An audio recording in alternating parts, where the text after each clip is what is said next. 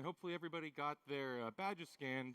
In order to get the continuing education credits, you'll need your badge scanned at the beginning of the session. So I'll give another reminder about that before we jump too far into things. And if you'd like, I have my LinkedIn here. If you want to add me, we can connect and continue the conversations later. Or you can send me hate mail there as well, too, if you don't like the session. All right, I think we're probably good. Emma, we ready? Perfect. So, my name is Kyle Winters. Thank you all for joining here this beautiful Thursday morning.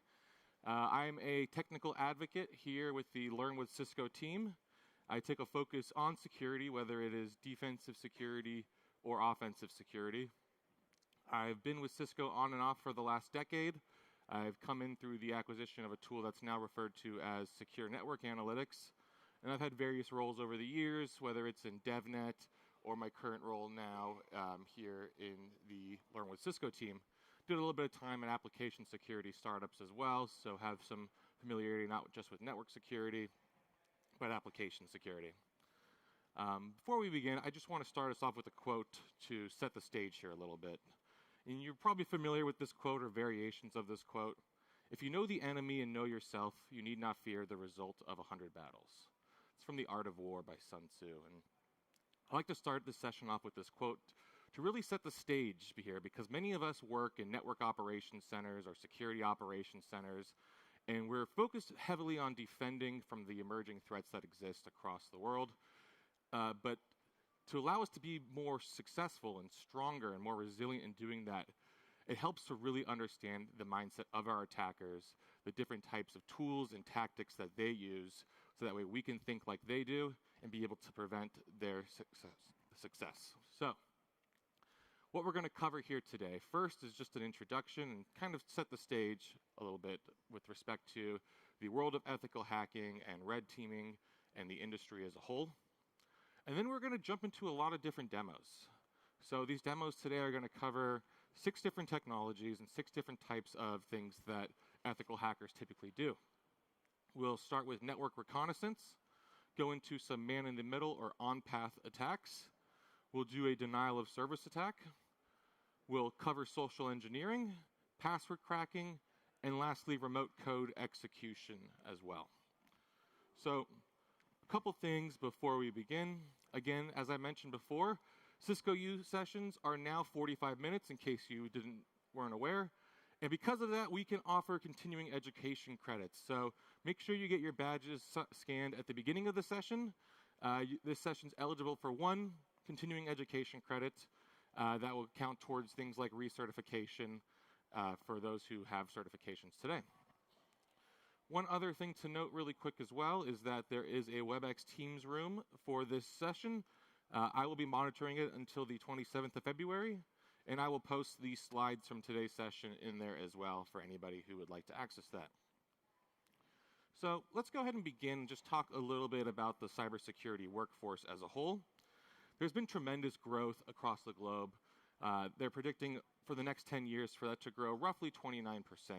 That's just one study, but if we take a look at how it's actually growing, the global workforce gap right now, 4.7 million roles that are going unfilled in cybersecurity across the globe, and that's actually up about 19% from last year. If we take a look just in Europe here, this beautiful map of Europe that we have, 392,000 roles are going unfilled in cybersecurity, and that's actually up 12.8% from the previous year as well. So there's a lot of jobs opportunities, especially here in Europe when it comes to cybersecurity. And many people think cybersecurity jobs are just at tech companies, but cybersecurity is everywhere, whether it's in healthcare, transportation, energy, food, utilities, cities, government, infrastructure, all of these different things. Anything that basically is touching the network or some technology in some sort of way has an angle that's relevant for cybersecurity and things that people need to defend against. So when it comes to cybersecurity, there's really kind of 2 different teams that people focus on, and sometimes these teams blend together.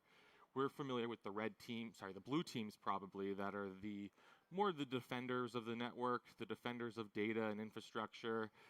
They're doing things like firewalling as an example. These are your traditional blue teams. But you also have this red team at many organizations, and that's the offensive security wing of things.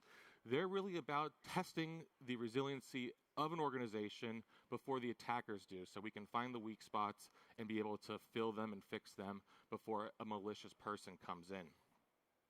Now, there's various different roles when it comes to ethical hacking. You may have heard the term penetration tester before, or vulnerability assessor. All of these things are kind of synonymous, but ultimately the day-to-day of somebody who's an ethical hacker is really about testing, again, those resiliencies of the network. So you're doing things in an authorized way to prevent those who are unauthorized from being able to do it themselves. Because if you can find a weak spot before they do, we can remediate that and fix that more quickly and effectively.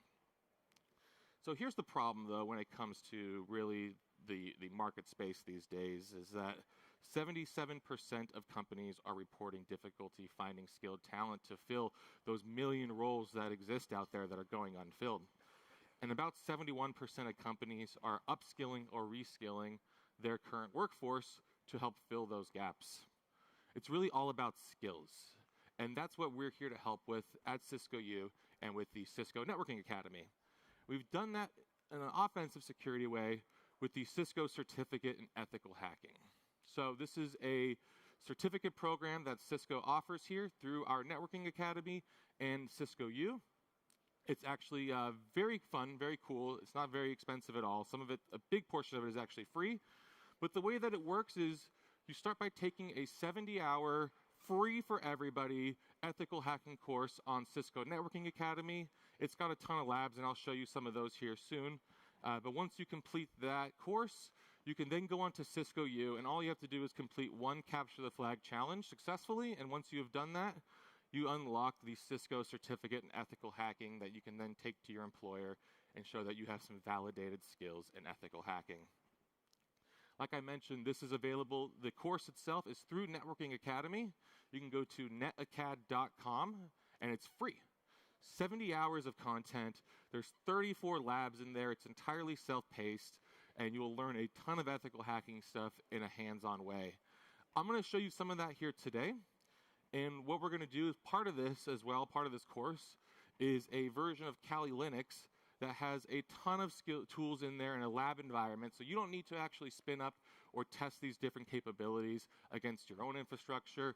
You have a controlled lab environment here that you can use as your playground to do all sorts of fun ethical hacking stuff. So let's actually jump in, take a look at some of the demos that are taught through these different programs here. Before I do that, though, I have one more quick disclaimer. What we're going to show here today is for educational purposes only. Please make sure that you do these things in an authorized way. Don't go testing it in places that you're not supposed to be. I will not show up for your court date if you get yourself into legal trouble. So please make sure that you do these things in an approved manner with written consent and in a safe, effective way. So first thing we're going to cover today is network reconnaissance. And that's really about gathering information on the network. There's many different ways that reconnaissance can happen, but we're going to focus on the network here because we are Cisco. And we're going to use a tool called Nmap, or Network Mapper, which is really the industry standard open source tool for network scanning. It really functions by sending lots of different raw IP packets to different targets out there on the network and analyzes the responses that come back from it to give you an idea of what that network or what that particular host looks like. Let's go ahead and jump in. So I've got my Kali Linux environment here, and the first thing we're going to do is scan this entire subnet here, 10.6.6.0/24, and see all of the different hosts that exist in this particular subnet. We'll get that back as a nice list there with the host name as well as the IP address associated with it. And let's just pick one of these hosts here and scan it individually, this 10.6.6.23 host. And when we do that, we can see the different ports that are open on this particular host, as well as the service that is running on it. And if we want to drill down a little bit further into one of these services, we can specify with this SV and the port number, P21 there, and get more details as to what's actually running on that port. In this case, we can see that it's running FTP, And it looks like anonymous FTP login is allowed on here as well too. So a great start in our ethical hacking journey. We've already got something that we can see here that we can possibly pull from and get something that looks like it could be super secret. So let's just go ahead and test this out and see if we can do an anonymous FTP over here. We'll just run this curl command with our username anonymous. Hit that IP address, and let's go for that super secret file.txt there. And just like that, because they have that vulnerability, we can pull that file down. The contents of the file is just this the password is password. But very easily, just through this quick, simple reconnaissance, we're starting to get some progress here. Now, let's scan that host again and see what other services are running on it. I noticed that there's, looks like you've got some SMB stuff running on ports 139 and 445 there. Let's just go ahead and do some further scanning of those particular ports there. And we can just do that again with that -p command. And we can comma separate it and do multiple ports there as well. So taking a look at those particular ports, let's see what we get on there.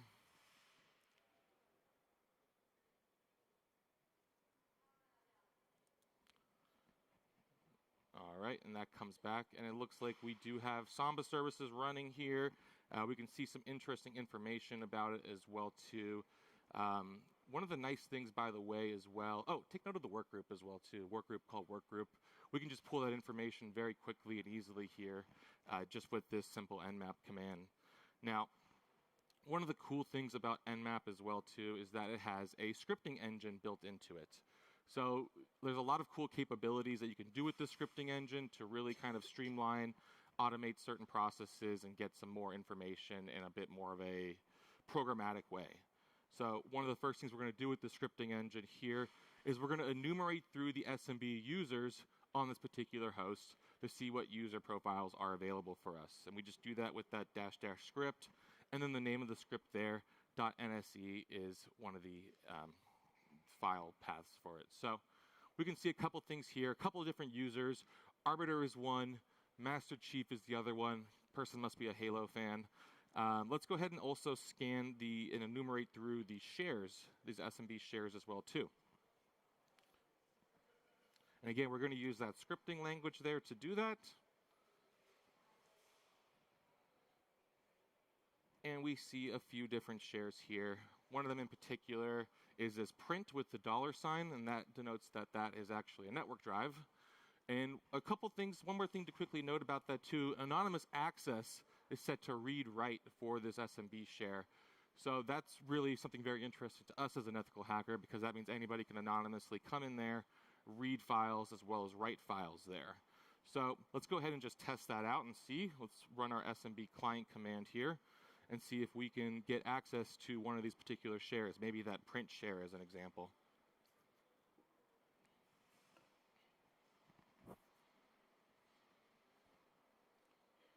So we go ahead and run that there.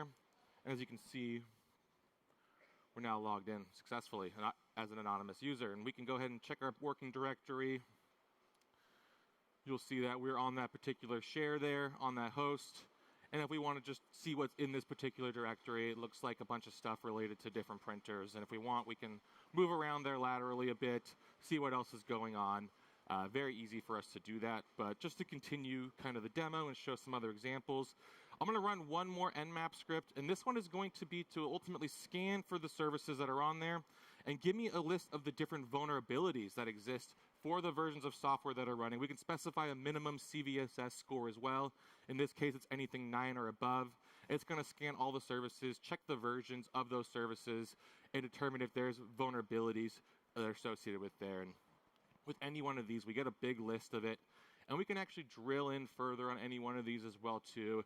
Go to the CVE page for it and see the actual CVE itself to learn better about how to exploit that. So if you're doing reconnaissance, it's very valuable to really just start by seeing and understanding what's on the network.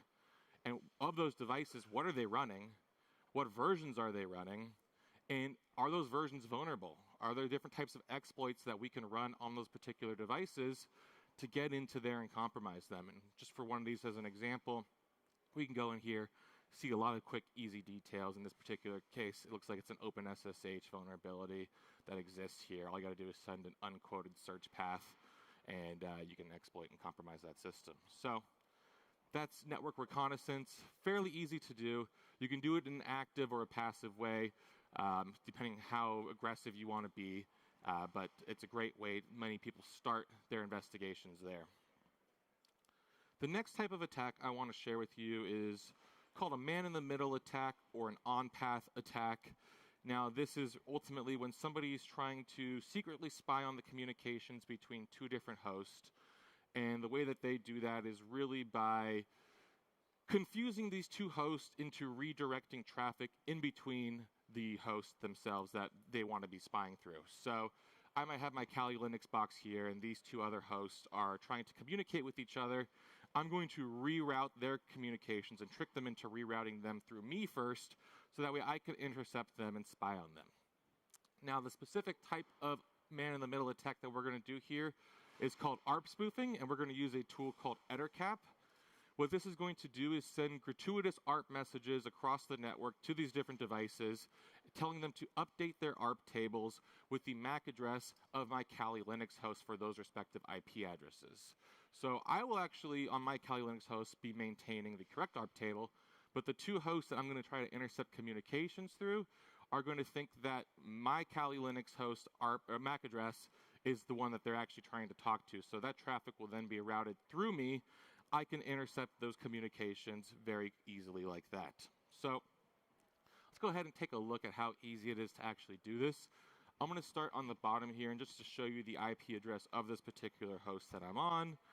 You can see here on the bottom, it's that 10.6.6.23 host.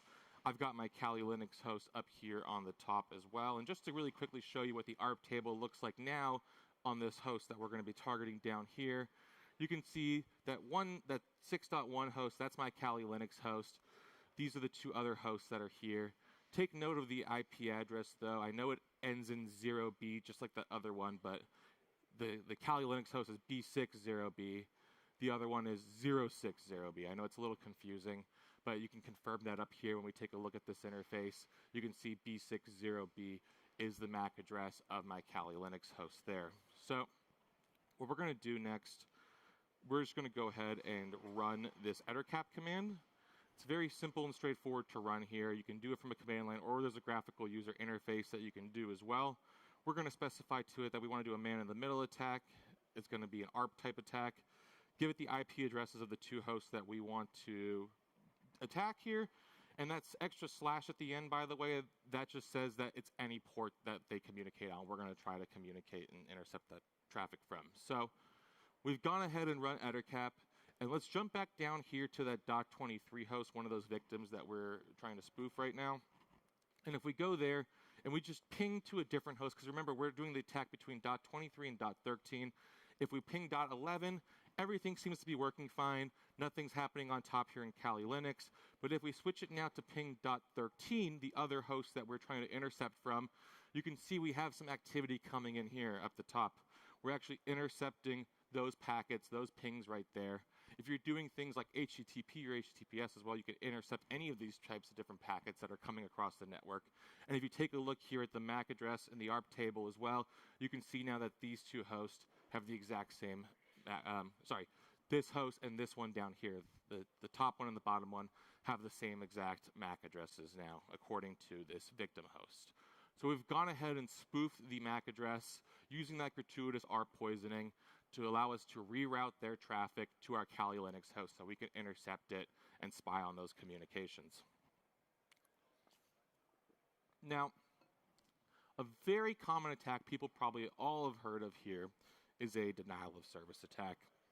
And there's many different kinds of denial of service attacks, but really what this is about is overwhelming the resources on a system to disrupt it, to prevent it from being able to function in its normal operating rhythm. People have probably heard of a distributed denial of service attack. That's where you have many hosts flooding a particular host or device with tons of packets until it becomes overwhelmed and it can't do anything anymore and things just slow down and stop. But there's actually another type as well too. We're going to call it a slow loris attack. And for this, you don't need a ton of different compromised endpoints. You don't need to have a botnet in order to do this. You can do this from a single host. And the way that the slow loris attack works is instead of flooding it with tons of connections from different hosts, you do flood it with a ton of different connections. And in this example, we're going to flood it with 500 connections at once. But all those connections are going to stay open. They're crafted in a way where they just indefinitely stay open. And now this host is trying to, ultimately our server that we're connecting to is trying to keep up with 500 connections that are all open at the same time, continuously running to the point where it just ceases to function and it can no longer work anymore. So a very quick and easy way to do a denial of service attack without needing a giant botnet. Let's go ahead and take a look at that here. So just to begin, I'm going to go ahead and run an nmap scan here of a host just to see what's running on port 80. We'll do this .14 host here. And what we will see once this returns is that there is HTTP service. It's an Apache web server running on this particular host.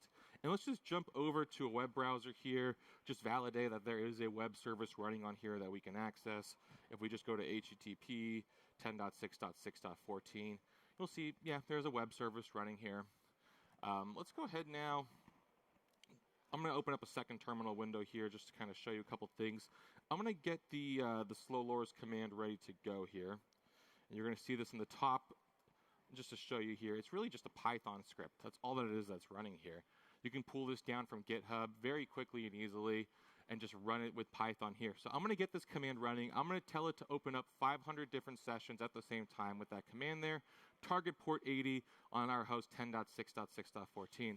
But just to show you the magic of this working, I'm going to jump down to this other terminal window here.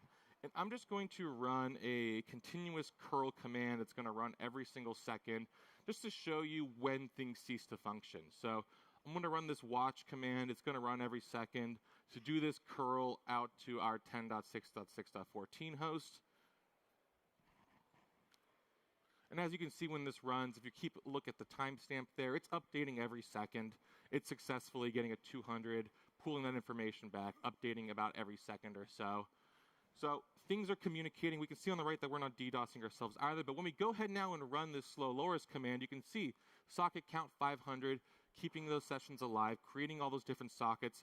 Take a look down here. Things aren't updating anymore. The communications have stopped. And if we try to start in a new browser over here on the right and go to that same exact IP address before, you're going to see everything is just hanging. We've successfully done a denial of service attack on this particular web service right here. Super easy. All it takes is a single command just like that. It's crazy how easy this stuff is. You hear the term script kiddies. Those are people who can just run these things just as easy like that. They make it so accessible to be an ethical hacker. It's almost dangerous in my opinion, but that's just part of the fun of the game, I suppose. So that's the denial of service attack. Let's talk next about social engineering, something we've all probably heard of as well too. We've probably seen those phishing warnings that come across from our employers to test us on a regular basis. Really what social engineering is about is manipulating the psychology of humans. At the end of the day, you can build the most resilient network environment possible, but humans tend to be the weakest link because we are very trusting of each other. As great as that sounds, it's not great from a cybersecurity perspective because we can exploit each other if we are malicious in intent. And there's a lot of great social engineering toolkits that exist, specifically the social engineering toolkit. So we're going to leverage this today to do a credential harvesting attack. And the way that that's going to work is we're going to clone a particular web services login page. And when somebody then goes to try to log into our fake version of it, we're going to steal their credentials very easily. The SE toolkit has a lot of very cool stuff, though. You can do things like mass mailers. You can run phishing attacks through it. You can even do things like create an infectious USB drive, so that way if I wanted to plug a USB into my buddy Dave Bombal over there, I can compromise him as well, too. So lots of cool stuff that you can do here. I'm just going to show you one example of it. Let's go ahead and jump back into Kali Linux here. And I'm going to start by scanning another host just to see the web services that are running on there. We'll do this .13 host here. And we can see, again, this is running an Apache service on it. Let's go ahead and pull up a web browser, see what's on here. And we'll just type in the IP address there. And we do have a web page DVWA, that stands for Damn Vulnerable Web Application. It's a great testing ground for different types of web exploits. But let's go ahead and see if we can clone this using the SE Toolkit to steal credentials. So you just run SE Toolkit. Lots of different types of attacks here. We're just going to go ahead and start by selecting social engineering attacks, that number 1 there. And then, as you can see, lots of different ones here as well, too, spear phishing, etc. We're going to pick number 2, website attack vectors. And then from here, we're going to do a credential harvester attack method. So we're going to type in number 3 and go right into there and start configuring it. Now, what we want to do is a site cloner. It's going to basically go out to the website that we specify and clone the HTML for the login page there, so it looks like that for us. We'll go ahead and put the IP address of our host there so we know where to redirect that traffic to, and then enter the URL of the website that we want to clone. In this case, from that nmap we saw earlier, it was HTTP DVWA, or the IP address you can put in there as well too, and it'll clone it just like that. And that's pretty much all you have to do. There's just a text file that we have to go ahead and just make sure that's available on a web service. If we wanted to spoof a domain name that looks similar, all you got to do is put a HTML file that looks like this in here. The SE Toolkit will handle the rest of it. And if we go ahead now and just launch this HTML page in a browser, you know, if you're a bit more sophisticated in your attack, you would probably have this hosted on the web somewhere. But as you can see, we're on that 10.6.6.1 host, and it looks exactly the same, doesn't it? To the naked eye, if you're not paying attention, or if you have a very good spoofed domain name, you wouldn't notice the difference. But let's just go ahead and log in there, see what happens. I'm going to type in my username and password, go ahead and click login. And I don't know if you guys noticed, everything went away, but the IP address at the top changed back to the original host. And if we come back here into Kali Linux, we'll see the username and password that we entered were captured right there. So from somebody who's just an end user, they might go to the fake login page, try to log in and think, oh, maybe that login didn't work, I'll try it again. That gets them into the real one. But in the meantime, we've captured their credentials, and now we can use those to do malicious things as we see fit. So very easy, once again, to do that. Now, 2 more attacks that I want to show you. The first one is password cracking. This is really about just trying different ways to guess what the username and password could be for any particular system, so that way we can gain unauthorized access to it. There's a lot of different tools that exist. Some of them are, maybe you've heard of John the Ripper as an example. The one that we're going to use today is called Heijdra. And this is a very, very powerful tool when it comes to password cracking. It can do things like complete brute force and just try every combination of strings and letters and characters. But it can also use password lists, word lists, or dictionaries, which are basically a list of known passwords or usernames that have been extracted from different types of breaches over the year. So these word lists, they're publicly available. People use them all the time. And it's just, that's why you got to keep updating your passwords to things that are not common, because you'll see in a second here, there's millions of compromised passwords that are very easy to get. So we're going to focus in this use case on SSH password cracking, but you can do things like HTTP as well through Heijdra. Let's go ahead and jump in here. And the first thing I want to show you are some of the different word lists that exist. We can go ahead and Kali Linux to user share word list, and then we can take a look at the different word lists here. There's a bunch of them, and a very popular, commonly used one is actually called rocku.txt. And just to show you a little bit of what this file looks like, oh my goodness, there's so much going on there. If we want to just take a word count and see how many lines there are inside of here, you'll see there's actually about 14 million different passwords just in this one file here. And that's just one file. So lots of stuff going on there. If I was to try all 14 million of these passwords here, you would be here all week waiting for me to finish this. So what I've gone ahead and done is created a short list of different passwords that's a bit more manageable for us to use here. That's our list right there. And I've done the same thing with usernames as well. That way we can speed things up here, not be here for the next 3 weeks while this waits to run, because it can take a while in some cases. Now, if you run that Heijdra-H command, you can see that Heijdra is installed on here.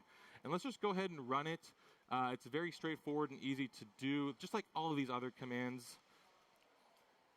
We're going to give it the -L that tells us that we want to use a word list for our user to log in, and -P, that tells us that we want to use a word list for our login there as well.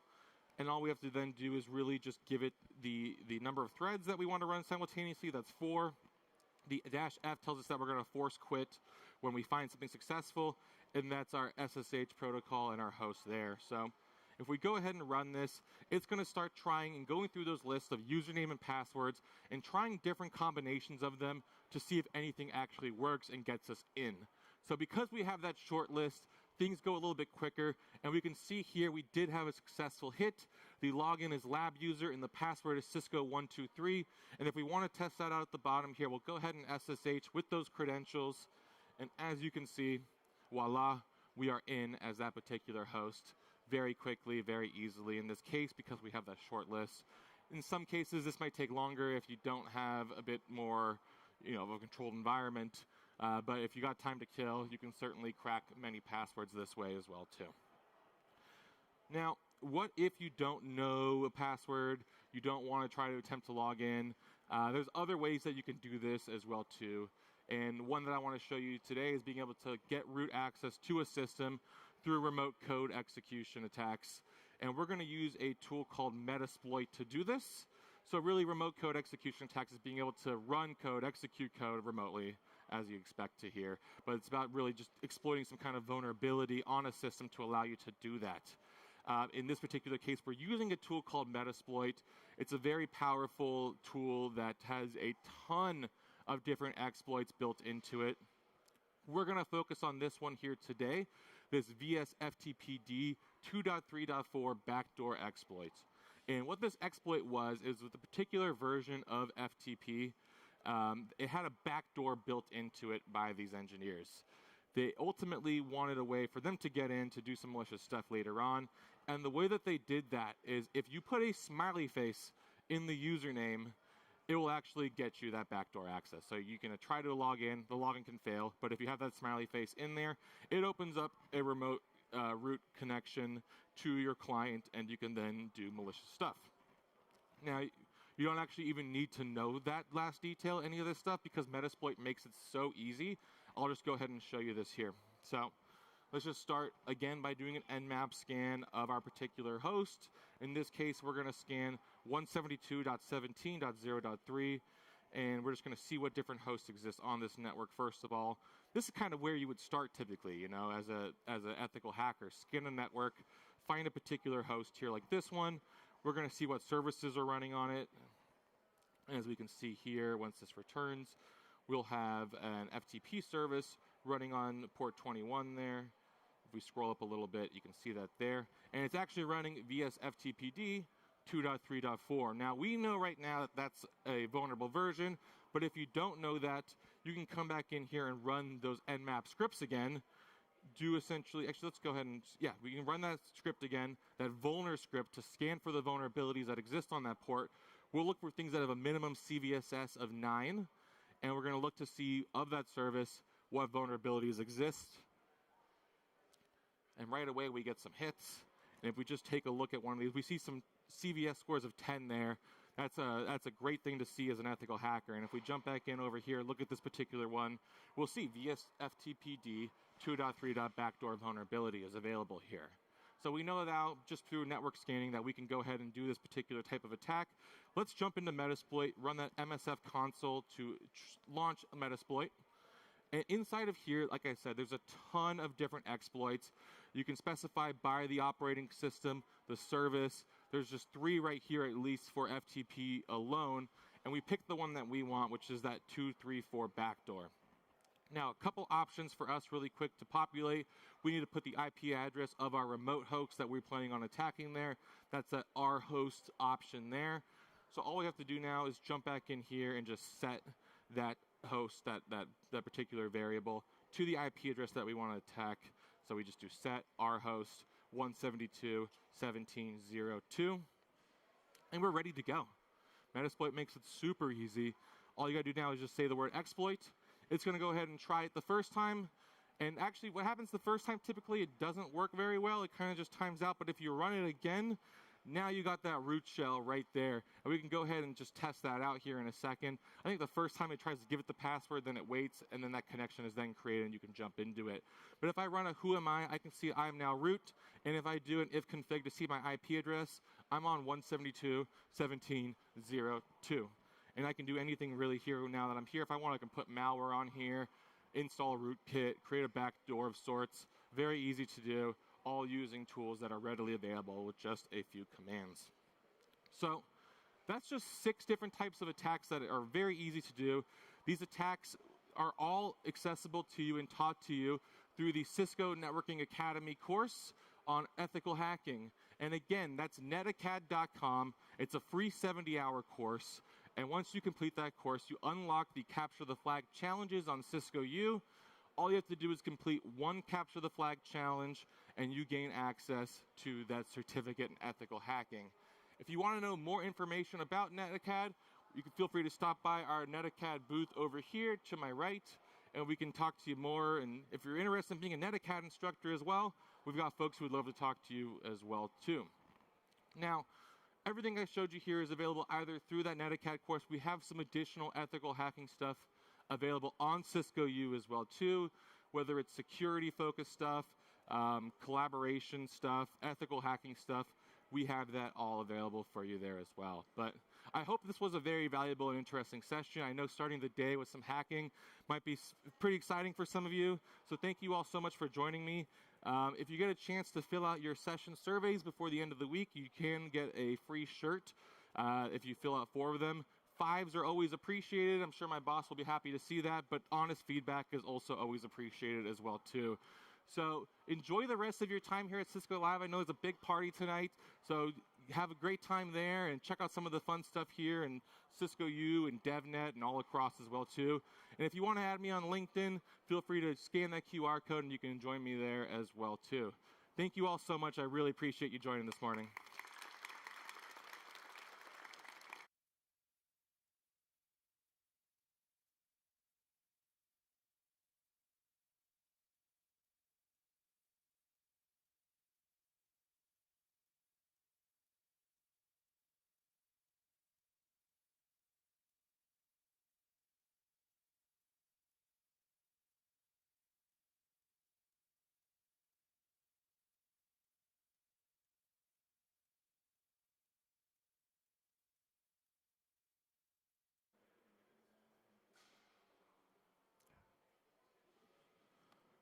So, welcome everybody. Good morning.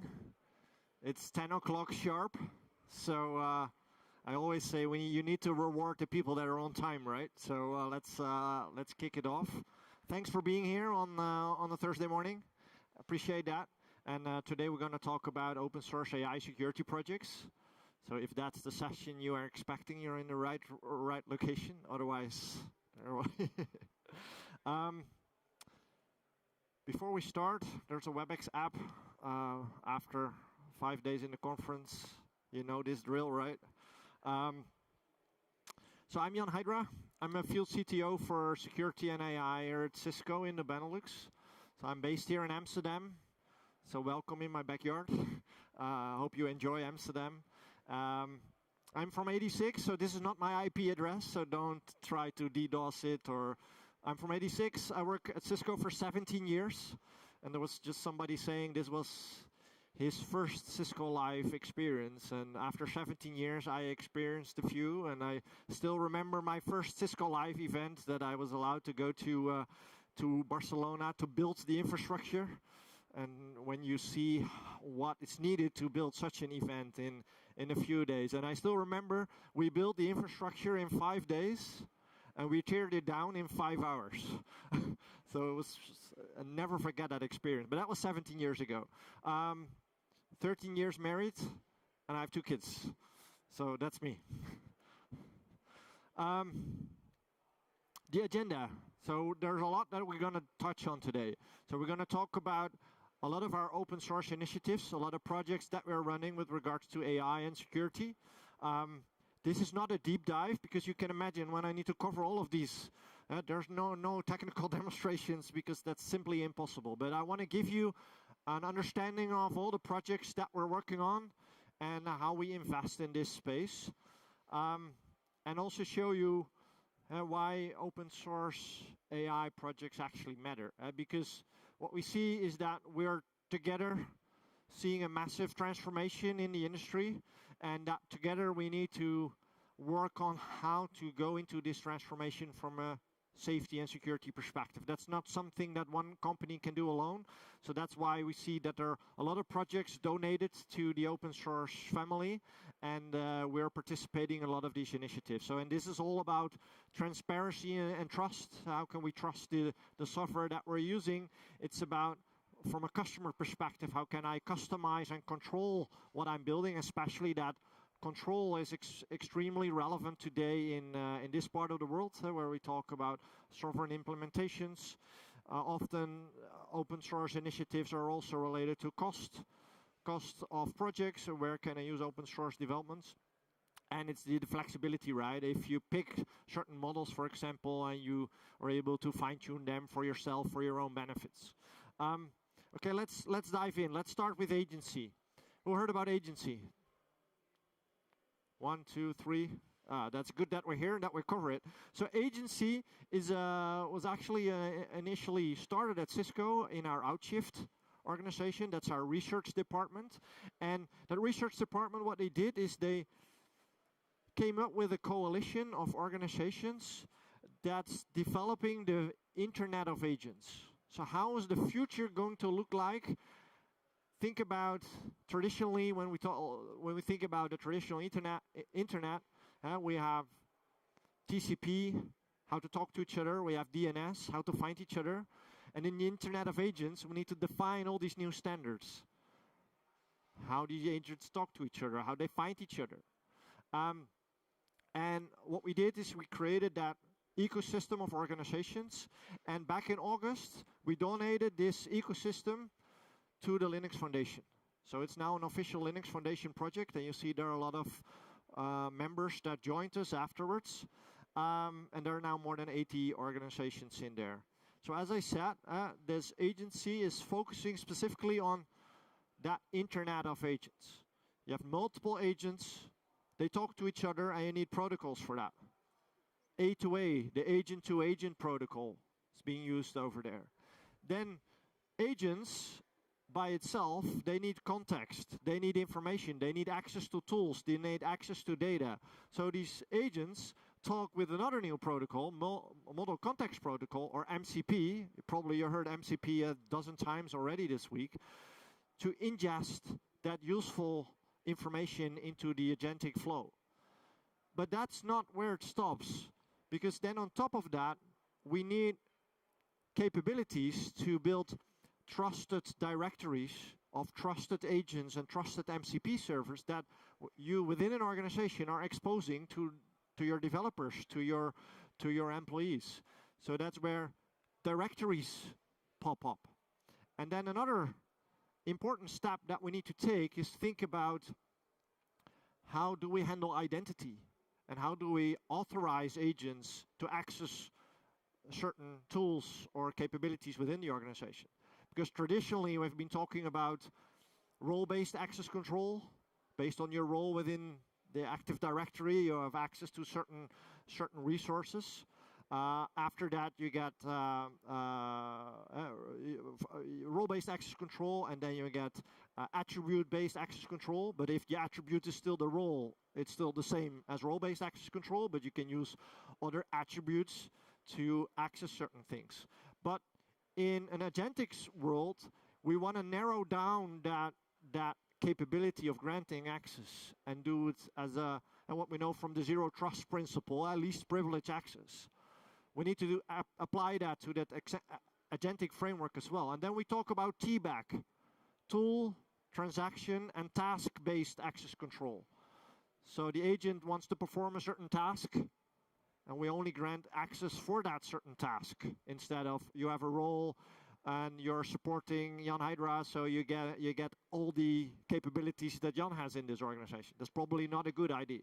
So that's the things that the agency team is working on. I talked about that identity directory and this TBAC capability. If you go to to the websites that are on the slides. There's an open source package to run these directory capabilities. It's on GitHub, and there's also a software as a service platform where you can play with these directories. All available for you. If you like this agentic approach and you want to play with A2A, with MCP, with slim messaging bus to distribute these tasks to different agents, there's a Coffee Agency application that the agency team published to GitHub. And then you get an environment with different coffee farms that create coffee beans, and then MCP servers to integrate weather and then make decisions based on weather circumstances. It's pretty cool to play with. Gives you an understanding of how these agentic environments are going to look like. Another initiative from that agency ecosystem is the Matrix Compute Engine. And the Matrix Compute Engine is particularly important if you look at the European AI Act, for example. The European AI Act also is asking organizations to focus on the quality output and the performance of models. And what this Matrix Compute Engine is doing, it's going to look at the prompt and the response, and it's going to rate the response. Rate based on relevance. Was the output relevant to the question? Is there any hallucination in there? Is there bias in there? Is there maybe some toxicity? And when you start rating the output, you can start to monitor performance and the quality of your application over time. And this is then how we integrate that open telemetry into Splunk, for example, dashboards in Splunk, where you can use that. But that Matrix Compute Engine is fully open source available, and everybody can play with that. So take a look. I already mentioned that the agency team was a spin out of the Outshift research department within Cisco, and Outshift also talked about a capability of the Internet of Cognition, because they say the Internet of Agents is already a little bit 2025. We're now talking about the Internet of Cognition. And the Internet of Cognition, what this actually means is that in the Internet of Agents, it's just transport, communication between agents. But in the Internet of Cognition, we start to share the reasoning behind the answer and share the reasoning with the other agent. How did it get to that answer? We start to share intent before agents start running a task. We start to share intent. So pretty cool to read. That's a new research paper that was just announced 10, 12 days ago, but I wanted to add it to it to see how this is evolving. And we see that new protocols are being added. We see the OSI layer being extended as a glimpse into the future. Okay, one box done. A couple more to go. Scanners. If you look at the scanning capabilities, there are a lot of scanners that we need in the new agentic environment. This is an example of we have an agent talking to a model in the background. It still says large language models, but nowadays we also see small language models popping up, or domain-specific language models, not just the large ones.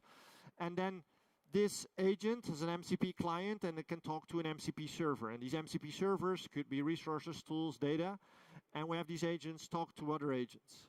And then in a lot of places in this environment, there are safety and security aspects that we need to think about. Could be from a supply chain perspective, where do these servers or agents come from? Could be monitoring the actual traffic between MCP clients and MCP servers, monitoring the traffic between these agents. And what we did from the Cisco AI defense team, that's the commercial product. If you go to their GitHub page, there are some scanning capabilities available. There's an MCP scanner and A2A server. So the MCP, the Model Context Protocol scanner, is a scanner that's going to look at the MCP server itself. Is going to scan the metadata. It's going to look at the description of the MCP server. So in the description, you tell what this MCP server is able to do. And we're going to map that with the actual tools that are being exposed by that server, if they match. Because if your description tells something totally different, then it could be malicious, right? Because then the agent thinks, okay, for this specific task, I route my request to that MCP server, but that MCP server is not able to do anything and wants to do something malicious with that specific task. So it's important that that description is valid. And also, over time, you have this example of rug pull attacks that initially you trust the MCP server, but over time that MCP server added additional functionalities, and then you think, okay, I don't want to be involved with that one anymore. So that scanning capability is quite important. There are a couple of scanning engines in there. There are Yara rules. There's an LLM as a judge, and you can also integrate that one with a Cisco AI Defense, where we see now scanning capabilities in AI Defense for MCP servers, for GitHub repositories where MCP servers are in there. Same thing for A2A. There's also an A2A scanner to scan agent cards and yeah, make sure that we can scan on the different threats that we see that can pop up towards agents using the A2A protocol. Also pretty new, right? Published in December. Okay, the other one, AI models.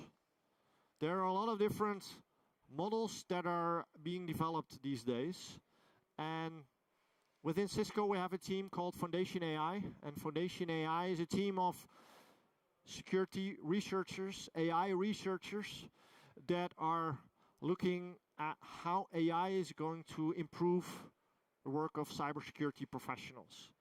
And one of the first things they did in the summer of last year is they came out with an open weight 8 billion parameter model, the FoundationSec8B, 8B from 8 billion parameters.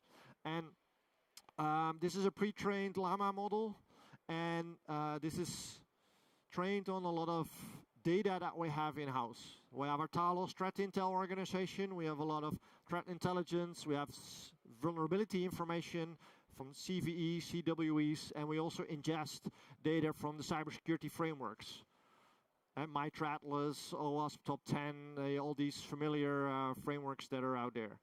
And what we've seen over time right now, more than 300,000 downloads of these models. And also from a performance perspective, we see that they are more accurate for cybersecurity tasks than traditional base models, because these base models are not trained for specific cybersecurity tasks. Right now, after summer, when we came out with a base model, there's now also an instruct model that's more optimized for chat if you want to use it as an assistant. And there's now also, since last week, the reasoning model that was already announced back in the summer, but that was a private preview, and now it's also available on Hugging Face. We all know what Hugging Face is? I see some people saying no. You know GitHub, right? So GitHub, what GitHub is for the software developer is Hugging Face for the AI developer. And there are millions of models over there that the people can upload and others can download. So if you look at the use cases of these FoundationSec8B models could be used in a security operations center for shock acceleration. We see that in threat defense. We see for engineering, looking at software code that's written to look at it.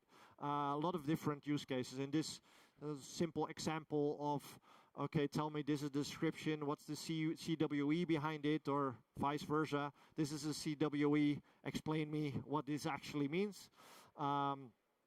There's an entire cookbook available on the GitHub page of Cisco FoundationAI.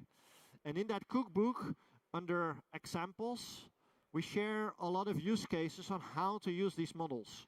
So this could be for incident investigation, this could be for pen test planning, could be for root cause analysis. A lot of different use cases to use these models in real life. So if you go to the Hugging Face page of FDTN-AI, you will find all these models that are now available.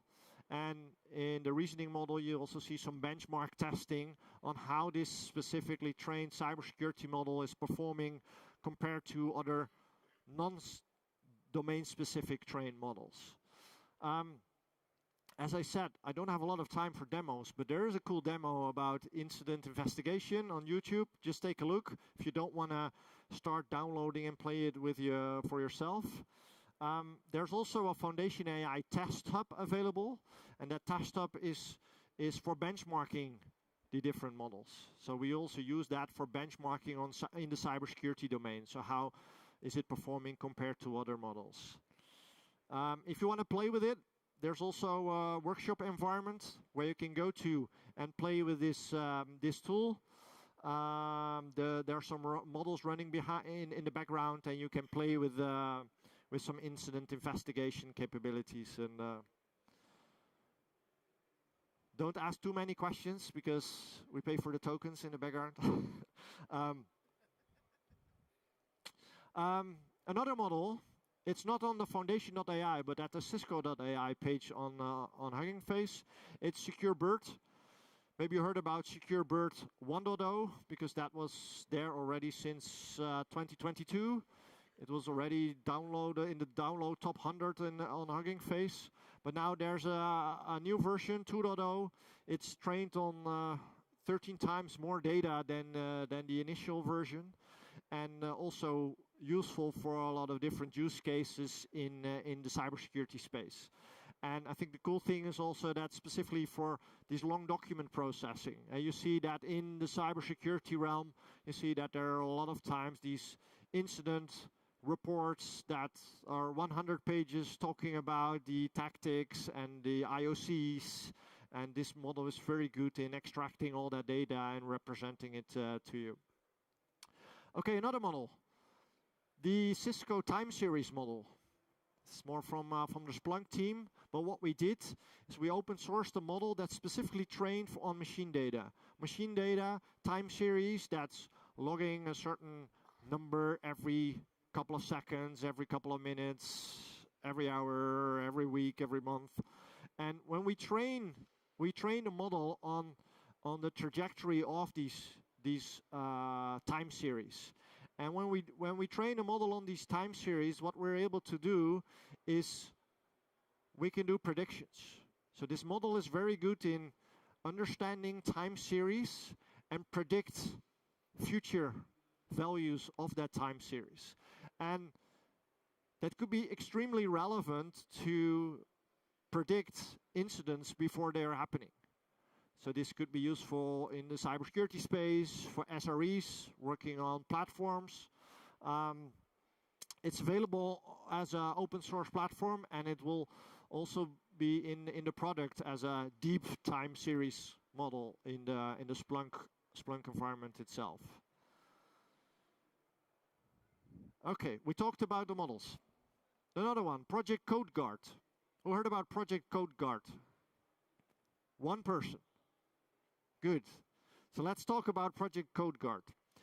What we see, this is a screenshot from a Dwarkesh podcast and information from the group Semi-Analysis. And what we see is that developers start to code with IDEs, these integrated developer environments. And in these IDEs, they start developing software code, and AI is writing the software code. And there are a lot of different tools. You see that there's an increase with users of Cloud Code, OpenAI Codex. And what this means is that when all this software is written by AI, we need to make sure that we're not introducing new vulnerabilities in this code.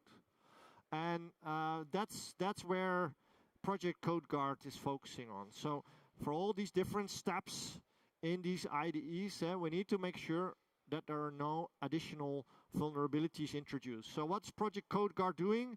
It will apply rules during the code lifecycle.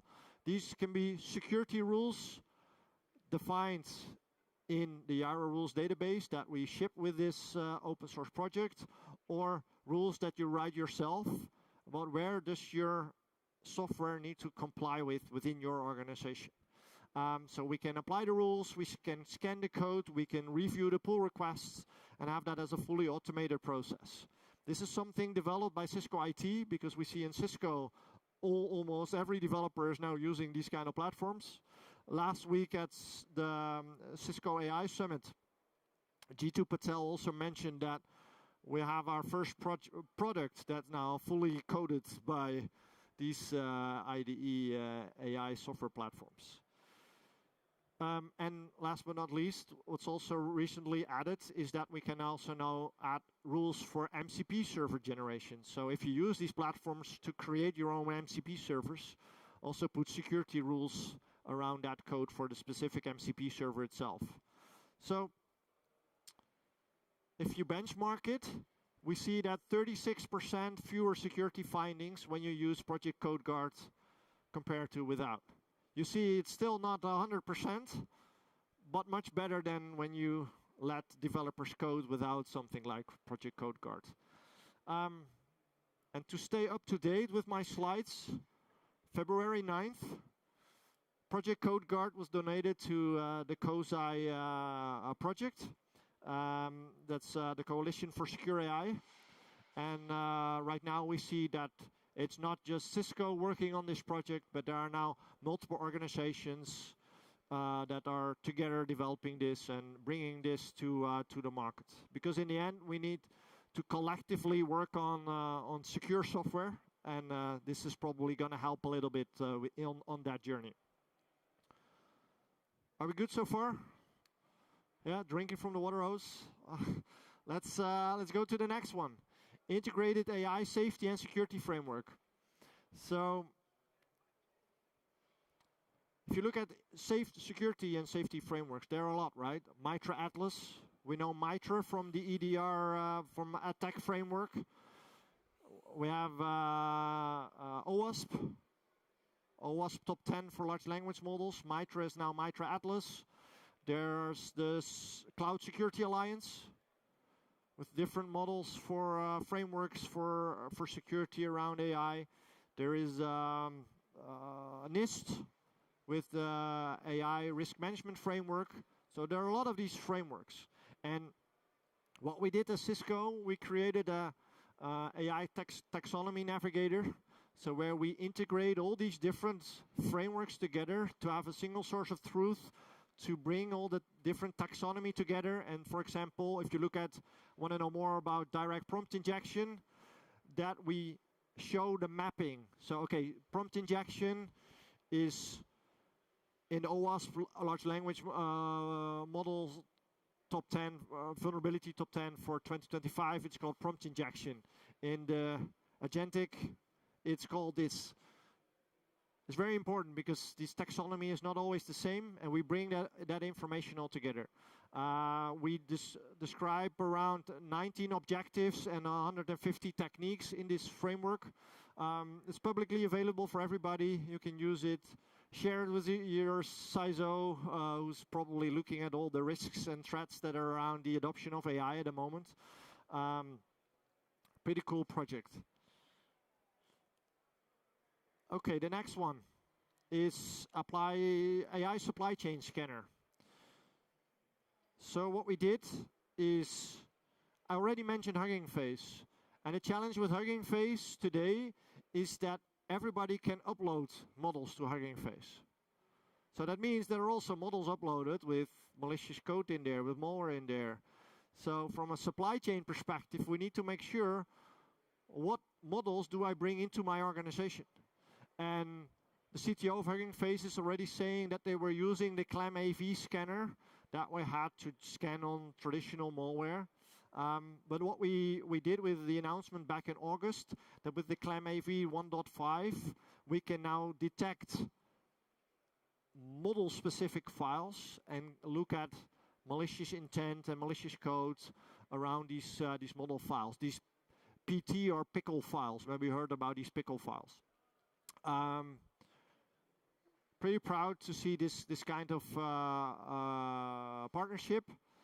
So you can use the ClamAV open source 1.5 scanner for this to scan the model files that you bring into an organization. And we use this technology also in our commercial products. So we scan every single model that's uploaded to Hugging Face, and we use the verdicts of these files and feed that information into firewall, into secure access, into email, so that if we detect these files, that we say, okay, block it, don't use these files because there's something wrong with these model files. Something else.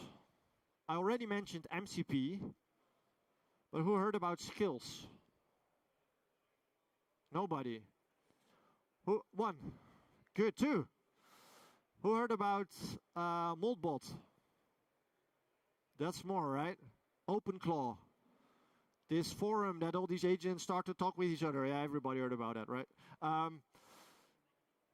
Next to MCP, where an agent is getting information from a remote server, Skills is a new way of embedding experience workflows into an agent, so that we can tell an agent, okay, this is a kind of workflow that you don't have to come up with yourself. We teach you that this is the workflow for that. We call that a skill.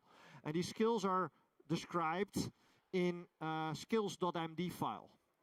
And when the entire world was talking about OpenClaw and that automated project where you give the keys to all your accounts to this AI assistant and then it starts automating everything that it could automate, these skills files are being used in that platform. So this skills is also an open project from Anthropic, Agentic Skills. It's also donated to the open source community. And what we saw in the market is that if you look at skills directories, if you pick a set of 31,000 skills, that around 30% of these skills had malicious intent or malicious content in there. So when the world was talking about OpenClaw and skills, what we did, and we were already working on it because the Agentic Skills was already announced in October, we came out with a skills scanner to make sure that before you ingest these skills, these skill.md files into an agent, that you also scan them on malicious intent. So pretty cool, brand new stuff. It's there, it's available, and you can use it when you go to GitHub. There's also a blog article that's talking about that Moldbot. Moldbot was the old name for OpenClaw. They changed the name 3 times. Okay, next one. Pickle fuzzer. Who heard about the pickle fuzzer? Nobody. So what we do with the pickle fuzzer, that's a platform that could generate malicious adversarial pickle files. So these pickle files are the files that collectively build the model. And what we can do is we can generate malicious files. And with these malicious files, you can do benchmarking and testing different AI supply chain scanners. So this is really deep down in the vaults of when you want to get into that level of details. But to me, it shows like, okay, we're committed to everything we're doing here, and we share with the open source space. Another one is the Peak Threat Hunting Assistant. So PEAK stands for prepare, execute, act with knowledge. That was already a framework that was developed by the Search Splunk team. And what they now announced is that we have a threat hunting assistant, LLM powered, that's going to help you with building and preparing threat hunts. And you can now use and interact with that assistant. It's brand new. It was announced 2 weeks ago. So take a look. Okay, the last box, research publications. So within Cisco, I already mentioned, we have the Foundation AI team with a lot of researchers. And what this team is doing is also publishing a lot of these research papers with the public. And I want to share a couple of them because they are pretty interesting. Some people from the OutShift team, from the other research department at Cisco, wrote this one, and that's about the agent directories that I was talking about. Because you see that you have a lot of organizations need to think about, okay, I need to publish trusted agents or trusted MCP servers via a directory. But what we found out that a lot of these directory initiatives are not connected to each other. They are not talking to each other. And if it's a bit like DNS, right? If you have DNS root servers, servers need to talk to each other. The same thing needs to happen on the directory side. When we have trusted directories, that there becomes some interaction between these two. OutShift also worked on that Internet of Agents. That was the initial start of agency. And when we look at the Internet of Agents, we also see that the OSI protocol standard is going to expand. So there are additional layers proposed on top of the traditional 7 layers for agentic communication, for semantic negotiation. And I also mentioned that next step towards the Internet of Cognition, where we start sharing reasoning, sharing intent with multiple agents before they actually start reasoning. And that's where we also see that new protocols are being discussed. So keep in mind, these are research projects. So it's not that this is available next month. But if you want to understand where the market is going, where we're moving, how this is going to impact everything around us, it's I would say this is better than Netflix. You can pick one and read it in the evening. What we also did is, if you look at AI defense, there's a lot of threat intel about the different attacks and the different technologies that are being used that we feed into our commercial product. But the way how we collect all this information and how we process that and how we bring that to the product, that system behind that, under the hood, that system is described. That's what we also published in this document. Okay, the next one is a research paper from Cisco AI Threat Research and Security. Amy Chang played a big role in there. She also presented here a couple of times. This is about the difference in attack success rate between single-turn attacks and multi-turn attacks. And if you look at that research outcome, you see a single-turn attack is I ask a model a question, and the model allows that question or not, add that prompt, and it gives you the answer. And we see that these are the blue bars. And we see in the blue bars that between 6 and 25% of these single-turn attacks are successful. But when we move this into multi-turn attacks, and a multi-turn attack is that I start a conversation with a model, start telling it a story, weave my question into multiple, put it into a certain direction, and then it starts answering these questions. And then you see in these multi-turn attacks that up to 92% of attack success rate. And this exactly shows why this week we announced in the AI defense solution, in the validation piece, the algorithmic red teaming that we can automatically pen test a model. Traditionally that was single turn, but that we can now also improve that to multi-turn testing. And this is the reason why we need multi-turn pen testing in this environment. I talked about that algorithmic red teaming in AI defense.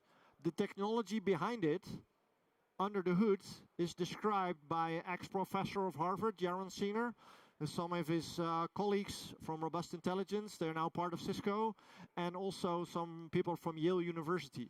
And in this paper, they describe in the tree of attacks with pruning on how to jailbreak black box LLMs.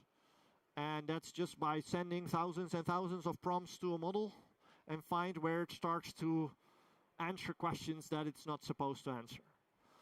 It's pretty cool to read, and it's good to understand that this is the technology that's actually being used under the hood of AI defense. But the technology is being described. And then last but not least, Lucid stands for LLM. I need to read it. It stands for LLM-driven understanding, classification, insight for detections. So what this does is there's a LLM being used to detect and look at your detection rules in a security operations center, look at the detection rules, map it with a framework like the MITRE ATT&CK framework, and then find where the gaps are between what you try to detect and what's knowledge available in the industry about how techniques are being used today. And this is a cool add-on that you could play with.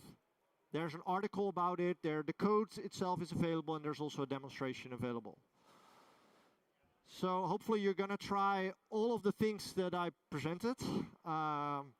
And the exam will be next year to test all this out. But this was just for you an overview to show all the cool projects that we're working on, our commitments to the open source initiatives, because in the end, with AI, there's a wave in front of us.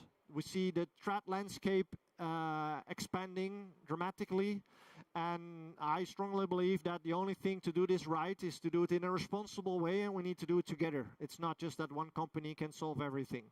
And with that, thanks for being here. Thanks for your attention. If you have any questions, I'll be here to answer them for the next 15 minutes before I need to give another talk at another side of this building. And enjoy the rest of Cisco Live. And don't forget the survey, indeed, because that helps me. Thank you very much.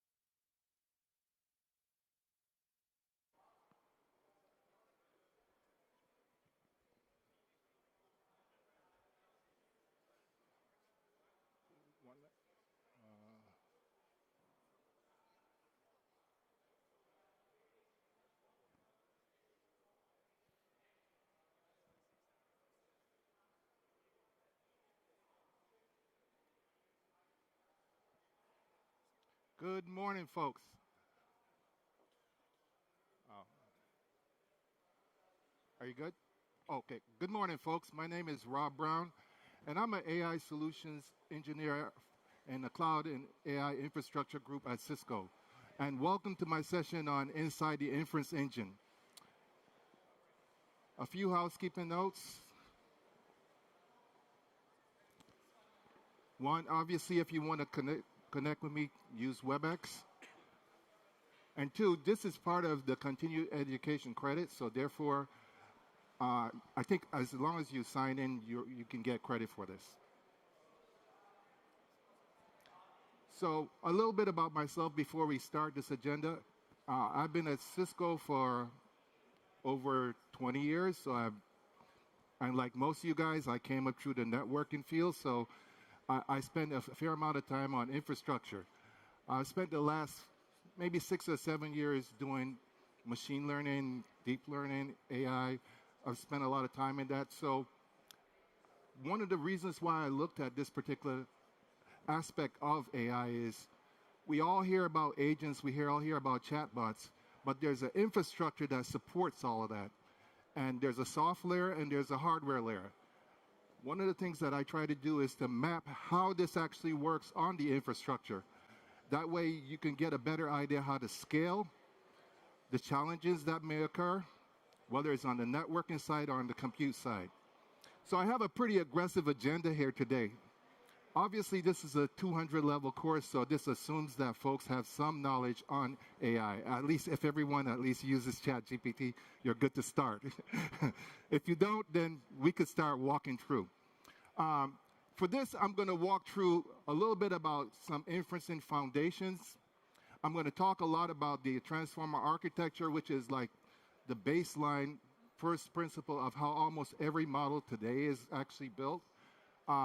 We'll touch a little bit on the inference compute path. We want to see how tokens traverse through a particular model. And then we'll do some runtime performance drivers.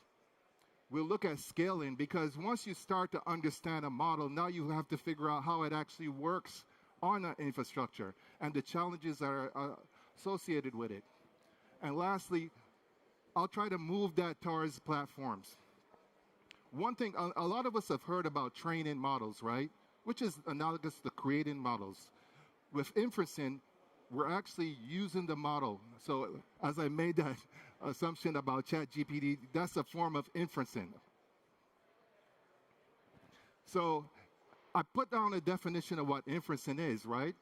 And it's using basically the process of a pre-trained model. So assuming that your model is already trained, you downloaded Llama, whatever, and you're running that model. This is what inferencing basically is. Some of the characteristics are, obviously, we're looking at latency, throughput, and memory.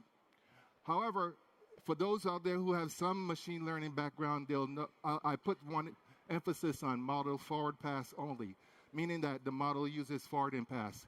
When you do training the model, you do forward and backward propagation. So that was something I put in there. So let's move on. So one of the things about inferencing is the challenge. Inferencing is a lot harder than actually training a model. The reason why is you have to balance each of these on this side. We talk about computational efficiency, throughput, latency, memory usage, efficiency, and accuracy against what user experience is and the types of models and even agents that you want to run. What makes this difficult is that if you tweak one of these characteristics, it affects almost everything else. So you have to find the right balance. And this is why inferencing is hard. A perfect example is this. If I batch up a whole number of inference questions and I run them through the model, I'll get pretty decent performance. But the next guy behind me wants to ask a question like, what's the capital of Spain? He may suffer from latency, and then somebody else might want to do something else with a picture or something. So that makes the whole model architecture work a lot harder, but it also produces varying results. And that's what makes inferencing really hard. And when you start to scale up, add in more users, you can actually run into many challenges on the infrastructure. So let's take before we even start, let's take a step back on where we're going with this, right? And it all starts with this paper called Attention is All You Need. This is probably one of the most important papers that ever happened. It introduced this complex looking structure called a transformer. And this is the hallmark for almost every model out there today. Now, there are two parts of this architecture, an encoder side, which basically processes inbound tokens, and then we also have a decoder side. Most of the models today are done basically on the decoder side. And I'll give you an example of the patterns that are being used with this. The classic encoder-decoder model, encoder only and decoder only. Now, that original architecture, you can actually split apart that architecture and use different parts of it in order to accomplish certain tasks. For example, the original architecture, people use it mostly for language translation and text summarization. However, and these are some examples of some of the early models with it, BART, T5, and a lot of sequence-to-sequence stuff, meaning that you take one sequence, run it through the model, and get another sequence. The encoder-only part of it, some folks split it off and actually built like word embeddings. That's how and we'll talk a little bit about that. Sentiment analysis or classification. That was something we did in classic deep neural networks. Here I have some examples like BERT and DistilBERT. And lastly, this part is where almost all the models are, the generative aspect of it, the decoder-only aspect of it. So this is where all your generation tasks are happening today. So we will focus mostly on the decoder side. Now, if you take this original architecture, it has manifested itself into a number of models. For example, this is the folks at Llama. They took the architecture and they made some adjustments to it, and they came out with the Llama model. The folks at Mistral, they actually made their adjustments, and they also have another representation of a model. So as you can see, there are many different model architectures. What's interesting about this is a classic dense architecture, meaning that almost every aspect of the model, when you run any kind of tokens through it, are basically lit up. That means that you're going to be consuming a lot of compute power and a lot of memory. The Mistral folks did something intelligent. Although they use a lot of memory in the early aspect of it, up in the feed-forward part, what they're doing is a mixture of experts. And I'm going to get more into a lot of these. So we're going to get a little deeper dive. So now let's look at a computational path. Now this is stepping back from a high level, what really happens in a model. So I broke it down into 3 phases. The input phase. You get your prompt or token on the input. You convert it to what we call an embedding, which is a numerical representation. You add a positional encoding, which is another numerical representation, because when you put a sentence in, you want to know exactly where the words are, because it's really important. Without knowledge, you'll get garbage. And then after that, it goes through what we call a transformer layer. Now, it doesn't just go through one layer. It can go through as many as 32 layers, 64 layers. Every different model. The DeepSeek folks went really high. So you actually have a number of layers in which your tokens traverse through before, after that,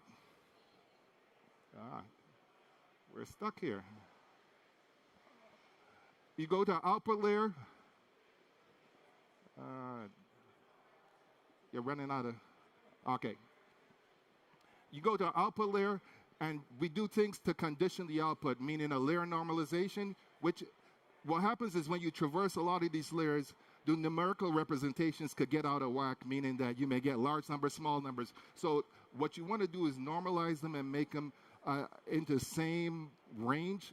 So you run them through a normalization layer. And then softmax, which really further takes each matrix and makes them into like between 0 and 1. And then finally you get your output, and you predict 1 token. And then you run this all over again. That's the way how models actually work. Now let's break this down a little bit deeper. If I have the sentence, Cisco Live powers tech innovation, we convert that to tokens.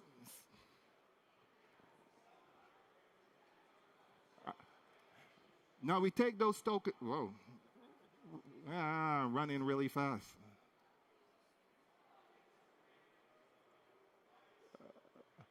I want you to get, so we take that, we stack those tokens. Why is this not, I may have to use the, we stack those into tokens, into a stack, because it's useless to process every single word as just one vector. That's computationally hard. So you stack those tokens, and when you create a model, every single word within that model is associated with a vocabulary, because when you want to know what each word is represented from a numerical perspective. And in this particular case, these are what we call token IDs. But what really traverses the model is what we call a vector embedding. This is a numerical representation. Now, right here, I just have about 12 numbers. But these numbers represent the dimensionality of every single word. So every word now, once you stack them all together, it becomes a matrix, right? And in this particular case is what we call an N by D model matrix, meaning that there are 5 words, which would be N, and D model is the dimension of that. So there are a number of different dimensions depending on the model types and the different model architectures. In this particular case, I have 512. There could be 2,000. DeepSeek is like 8,000. So imagine every single word can be represented by 8,000 numbers. Think about that. That's a lot of processing that has to happen. But so furthermore, if you look at every single dimension, they can be represented by either what we call floating point 16, 8, or even 4. So what is that? That's the precision of the model, meaning that every single word can be 16 bits long, 32 bits long, or even down to 4. But what that does is that actually consumes a lot of memory and a lot of footprint. So what I have here is the number of bytes that are associated with each one of these floating point precisions. So in all honesty, the higher the precision, the better results that you get. The lower the precision, well, your results may vary. This means that, for example, if I'm running a model at, say, 16, that means 2 bytes for that particular precision. So now if I have, like, say, 512 dimensions, at 2 bytes, 1,024, I know 1K for just one word. Now just imagine how this is actually expands into more and more resources as you actually grow larger contexts. This is why when people are running agentic workflows, they now start thinking about it from the perspective of, hey, am I going to get back way too many tokens that I have to process? That means that there's more memory that I have to have in my GPUs. Therefore, I have to span maybe multiple systems, and maybe I might need additional networking. I might need additional compute just to process this. So as you can see, just the way how the model works can dramatically affect the downstream scope of everything. So what I wanted to do was to give you an idea of the breadth and the size of how models are. So I took the original high-level architecture that I showed you, and let's zoom in on the transformer layer. So what happens is you can have 32 layers, 64, 128. It really depends on the models that are out there. And when you train a model, most of the lower layers deal with relationships between words. The middle layer looks at dependencies, and the higher layer, we tend to actually do, relationship concepts and actually reasoning. This is a huge stack that your tokens have to traverse, meaning they come in this way and they have to go through 32 layers before you can predict one word. Remember, all of it is a numerical approximation for what the next word is.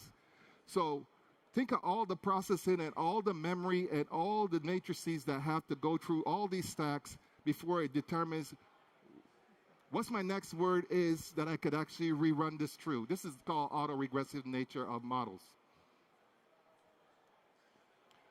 So let's get a little deeper now. So if we look at this, we have all these layers, but let's look within a layer. This is really where the real power of the models are. And the two key important parts is multi-headed attention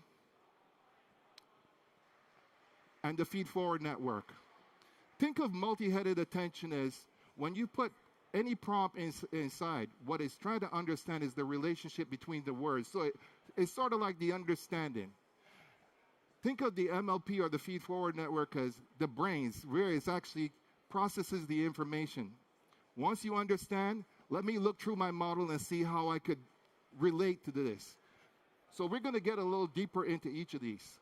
But just a perfect example to add more context to this, within the multi-headed attention layer, every single token is actually what we call projected into 3 matrices: a query, a key, and a value matrix. And I'll go a little bit deeper into each of these. This is important because it shows you the perspective and understanding of how models actually really work. And then the other aspect that I think is really important is the feed-forward network. What happens is this goes through what we call a linear transformation. And I'll talk a little bit about that as we go through. So let's start with attention. Cisco Live powers tech innovation. first of all, I want to understand the relationship of every word. So once I determine the relationship of every word, now I could get a better understanding of, do I need to predict the next word, or how do I answer this? So first, you have to understand the relationship. Now, as you know, models do not understand words. They only understand numbers, as I pointed out earlier. So what you have to do is you have to develop, let's peek under the covers. We actually have to do a linear transformation of those tokens into a numerical representation. And in this particular case, we developed 3 matrices: a query, a key, and a value matrix. Think of query as what tokens you're looking for, what the token represents as the key, and what the information that is really the value. Let's make this in simple terms. If you were searching Google, right, your search is the query. The key is the list of all the responses, and the value is the video that you actually want to play. Similar concept here. So what you're doing is you're actually taking the query from Cisco, and you're looking at the keys on every one of these to see, is this really, how much attention should I pay to any of these tokens? Once you understand that, you then actually add in the value of them. And this happens across all the contexts. Now just think about this. This is only 5 tokens. If you have a really large set of contexts, that means you're doing a lot of attention. Attention, when you do this relationship, you're basically doing a matrix multiplication. So that means there are a lot of compute that you really need in order to do this. And because of that, you're going to need faster and faster GPUs. Also, the larger the context, there's something called a needle in a haystack, meaning the larger the context, finding whatever in the middle may actually not give you really good results because your context is just too large. So as engineers, we have to look at this and go, okay, how do we make this work a lot better in smaller contexts? So there are many different tools that we use and techniques that we use in order to make this better. So I always like to go even deeper under the hood for you folks. So it's a crazy looking equation, but let's break it down a little bit more for you.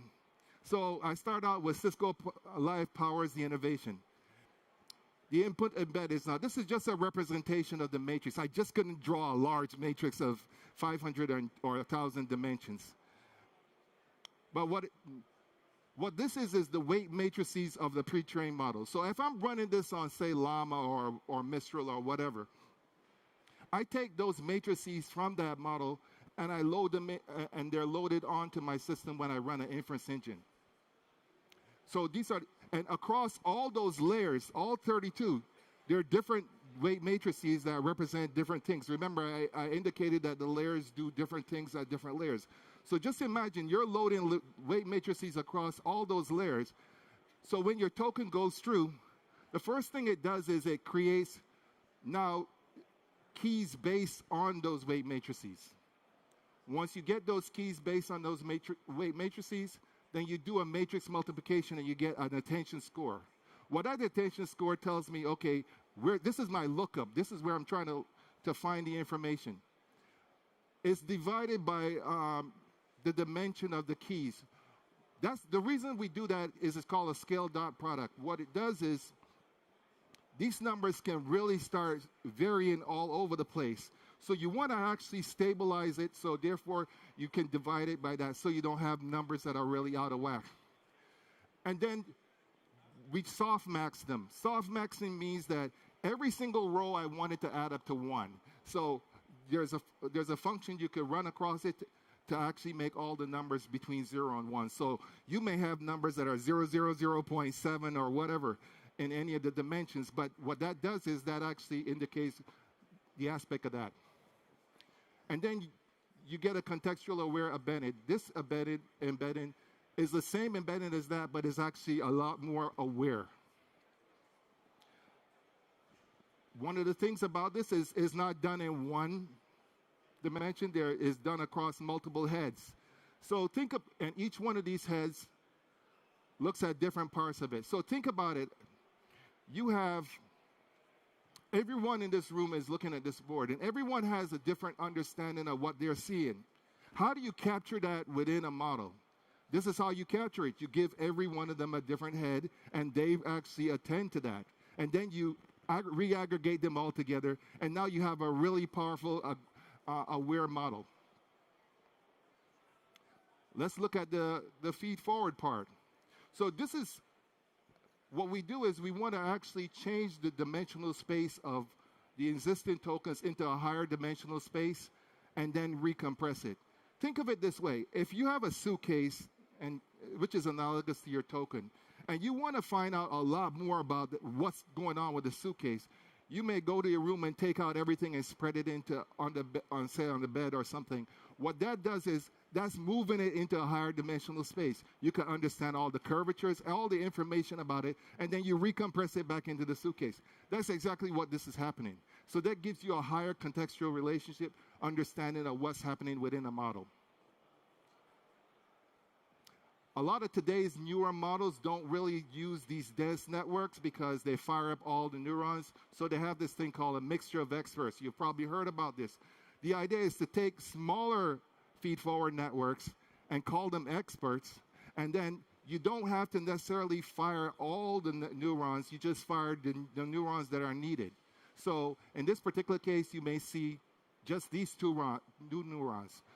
What this does is, this actually, you don't save much on memory, but you save a lot on compute power because you don't have to actually do a matrix calculation across all of them. A lot of the newer models today, since DeepSeek actually proved that they could do this, utilizes this kind of capability. And just to expand this a little bit more, you may have different types of experts that are used across all these models. Okay, so when you go to Hugging Face to download a model, right, these are the things that you actually see from Hugging Face. You have the model info card, the config.json file, the safe tensors, those are what basically the model is, and also the tokenizer at the bottom. What I wanted to show you was like, to capture all that dimensional information about the model, you look in the config.json file, and this will help you actually understand. Like you notice I mentioned things like the model has 32 layers, 32 heads, all that information is all within the config.json file.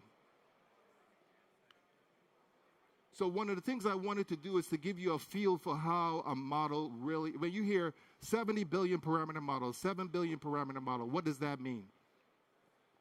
So what I did is I broke down a model and I highlight all the different aspects of where parameters are. And if you notice that these two places, multi-headed attention and the feed-forward network, as I pointed out, are key places where all the information and the processing happen. So what happens is the folks who build models, they pay a lot of attention to these. This is why you heard about mixture of experts. There are a number of capabilities they do on attention to actually reduce that amount of footprint. Because the key is we want to run architectures, but we also want to be able to conserve less power, less processing power. We also want to reduce the amount of memory. So there are a lot of techniques you'll always hear, like sliding window attention, multi-head latent attention. These are all things that a number of the different model providers came up with. I think most models today use what we call group query attention. Remember I talked about those query key and value matrices? What they do is they map multiple queries to any one key and value pair. What it does is it reduces the amount of memory that you need. So now that we got a quick baseline of what models, how their architecture is, and I mind you, it is a quick baseline. I could generally go over this for like maybe 3 hours, but I wanted to give you guys a flavor for what it's like. And you know, if you really want to get deep in how to actually architect models and how they actually fit onto your infrastructure, it's better to get a basic understanding of these model architectures because they change rapidly. And I think DeepSeek is probably at the forefront of doing it. Like that stack layer, that has changed now to something like a mixture of recursion models, which I could get into that later. But so let's look at some of the runtime, right? at its heart, what really happens with a model is what we call, this is basically how a model actually works. In this particular case, I have Yo Journey, right? That goes through a model. The model predicts, uses statistical prediction and predicts the best option. And then it goes back to the beginning, and they run it through the model again. And then you guess the next word based on a prediction, and so on and so on. This is what we call the auto-regressive nature of models. This is highly inefficient because that means I'm running. If I already know what all these tokens are, why do I need to run them back through the model again? So what we do is we do something called, we speed it up by using something called a KV cache. What we basically do is we just save the process tokens in memory. So now all you have to do is look at the last token, and then you could do all your computations based on the previously saved tokens. This is basically what KV cache does. This saves you a lot of computing power and also a lot of memory. Without this, you'll be using way bigger GPUs and a lot more memory. So this optimization technique has been like one of the hallmarks of language models today. Okay. We could go over that part. So I wanted to talk a little, as an engineer, I like to talk about hardware. So I wanted to talk a little bit about GPUs, and you guys have heard about them. So the idea is, what's inside of a GPU? Let's look and see on a high level what it looks like. So you have these things called streaming multiprocessors. They have a little bit of memory on them called L1 cache. Those are basically SRAM. You have a layer 2 cache in there, and you have high bandwidth memory.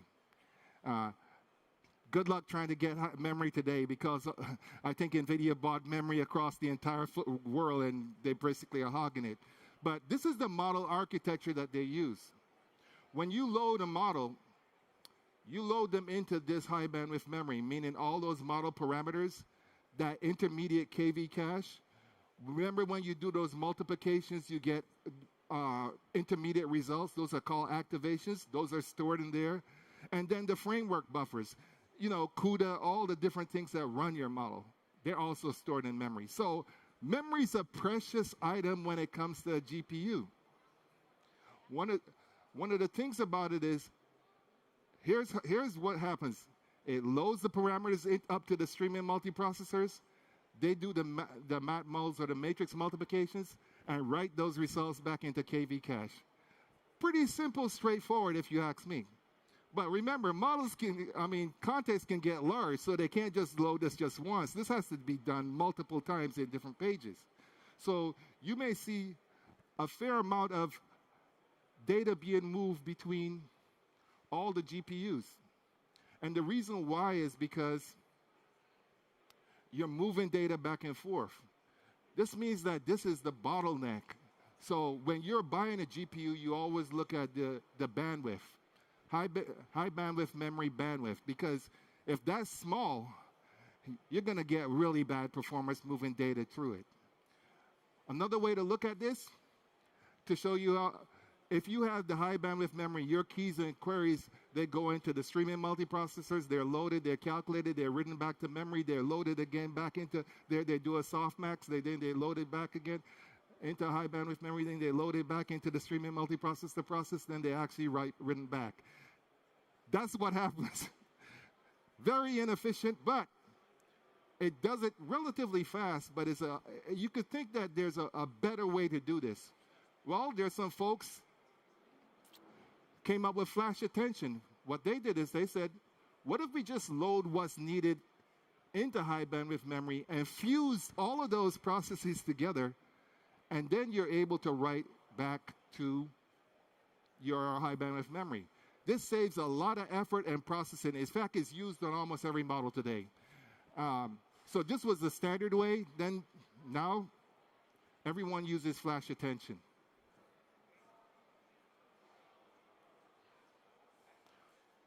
Wanted to point out a little bit about how this is all mapped onto the GPU, as I highlighted before.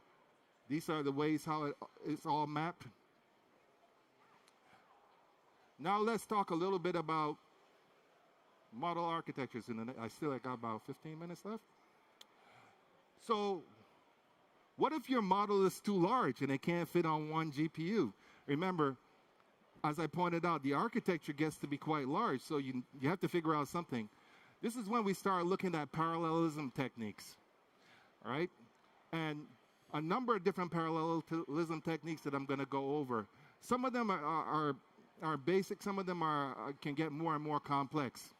So let's start out with the most basic one, data parallelism. You have a number of GPUs. I have my model, it can fit on one GPU, so I make full replicas of that. I load my model on every one of these GPUs, and now I have excellent performance. In this architecture, what I'm doing is this is what we call a throughput architecture. This is easily done if you load it on VLLM or one of those inference engines. But if you have an area where you really need a lot of bandwidth, a lot of throughput, this is not a bad way to bad approach. The issue is that you're replicating the model over and over again. Also, you're consuming the high bandwidth memory across each of them. So you're paying a heavy price, but you're getting great performance. So that's the trade-off you have to think about when you're actually building out these. Another option is tensor parallelism. So if your model is really large, you could span your model across all the GPUs. Now, the challenge is that I'm going to actually split the model into different tensors and actually cut them and run them across the GPUs. This actually works really well. In fact, almost every model, every deployment architecture uses this. The downside is that it creates a lot of network pressure, a lot of pressure on the network, because between GPUs, you're going to generate a lot of traffic. Now, in most modern GPU architectures, they use something like NVLink to do that. But you could do this across hosts. It's just that your network has to be a lot heavier bandwidth. That's where you always hear about 400, 800 gig when you build all these clusters and I would make the argument you might want to start looking at 1.6 terabit, because in these clusters, if you're building out really dense, high-performance networks, you really need to actually consider those. So that's one aspect. Another one is pipeline parallelism. This one is a lot easier, but not a lot of folks really use this. But the idea is you split the model across GPUs, and you have the layers actually work in more sequence. Like the first GPU does the first set of layers, the second GPU does the next layers, and so on. This works relatively well, but it creates what we call bubbles, meaning that if this guy is working and these guys are not working, then you're kind of having a GPU sit around and not doing what the investment is. So you may micro-batch, make smaller batches and run through it, and you'll get better performance, but it is an option. And now with also the mixture of expert models, you also have expert parallelism, where you can actually put experts on each of the GPUs. This actually is a pretty interesting one, because now you can actually try to balance the way how that model works across all those GPUs from an expert point of view. One of the things we can do also is hybrid, meaning that if I have 8 GPUs in a system, I can have 2 models of the same type, which is called using data parallelism, and then within each of those, I can do tensor parallelism. And this is supported by a lot of the inference engines like SGLang and VLLM. This gives you high throughput for a large model on a system or across systems. So another aspect that I want to talk about is that's interesting is models work this way, as I pointed out before. I showed you all the high-level processing, but we get a little bit down into it a little bit. It has 2 phases, what we call prefill and decode. So when you run your model, everything is done in parallel immediately, right? Gets the model weights, writes the KV cache, and it produces the first results. That's called the time to first token. That's all prefill. What happens now is you start to generate tokens. So in order to generate these tokens, we call it decode. What that basically is doing is asking the model to do, a GPU to do two different tasks. This puts a lot of interesting pressure on a GPU because now we have to come up with different ways on how to make sure that the GPUs actually work better because this auto-regressive nature of these models. So what we do sometimes is we split the model across multiple GPUs and do distributed, or we do things like larger models or reduce the models. There are a lot of different things that we do.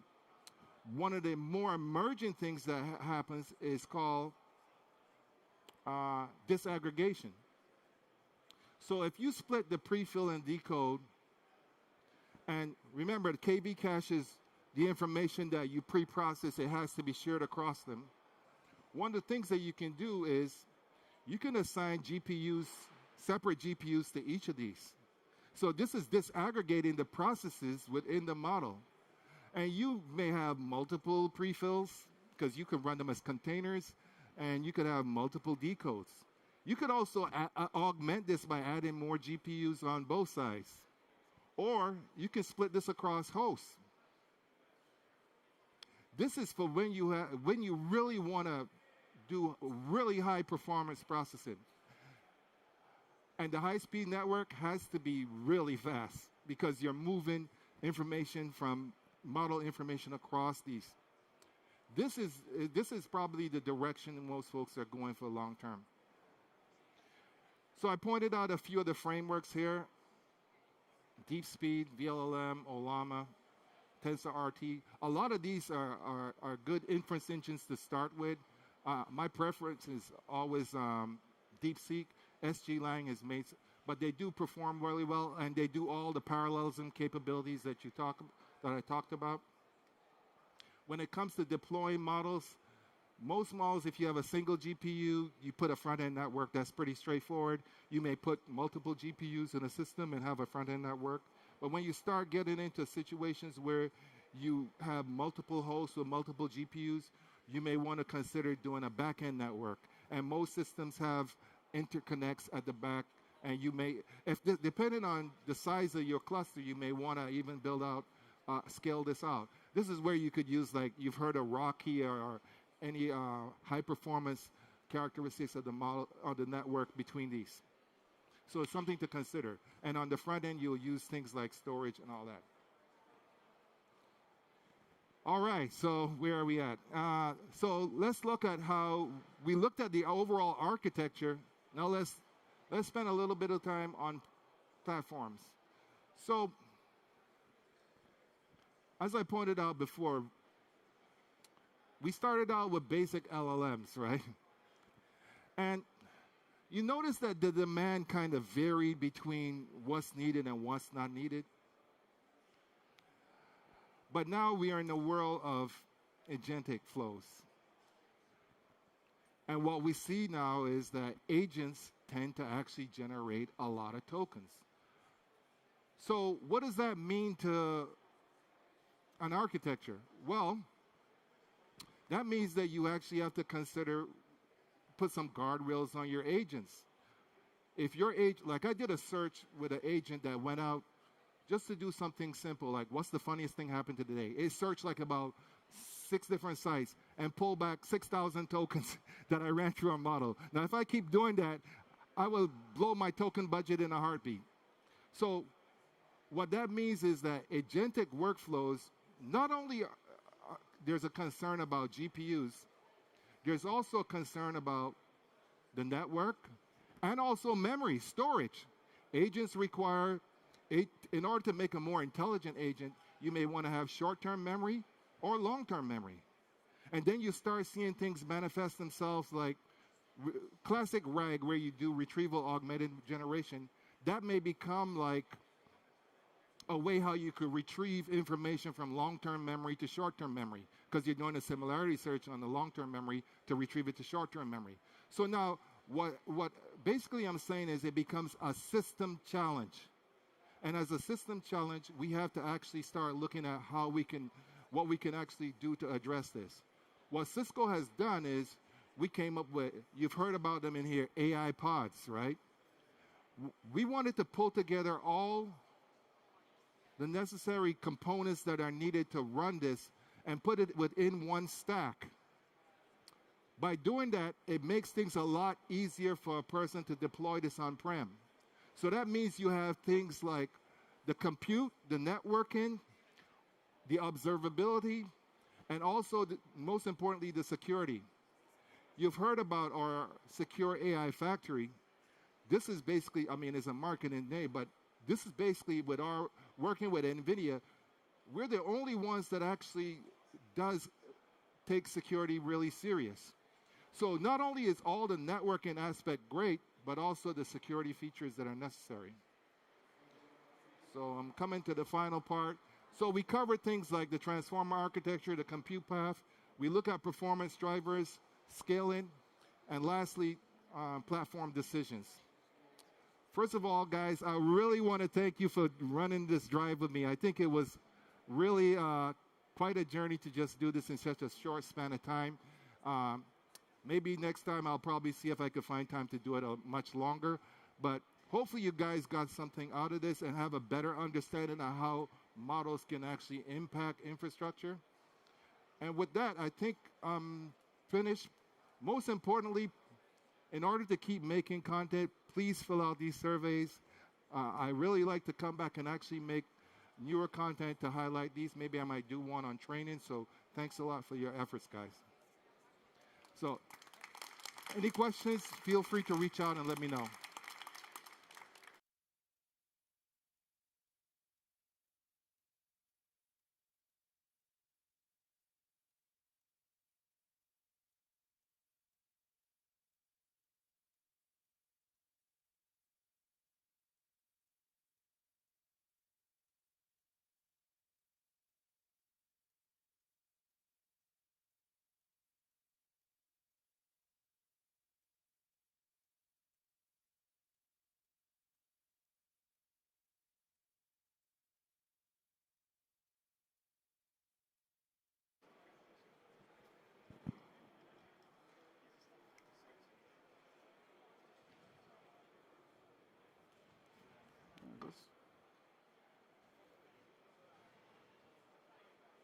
Mic's on? Okay.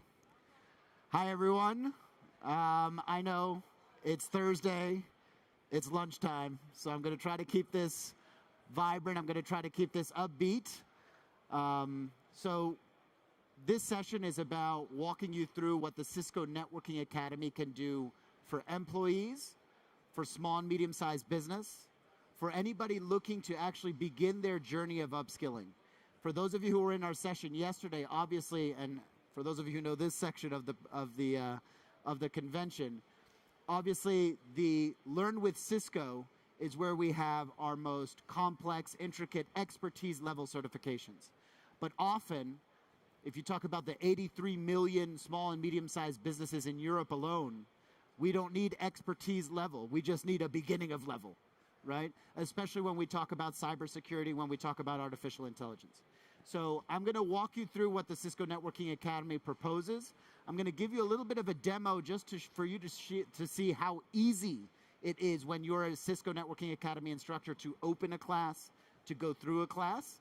The idea here is for you to walk away and already be able to brainstorm on how you can use this with employees, customers, small, medium-sized businesses within your ecosystems to help them on their upskilling journey. So let's do this. Oh, let me go back. So you guys saw this yesterday or 2 days ago when Gordon presented it. This is where the Cisco Networking Academy resides within the greater Cisco logic.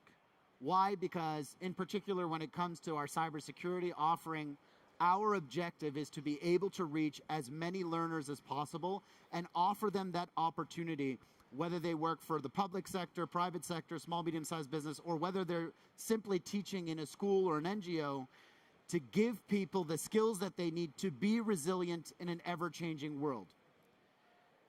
So if we look at overall what we're talking about, we are our program, the Cisco Networking Academy, was launched in 1997 to address this topic, the digital divide. So in 1997, Cisco knows that the internet is coming. Cisco knows that it's going to be the builder of the highway and the roads of the internet. But then if you go into the street, nobody knows what the internet is and nobody knows how it's going to change your life. So it's based on this understanding that, wait a minute, if we're going to be building the roads, we need a lot of people to have driver's licenses, right? So how do we get them into cars? Well, we need to make digital upskilling free.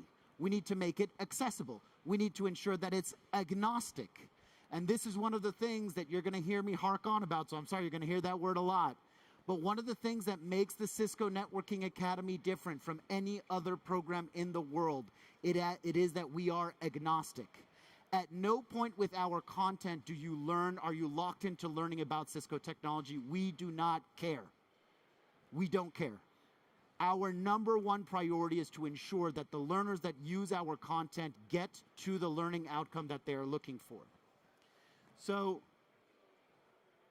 when we take a closer look a little bit at how this works in terms of the overall structure of the program, the Cisco Networking Academy is part of a larger group, a larger organization called the Digital Impact Office.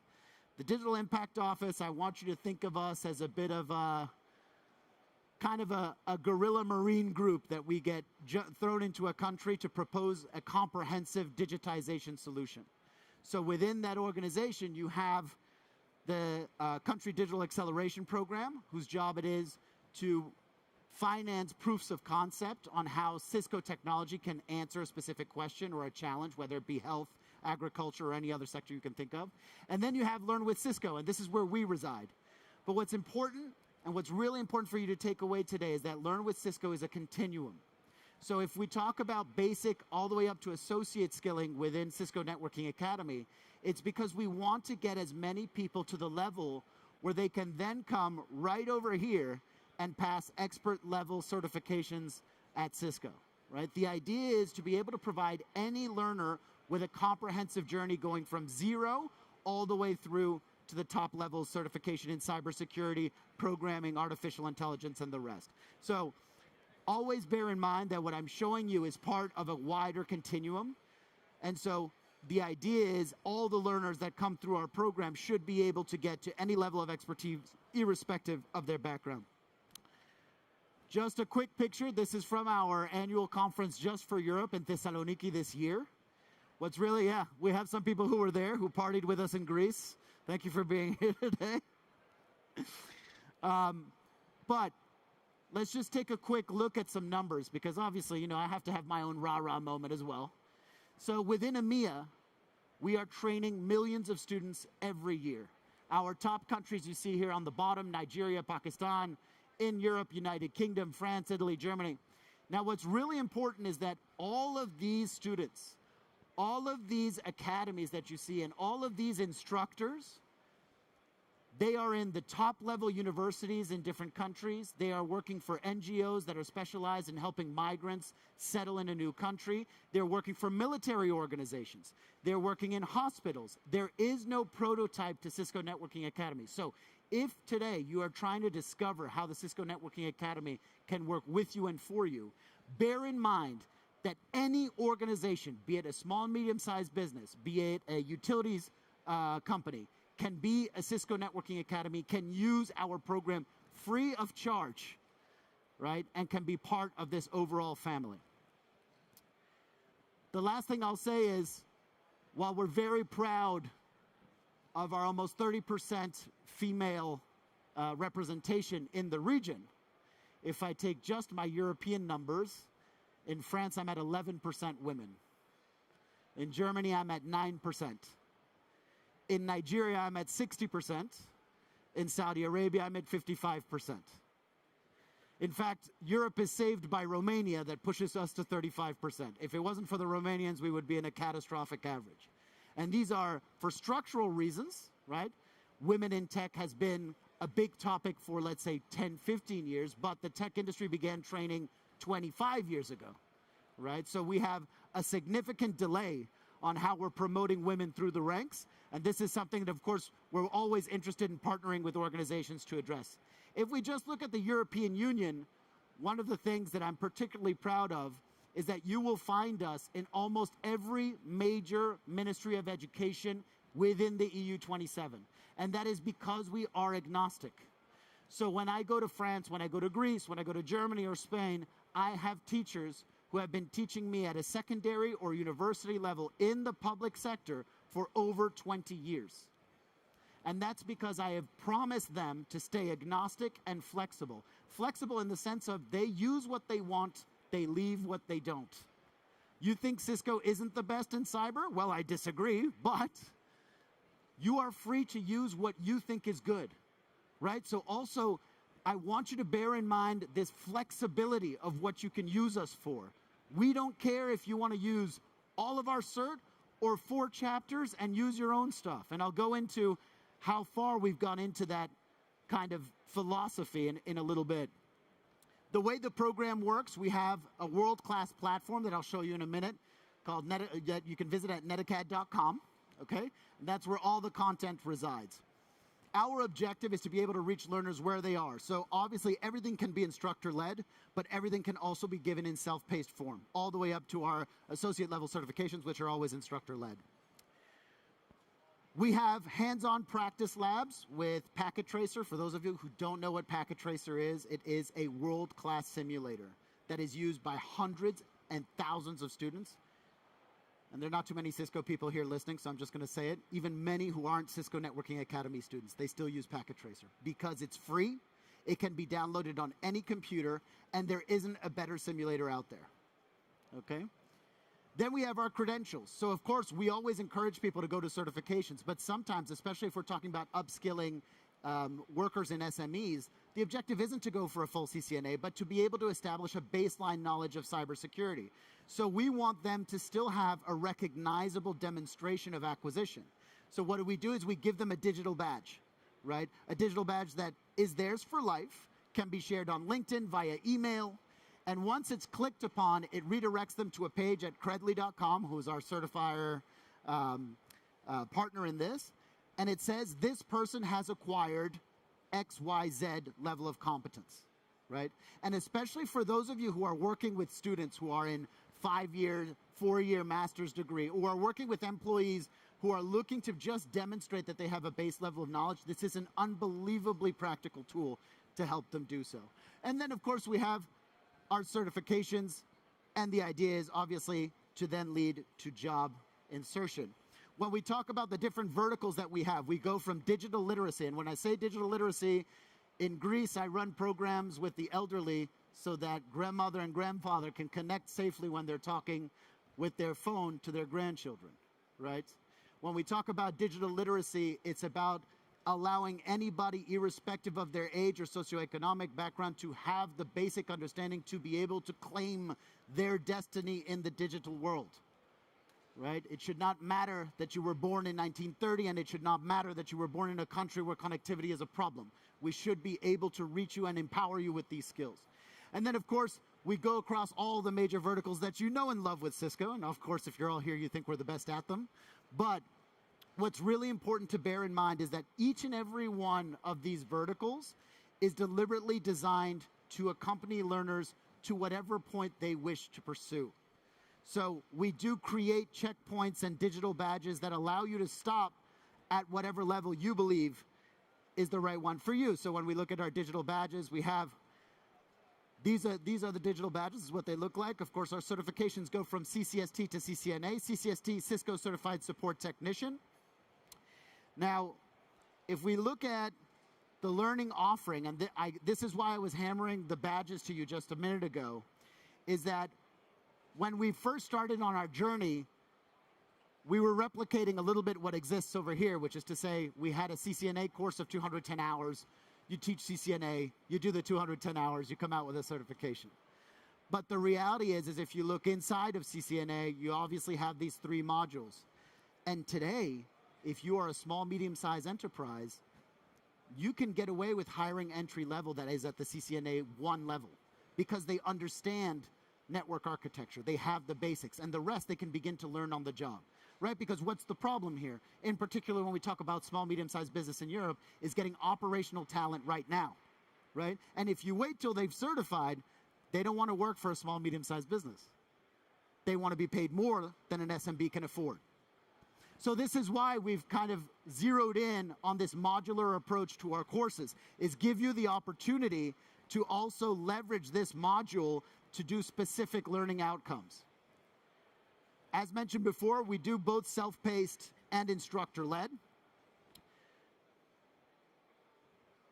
We believe firmly at the Cisco Networking Academy that the instructors, the 30,000 plus instructors that work with us, are the wealth and the strength of our program. However, we're also cognizant, in particular in 2026, and in particular for the younger generation of learners, they want flexibility. They want new ways of learning.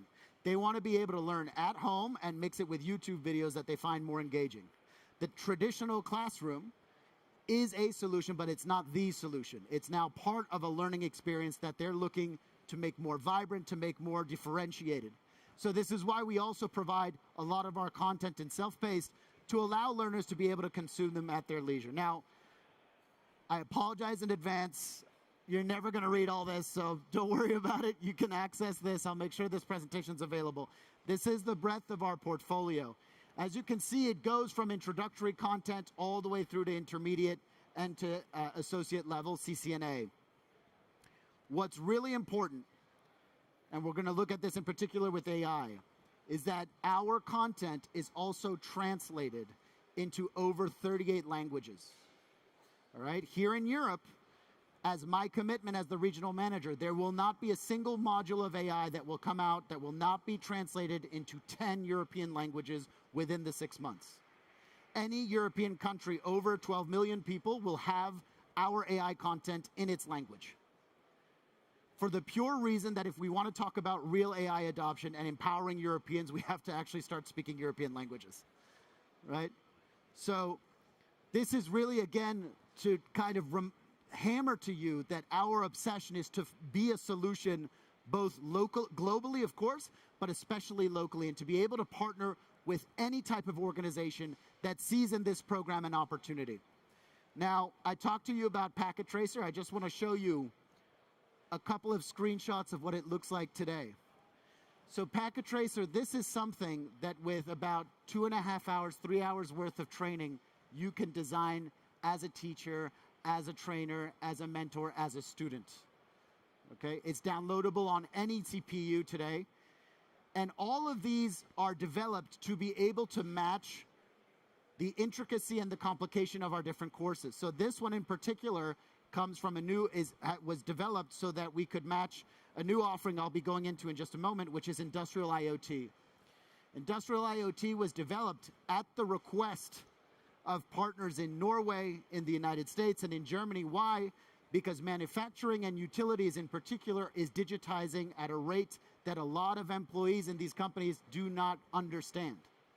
So ensuring that employees within manufacturing groups, within utility groups, can understand what the digitization of their factory means and concretely what the new setup looks like is the difference between having a factory that works efficiently and having an employee base that feels empowered to participate in the overall story and success of their company. So again, so you saw a little bit the 2D, we also have therefore the 3D, AKA we're able to simulate the exact reproduction of a factory floor to be able to then show and simulate how a network can work, how you can troubleshoot it, how it can be administered. Okay? Now, let's go a little bit into the learning experience, because I think one of the things that's really important is to hammer that we've done a tremendous amount of work to even review constantly the way we approach our pedagogical philosophy. So even 3 or 4 years ago, what I'm going to be able to present to you today wasn't a reality because we continued to believe that having this kind of cut and dry, structured approach to education was the way we were going to empower learners. But what we're finding more and more is, of course, when we're looking at introductory content, there needs to be more gamification. There needs to be more video content. There needs to be more engaging content to keep them with us and to keep them interested, right? So with that, in 2024 as a program, we operate a major change, technological and philosophical. Technologically, we went on to a new platform. This new platform had as an objective to be able to create content that was cell phone compatible, right? Especially for our introductory courses. So today, any of our courses, you can do it, our intro courses, you can do it on your cell phone. And the challenge is to say, for example, if you have employees and you have a concern about base level, you know, NIS 2 now being adopted everywhere in Europe, right? So if we're concerned that our secretaries and our accountants don't have the minimal clue of cyber hygiene, we give them the opportunity to do this course. We say you have 3 months, it's 6 hours of content, do it on your cell phone when you're in the bus to and from work every morning. You do Instagram, great. Cut down the Instagram by 15 minutes, do this for 15 minutes, right, twice a week. And in 3 months, you will be done. And you will have a badge that will prove that you have done this, okay? But what's really important, so that was the first transformation. The second transformation was philosophical. Yeah, we kept on saying, 30,000 instructors, we're the best, look at us, da-da-da. But that at the same time, we were saying, all right, eat my content. Eat it and reproduce it and teach it. That's it. That's what I need you for. You're my vector. We said, well, hold on, wait a second. If we're going to keep differentiating ourselves, why wouldn't we trust these same instructors that give us their time, their passion, their energy, right? Why wouldn't we trust them with the capacity to create on our platform? And so for those of you who have a specific need in mind, today, when you are a Cisco Networking Academy, you can fully customize all of our content on the platform. You want to create your own cybersecurity course that matches the specific needs of your company or administration. Does the mayor of your city want to have his video as the opening thing? You can create and customize everything. You can remove the content you don't like and replace it with your own. And therefore, we then become a distribution mechanism for your content. And all of the content that you create on our platform is exclusive to you and the learners that you relate to, right? Nobody else can see it unless you wish to, right? So that means that instead of going on to netacad.com and seeing the Cisco thing, you see your logo, the learners come in, and they're in your learning experience on our platform. And I'll show you in a little bit how easy this is. But the last thing that I want to really kind of hammer to you about this customization is that we've really tried to go as far and as deep as possible into this model to be able to integrate videos, polling, creating of new exams, and even to create links with YouTube so that a teacher who finds an excellent piece of content on YouTube and says, wow, it would be great if I could just integrate that, can seamlessly embed the video onto our platform, right? And again, the idea is so that the instructor, any teacher, is unlimited in their ability to create. So I'm going to try to not crash this computer.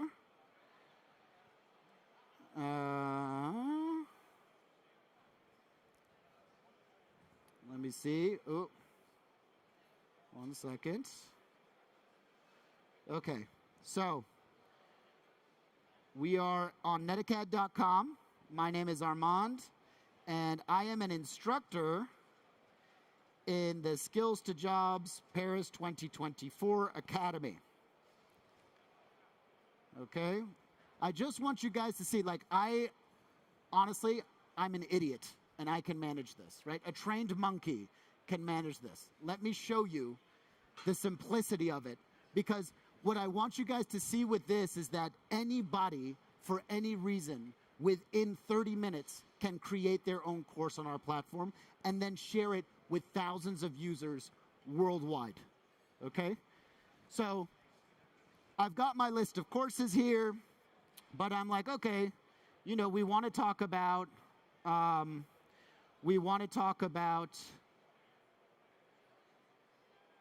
self-paced course. So I'm going to create, 1 second, let me just check how much, ooh, my battery's about to die. That's not good. Do you have a charger?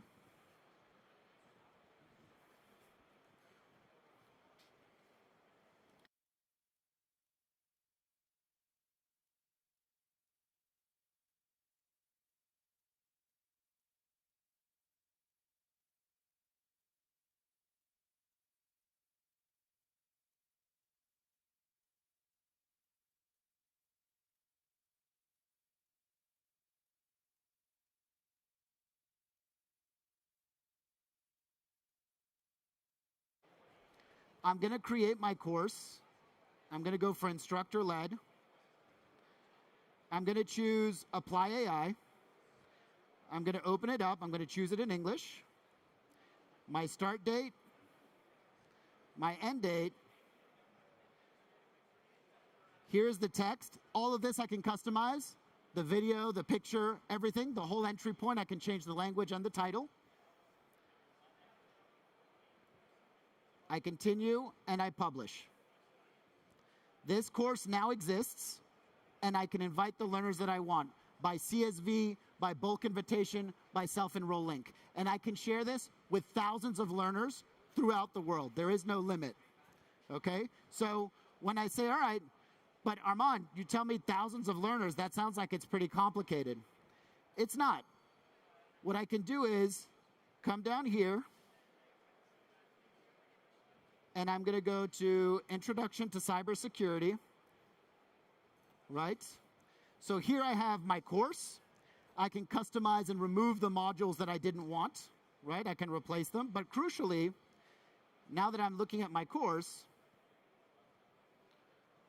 now that I'm looking at my course, I want to say, okay, well, I also want to kind of figure out what's going on in my course, right?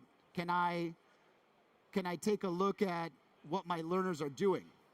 So what I want to see is, oh, and there I've gone. Oh, terrible. Sorry about this. So what I want to see is, and what I'm going to show you in a second, is that I can consult the list of learners that I have all the way down to the individual learner. So even if I have a class with 5,000 learners in it, I can go down to the individual learner, I can sort them out by geographical location, and I'll be able to follow. Awesome. Thank you, brother. Yep. Okay. Ah, mais non, c'est pas ça. No. Okay. And so what I can do with that is I can then geographically or by department or by even age, I can segment the learners. And therefore, with this system, I can then better orient how I'm going to do. Yeah? Let's see. Oh, non. Non, il veut pas. Thanks, guys. 1 second. Okay. Beautiful. All right, we're back on.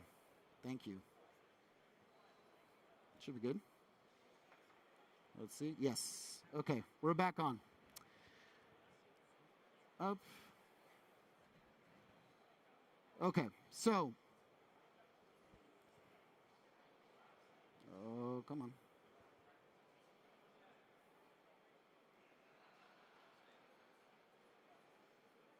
Okay.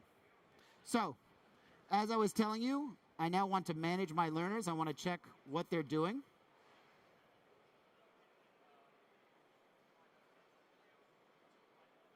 Give me a second. Oh. And while this loads,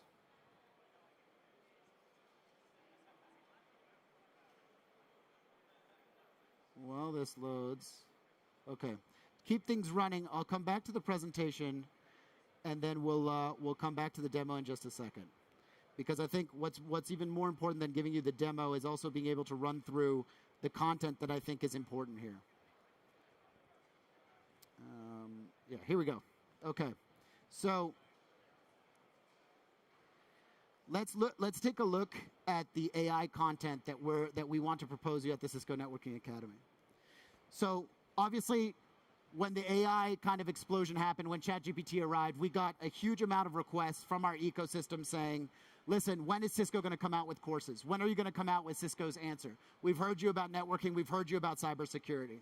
Well, the reality is the first thing that we noticed as Cisco, and especially talking to our customers and even learners worldwide, is that there was a tremendous amount of noise, but not a lot of clarity, right? A lot of people were saying, this is what's going to change, this is what, but there wasn't a lot of quantifiable fact behind the declarations being made. So what we did is, for those of you who have seen the presentation, is we undertook a work with the AI Workforce Consortium that had Cisco, Google, most of the biggest players in the world in it.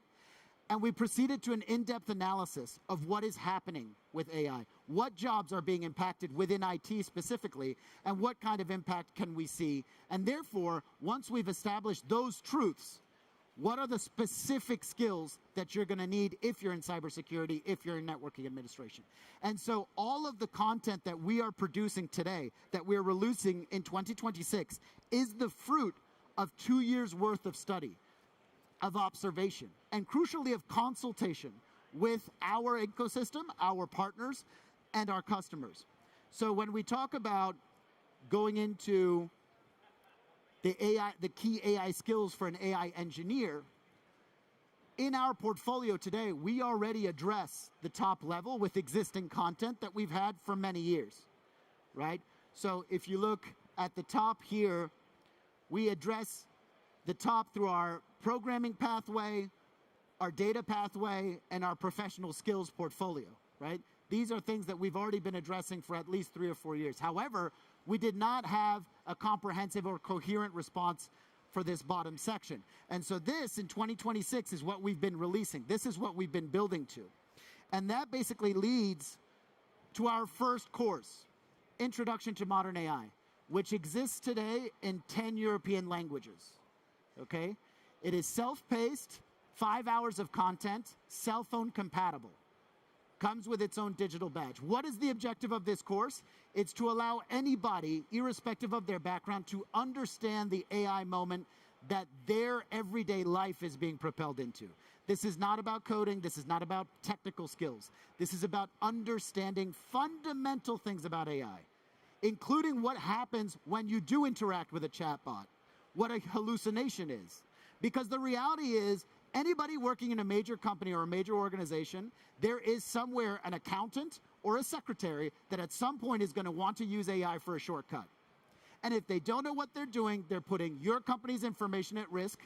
They're putting their job at risk because they may produce a body of work that is completely erroneous, right? Because they didn't understand the basic concept of prompting, right? So this is the first thing, now available in Greek, Romanian, Czech, Hungarian, you name it. We've translated it because it should be in every European's hand. Okay, this is the first. And then the second one now aims for, let's say, the next level. And what do I mean by next level? Again, we're not on any coding. Our Apply AI series is a series of specific use cases of everyday actions that we're going to teach you to use AI for, not because you're necessarily going to do that action every day, but by doing the kind of practical work in that module, you will learn the AI skills that you need. So what I want you to see in this Apply AI series is, we've now, with Intro to Modern AI, we've kind of swept away some of the fear, some of the trepidation, and we've given some base understanding of how to safely use AI. Now with Apply AI, we want to give your employees the ideas of how they can begin to say, in my everyday, I kind of do something like this. With this skill, I could maybe do this better, right? So this is why we have modules such as Analyze Customer Reviews, right? The idea isn't to teach you how to analyze customer reviews. The idea is to use that use case to teach you how to use AI to make that kind of work faster, extracting, synthesizing, and reproducing information, right? Same thing again with updating your CV, which is actually, as of today, our most popular in this module, because it basically teaches you how to use AI to beef up your CV. It also teaches you that there are a bunch of things that you can use AI for, but then there's also a bunch of information that is on your CV that maybe shouldn't be in the internet, right? Shouldn't be out into the cloud. So it also teaches you about differentiating what is, let's say, sensitive information, what is non-sensitive information. And for those of you that are working in education, in cybersecurity or networking, the next two, now we're getting into code.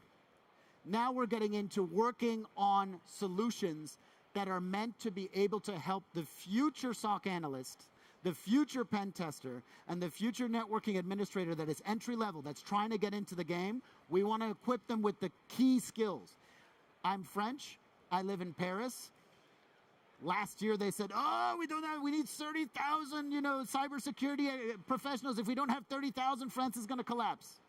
Right? There was SOC analyst level 1. It was everywhere. It's like, find them, right? And then fast forward 6 months, not one more job offer at SOC level 1. Are you they've all been filled? No. But what happened is that SOC level 1 doesn't exist anymore. It's SOC level 1++, right? And we want this. But here's the problem, is that the French curriculum was written in 2023. So we're not teaching this. This didn't exist. So our kids are coming out onto a job market that they cannot even have a conversation in. So this is like, as we say in French, mon cri du cœur, my shout from the heart on this situation, is that if we are working in education as Europeans, we have to make a pragmatic decision about reforming curricula on time. Okay. So just to give you, as I was explaining to you, these are the different modules of the Apply AI series, including extract and synthesize information, right with AI. So a lot of people, right, the common thing now is to ask Copilot to write your emails for you. Well, that's good. That's good. But there are efficiencies and there are increase in quality in the text that can be found if you know how to work with Copilot properly. Right? Just having Copilot write all your emails, everybody knows that, right? After the text, if you see the dash somewhere in the paragraph, that's an AI based, right? So how do you make sure that the person you're sending the email to doesn't see that? How do you make sure, how do you give the specific instructions that it speaks also with your voice, right? Crucially.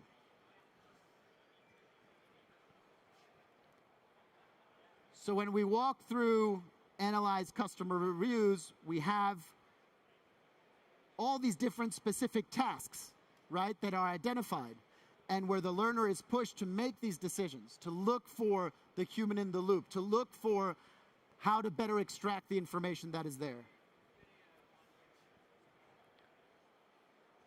And to give you an early look at what we're going to be doing with Code with AI, right, the idea here again, this is to begin to work in these concepts into the three main verticals: cybersecurity, networking, administration, and of course, programming and developing.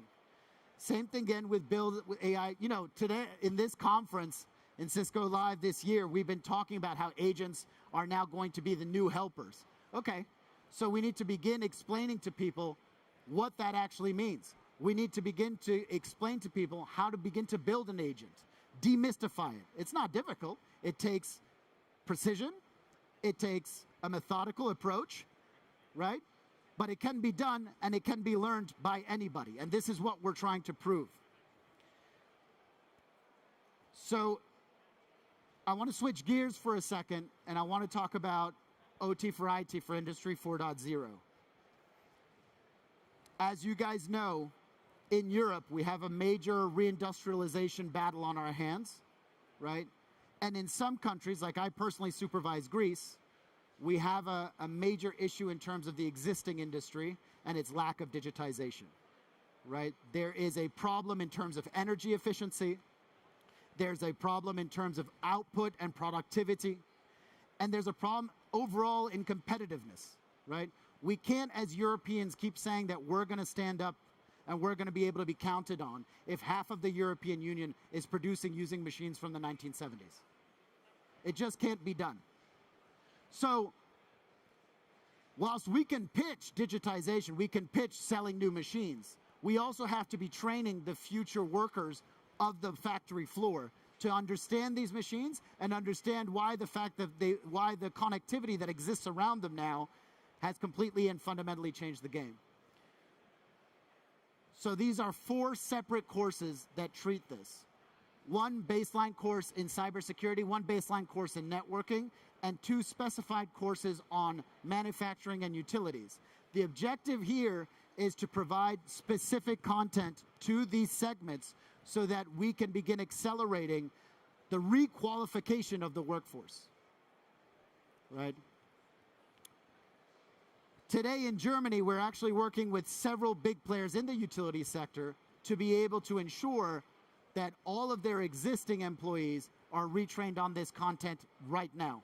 The reason being that at the end of the day, we don't want to displace people that have tremendous amounts of experience because their only fault is not having a better understanding of digitization. That doesn't make any sense, right? Because sometimes digitization or no digitization, you need someone with 20, 30 years of experience to resolve a specific issue. right? So if I go into kind of the deeper layers of the content, as you can see, you have an intense baseline course, which again is meant to ensure that anyone coming through here has a first base level understanding of the network.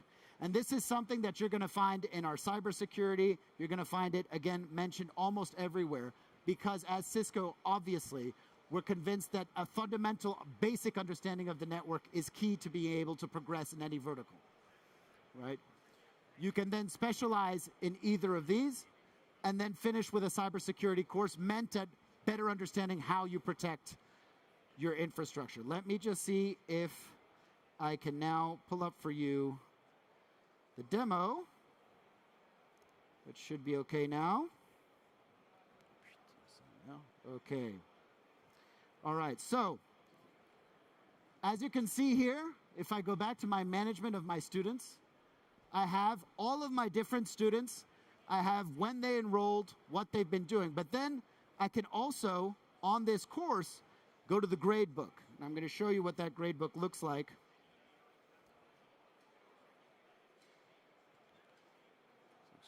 Security. Right.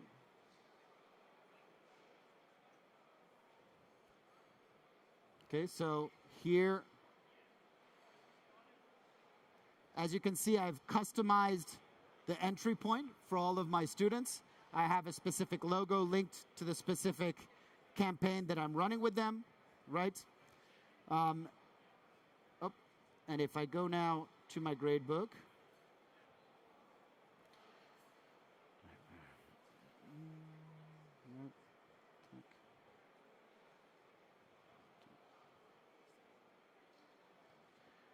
as part of my grade book, I can also customize the certificate that they're going to receive. So whether or not they get the final exam, right, and the digital badge, I can ensure that every learner that comes through here has a certificate that's signed by my own organization. And remember, if you guys have been watching me, this is literally a question of knowing where this content is. I'm not generating, I'm not clicking, I'm not prompting, I'm not doing anything. All of this is available to me straight off the bat with 2 clicks and with almost 0 effort, right? So, go here. So let me take you finally to the grade book. I can see here, for example, that Yves has completed the course, and he completed it on the 15th of July, 2024. So imagine now if you were opening this up for 5,000 learners, and you wanted to be able to use this as, let's say, an accelerator program to another course that you want to propose. If you're a university, if you're a vocational school, if you're a public administration, you can literally use this as a pre-qualification system to identify candidates that you will then want to upskill further, that you will then want to train more, right? So you can see each and every one of the individual learner progressions. You see when they progressed and what they got on the quiz, which allows you also to then pinpoint. If there's a specific module that everybody's getting stuck on, I know that, for example, that's the moment where I need to deploy a special webinar. I need to deploy a dedicated support to the learner, right? Because I know that everybody's failing on Module 4 quiz. So there's something within the Module 4 that either the learners don't understand or that's too complicated.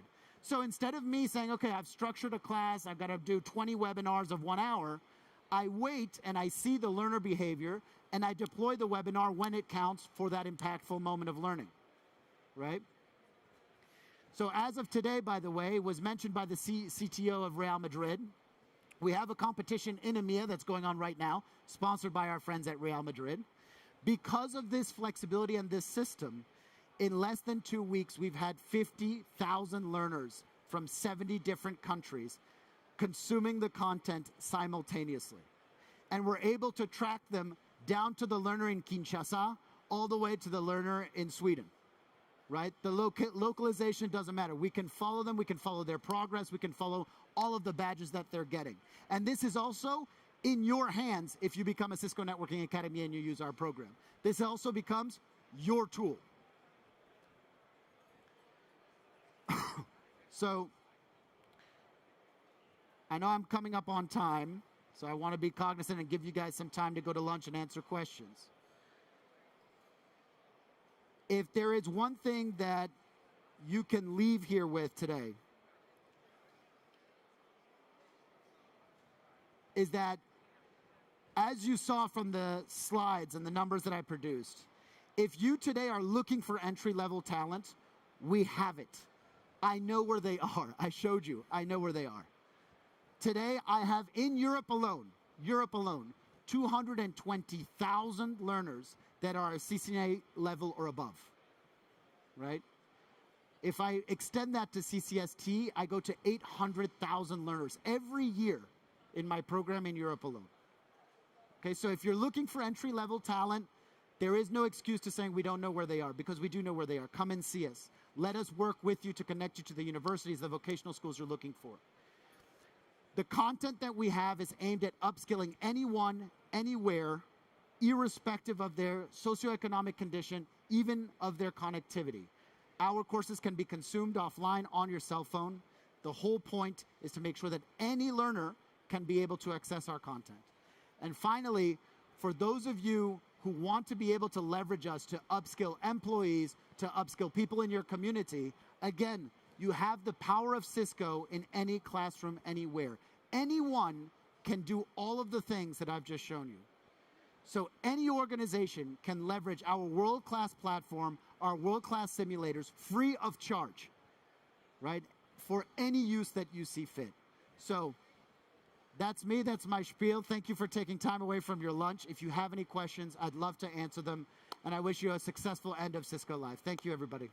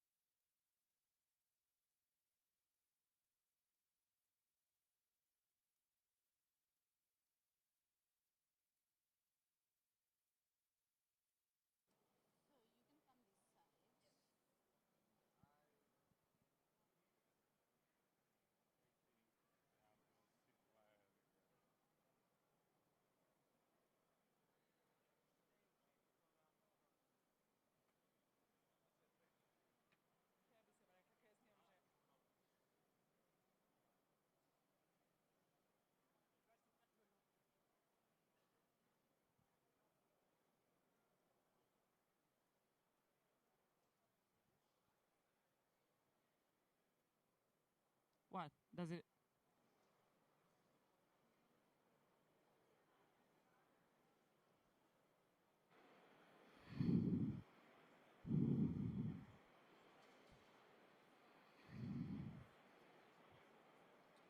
I should test?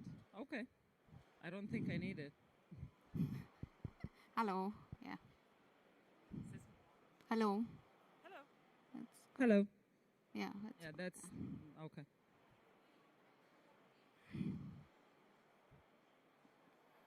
Let's start.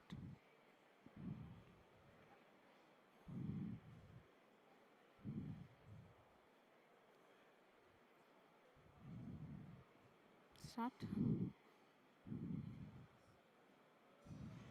Yeah, I think we can begin, right? Yeah. Yeah, okay. Okay. Hello, everyone. Welcome to this session on accelerating your AI journey with Cisco U.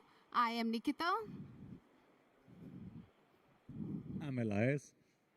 And I am Kat. Easier than Katarina, right? So before we begin, we were wondering how many of you have actually used Cisco U as a platform? Thanks for raising your arms. Okay. So you are familiar-ish with the platform itself, right? So everybody else, Cisco U is a digital learning platform. So this is the Cisco U Theater. We are from the Cisco U team. We all are from the learning and development team. So it is the digital learning platform where you can find all the trainings, which are Cisco certification, technology, product, solution, all our trainings. We do have some free trainings available. We have learning paths available. So we'll dive deeper into how these trainings are structured and how you can learn more about some of the very specific AI offerings in our trainings that we have, because I'm sure you've been around here at Cisco Live, you've been hearing almost every third session has something to do with AI. So we do want to talk a little about our AI offerings and the trainings around AI that we have. But that's not all. You do have trainings on all our certifications, products, and entire Cisco portfolio. So here's the agenda. We will first go into why. Why do we need to learn some of these AI skills? Then we go into some of the AI trainings being offered on Cisco U. We'll dive deeper into one of the trainings, which is the AI Technical Practitioner, which is AI Tech. Since most of the folks here are from technical backgrounds, so we wanted to cover that. And then we'll get into one of the AI-powered workflow demo. So this is part of your curriculum as well when we look at AI Tech. So this demo is very much from our training too. With that, let's get started. So the why of AI skills. So if you look at Coursera's 2025 job skills report, you will see that there's been a massive surge in the enrollments on all the Gen AI trainings. It's almost 234%. That's a lot. And you can see all the top fastest growing Gen AI skills right now.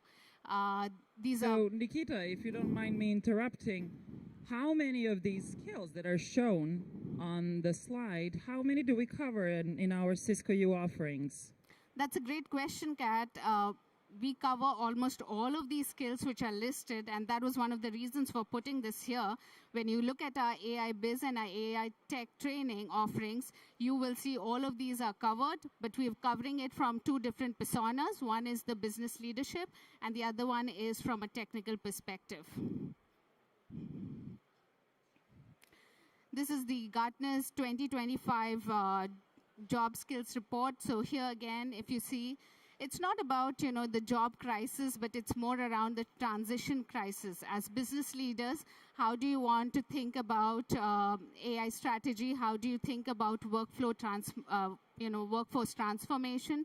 And as technical SMEs, how do you upskill and reskill in your own technology area? So it's something for all of us today to think about so that we are ready for the future of work. So with But you were just talking about the business practitioner as well as the technical practitioner. Does that mean that we will be also looking at something that is business useful when it comes to AI? Yes, so we'll cover that in all the training offerings that we have on Cisco U. So let's look at the summary of that. So these are some of the offerings that we have currently. The first one is AI Business Practitioner. This is for all our business leaders. On completing this training, you do get a training badge as well. The second one is AI Technical Practitioner. For this, we do have an exam as well. This is a certification, so you do get a badge on completing the training, and if you take the exam, you do get the certification too. It's in the specialist category. The third one is, the third and the fourth one both are around AI infrastructure. So this is Data Center AI Specialist, DCAI. We have instructor-led training offerings for that. We do have training on Cisco U for that, and there is an exam associated with it. And on the expert level side, we have CCDE AI infrastructure. So which one are we be looking at today? So we are going to look at AI Biz and the AI Tech, the first two trainings that are there. So this is a high-level overview of the AI Business Practitioner training. On top, you can see the different tracks. Then you have the courses that are covered in this one. We also have a number of labs and hands-on activities covered in this training. So this is overall how the structure would look like. But hold on. Does it work? Oh, yeah, it does. So what I heard you just saying now, you used the terminology of a training, course, activity, then you used learning path. Can you please give us a bit of bigger picture, just to connect the dots for everyone here? Sure. So in Cisco U, all of these training offerings, whether it is a certification path, you will see it as a learning path. Then we have the next learning path is nothing but a collection of courses. So the next level is the track. So track combines these courses based on certain domains. It could be a technical domain. It could be a job role persona-based domains, how we are putting these courses together. And then you have the courses. Courses are the standalone units which will have your content, labs, videos, all of that. Okay, that sounds great. But are we going to go deep into this course? No, we're going to, since we have more of a technical audience here at Cisco Live, we're going to go dive deeper into the AI tech training, the second offering that we have.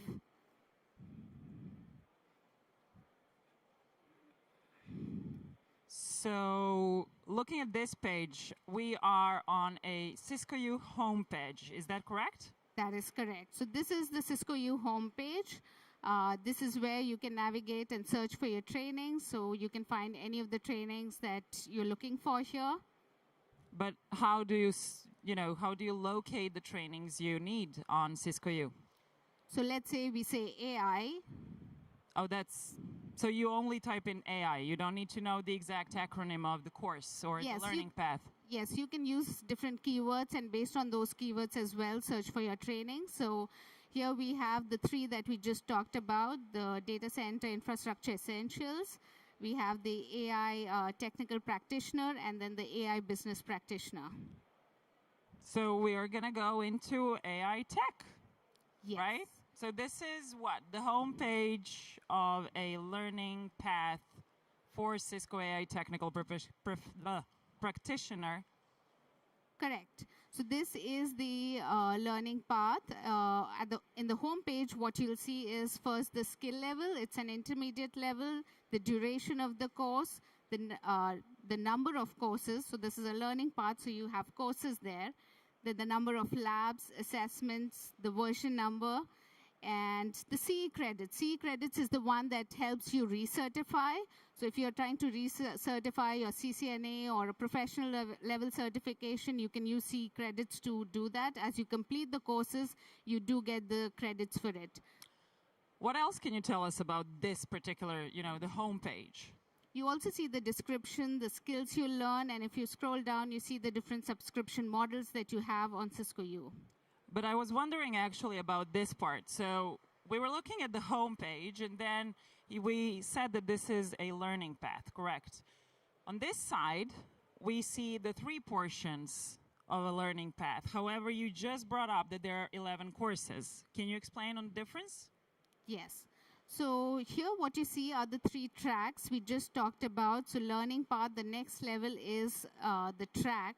So this course, this learning path has 3 tracks, and then you see all these courses within those tracks.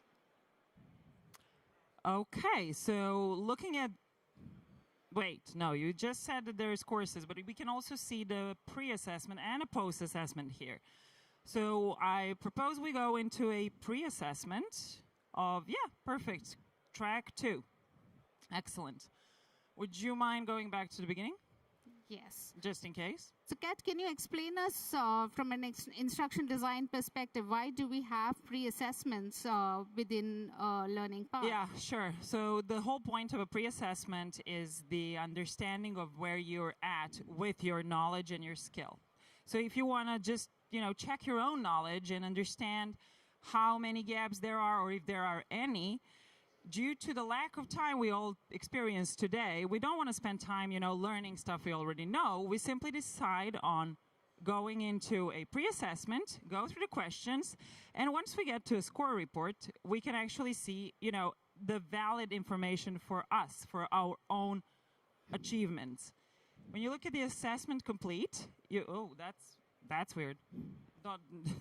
I was too close to it when it was moving. So when you look at the assessment complete, you can see the points earned and the questions answered, but at the same time, you will see the domain objectives. Those domain objectives map back to the courses inside of the track where you opened your pre-assessment.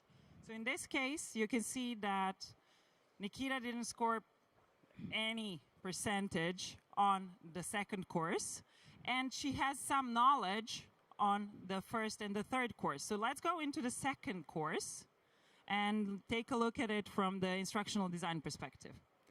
And you can always navigate back to your learning path and then, find all the courses and the tracks. So let's look at one of these courses here. Advanced Prompting Strategies. So Kat, how do we structure these courses? Are all the courses within Cisco U structured the same way? Or how do we think about, how do we have all the layout of these courses? So yeah, same as the learning path has tracks and courses that make up a track. Here we have topics.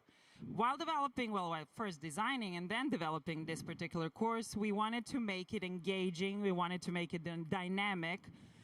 And we achieved that through various approaches. We had topics that are always, we had either you will always have the introduction, the concept topics, the video topics, the labs, and so on in Cisco courses. However, the way we approached development of this course was a bit different. We wanted to start being dynamic immediately. So what we did is, if you look now at the middle, you moved away, but that's okay.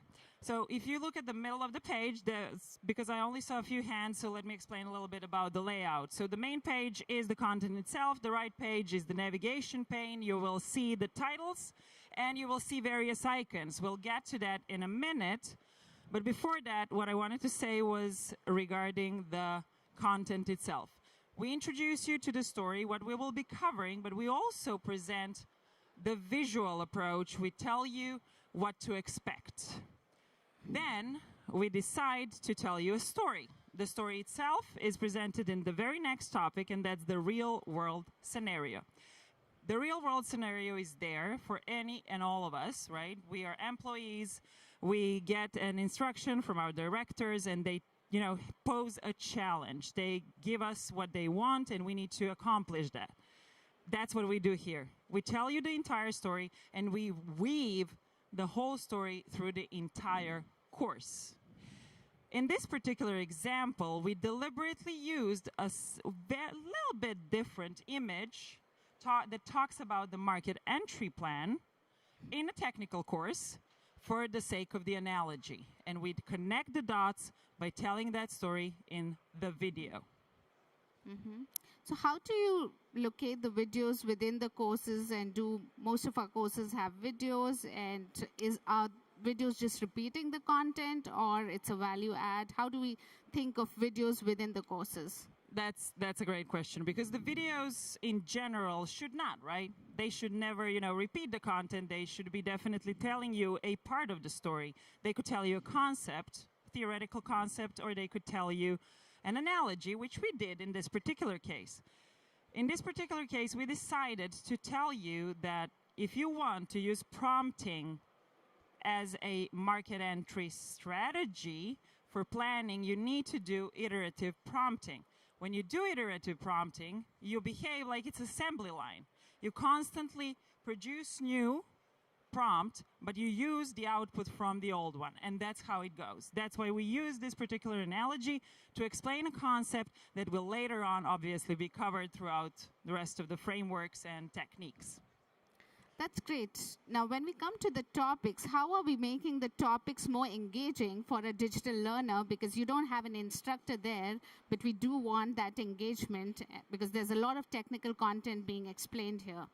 Oh, absolutely. So remember the real-world scenario from the very beginning? That's what we do here.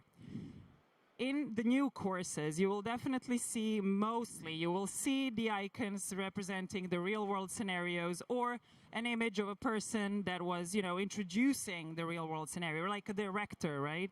To ground you back to your own, to understand what it is that you will be covering. Sometimes it would be, the whole scenario, obviously not in its entirety, or the steps that you need to achieve to actually solve the challenge posed to you. This is what will happen throughout all of the topics, but later on what happens is we teach you the specific technique or framework, in which case right now we talk about the deconstruct, execute, and synthesize. That's pretty much how we do a lot of stuff, but this is applied obviously to our content. We talk about key principles, we give you some examples, and immediately after that, we go into do-it-yourself. Because we all learn by doing, right? I mean, mostly we learn by doing. And what stays with us is exactly that.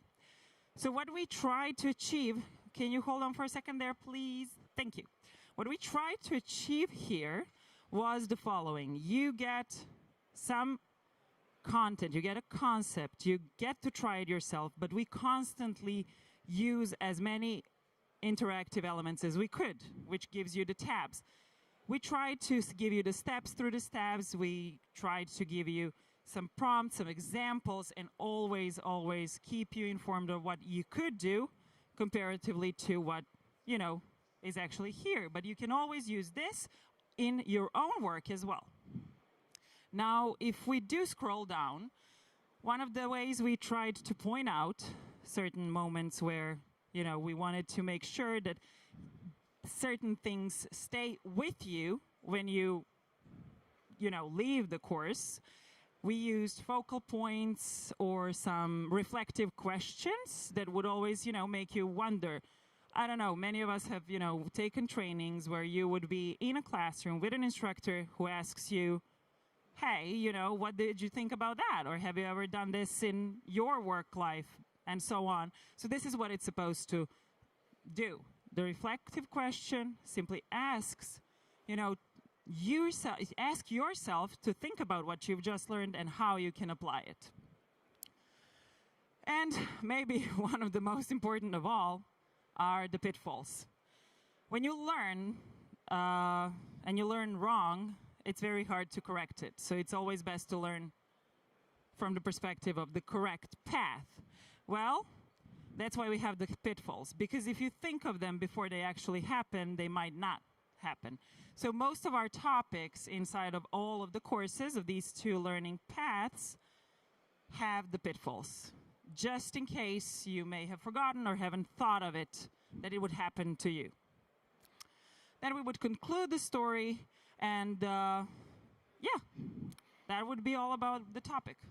So I noticed one thing here, Kat, that, you know, there are some of these progression circles which show as complete while others don't show as complete. Is there a specific reason? What gives you completion? That's an excellent point. So again, because I believe not so many of you are familiar with the platform itself, let's take a look at the right-hand side. We're looking at the navigation pane, right? And you see here the progression bar. This progression bar tells you where you are in the course. However, the little circle, progression circles, tells you where you are in the topic. So they have various purposes, and one of them is, okay, so we're here, you know, we close the computer for the day, we go somewhere, whatever. The following day we want to come back, and then we know where we are. However, it's not all. It also tells you where your progression is, in a sense of how you've actually, have you gone through the entire content? And if you scroll down all the way to the end, you will see that after the conclusion, there is a content review question.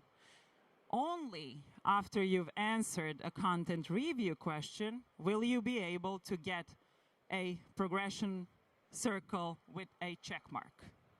So that's one of the main purposes of the content review question. Great. So apart from this, how do we identify labs within our courses? Do Cisco courses have labs as well? Yes, they are a cherry on top, right? I don't know if anyone here who's taken any course in their life doesn't like the labs.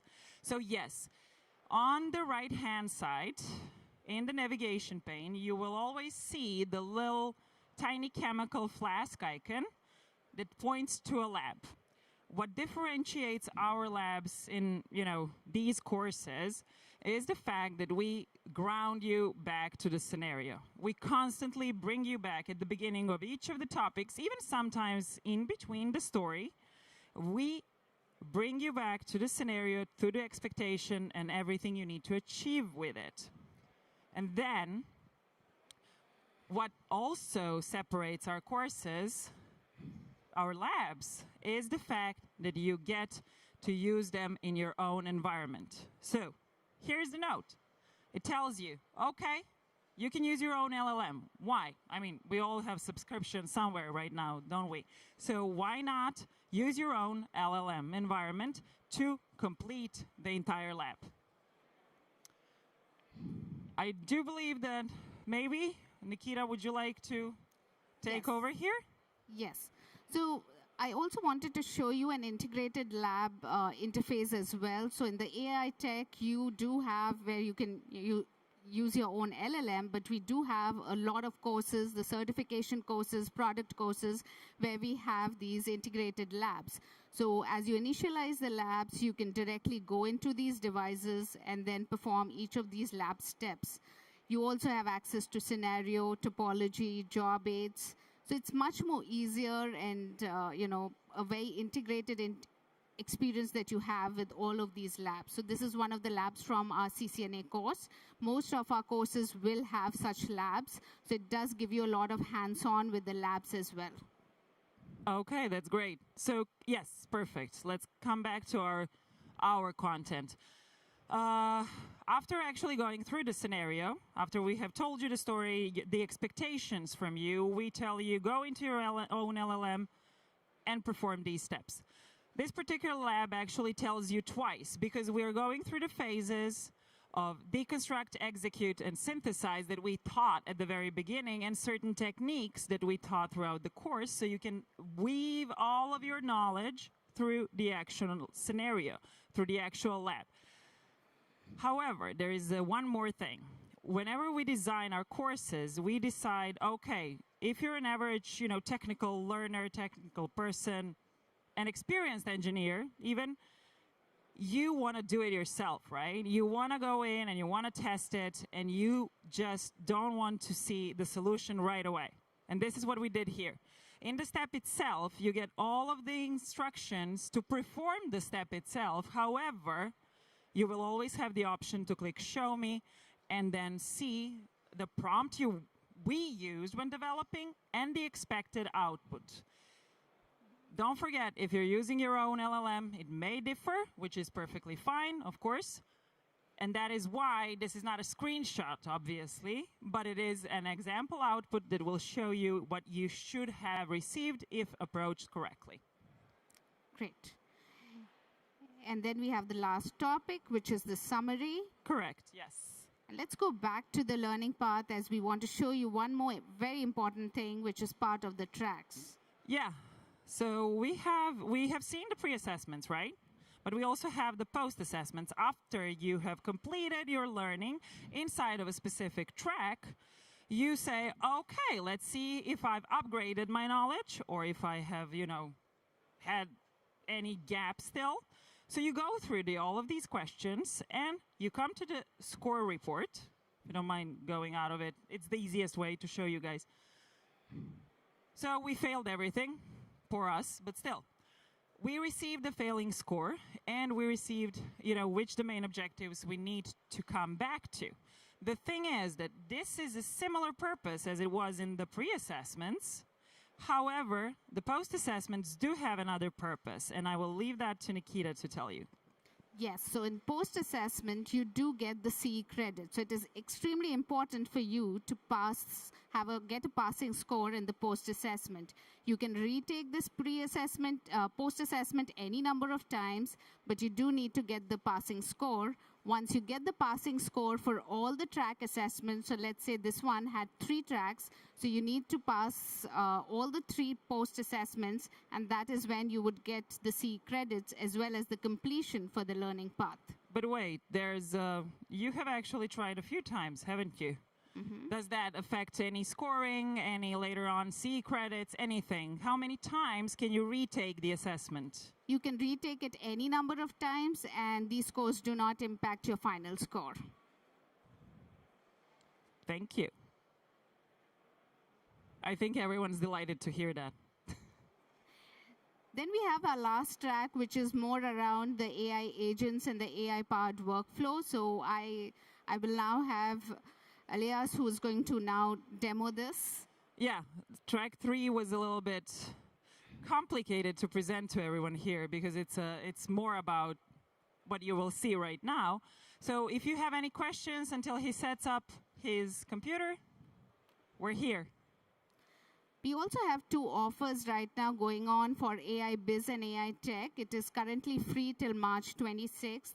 So you can go to Cisco U and take these trainings. We also have one more offer going on with the AI Tech exam. So if you can go to the Cisco Learning Partner booth there, you can get a 50% discount voucher for the AI Tech exam. And you can, if you have more questions on the Cisco U platform, you can reach out to us after this session. Also, there are a few demo booths where you can go there and ask your questions. All right. There we go. So we were talking about AI tech and the third track. So the third track dives deeper into some of the more complicated topics of AI. So this will be just a little demo to show you what everything you can learn with AI-powered workflows. So what even are these AI-powered workflows, right? So AI itself, it's really good at thinking. So imagine you have like an email or a log or something that you want to analyze. Well, you take it, you copy it, paste it into ChatGPT, you get an output, right? It's simple as that. But that works quite well until you get to, I don't know, 200 emails or 50 logs you have to analyze.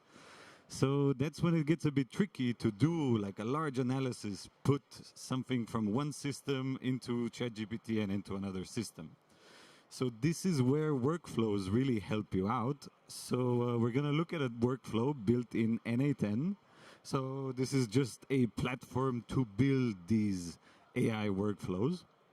So the first one we have, just a simple demo. So as you can see, this n8n, it's built out of these little blocks here. And these blocks, these are called nodes. So these nodes connect with each other. And here we send some stuff forwards, and then we branch it. We'll see everything about it, right? So the first part of this workflow, it says when clicking execute workflow. Now this in production wouldn't be when clicking. You would usually have like a webhook connected for example, Cisco ThousandEyes that would pull actual stuff. But for this use case, I just want to show you how it works. So we're just going to do it when clicking execute. So then we get to a critical alert. So here I have on gist, I have some just an example of an alert setup. So if we look at this node, it just gets a URL, and we can see what happens when we execute this node, right? So we see, there we go, we have an alert, BGP peer down, right? So it looks like quite a critical alert, but we don't really want to think about that ourselves, right? So we send it directly into ChatGPT. So here we have just credentials you connect it with, and then we tell it message a model. You pick a model here. For this case, I have GPT-5 Mini, but all the small models work here. And then, well, of course, we have to give it some instructions what to do with this data that's been pulled, right? So some simple instructions here.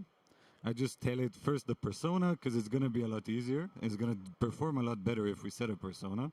So we tell it that it is a network operations expert analyzing incoming alerts. So I wanted to analyze the alert. And what alert do I want it to analyze? Well, the one I just pulled from gist, right? And I have to specify what the output is going to be. So for this, I have it just to return the analysis as a valid JSON with this exact structure. This will be useful in the end when we actually have to deal with this data, right? And then we tell it also the severity, that it has to be either critical, high, medium, or low, so we don't run into any actual problems, so that it classifies it as, I don't know, medium, high, or none, right? And I tell it to be concise and technical, so we don't run into really major like hallucinations, or we get too long of responses. So we can click execute step. Now this one's going to take a lot longer, or a bit longer, because it has to pull the data, and then it has to analyze it, and it has to send it back. So one important thing to note here with the, that was significantly quicker, but it's just important here for this model choice. I mean, there's no point to pick really like complex models like the full GPT-5 or advanced thinking or anything. Just the small models work here because it's really a simple task that it's doing at the end of the day. So now we have this output that we still can't really do anything with.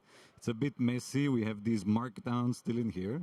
So to actually deal with this, we have some simple code in JavaScript that removes all of the markdown from our output and gives us just a clean JSON output that we will then use. So if we execute this step, right, that just takes out the \ns, we get a very nice structured output. So this tells us what the severity is. So it pulled that all of this from the data we gave it in. What the likely cause would be, the immediate impact, and then some recommended actions, how to deal with this alert, right? So what do we do with this data now? Well, we can actually send it through an if gate. So if it is critical, right, we should probably page an on-call engineer. So what we have here is just a simple if gate that looks at the severity right here. And if the severity is critical, it's going to return us true. And if it's not critical, then it's just going to return false. So simple enough. We run this node and boom, there we go. The alert actually is critical.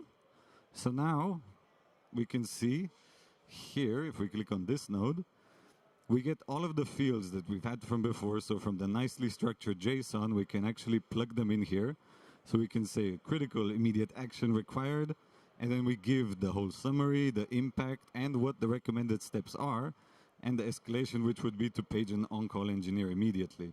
So what do you do with this, right? With this, you can actually now connect it to, for example, WebEx or Slack or Teams, and you can like directly page the engineer without really doing much yourself. So it takes away a lot of the actual manual work, which an AI itself wouldn't be able to do as well. So that's really where these workflows come in handy.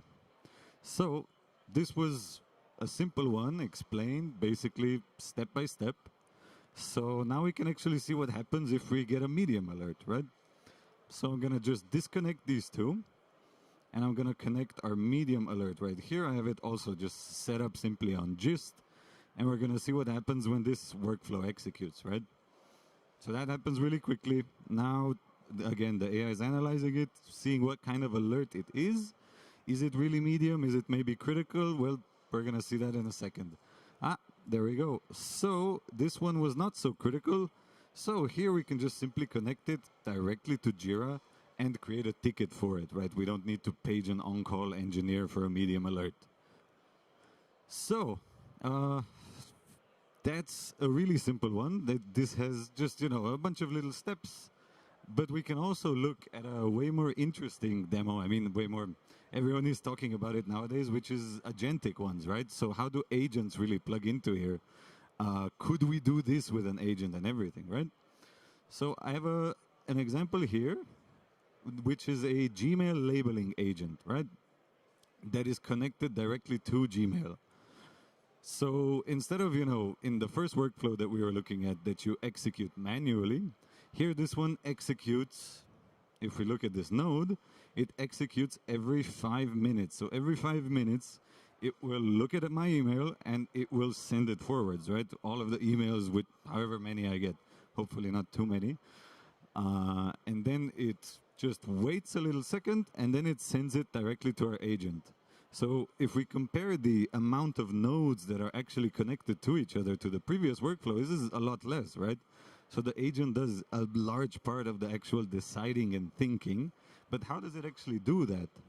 Well, here we can see the agent has a bunch of little things you can connect it to, right? So you connect your chat model. This can be basically any chat model. For this case, I have an OpenAI chat model. And then we can connect some memory on it. So this memory is just a little buffer in case there's too many mails, so it saves some of them and can deal with them later. But where the real magic happens with these agents, it's the tools, right? So the tools actually give an agent the abilities to do stuff with your email. So this one, for example, it can read your labels, it can get your messages, it can add a label to a message, and it can even create a label. So let's see, well, how do we even, how does he do it, right? So this agent right here we have the system message. So these are basically the instructions for the agent. We can see them a bit closer here. So we tell it, what is your purpose, right? The purpose is to automatically categorize incoming emails. And then we look at the tools. So that's all the tools we were looking at before. So the tools are to get the messages, read the labels, create a label, and assign labels. So this is important just so that the agent knows exactly what it has access to, what it can do, and what it can't do.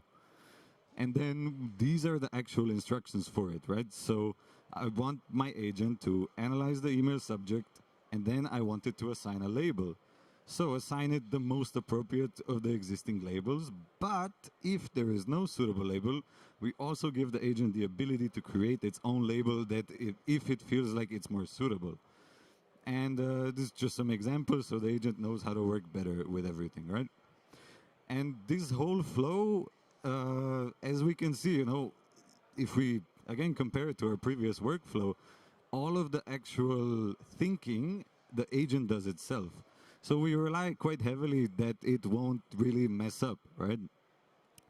And, well, that's about it for the demo, for the agents and for the NA10, just a little taste of everything that you will be able to see in our AI Tech course. And now I will hand it over to Nikita. Thank you, Elias. If you want to learn more about these demos and AI-powered workflows or Agentic AI, do go to this training on Cisco U, which is AI Tech. You will find more information on that. This session is for 1 CE credit, so if you've badged in, make sure you've badged in because that will give you 1 CE credit. Also, please do fill out the survey forms. That really helps us. And if you have any questions, do let us know. We do have this offer going on right now, so if you want 50% off on the AI Tech exam, please do visit the booth right next to this theater here. It is the Cisco Learning Partner booth. And these are our two AI offerings, AI Biz and AI Tech. Right now it is free until March 26th. These do give you CE credits as well. A total of 16 CE credits between the two. Thank you, everyone. If you have any questions, do let us know. Please do fill the survey forms for us. Thank you.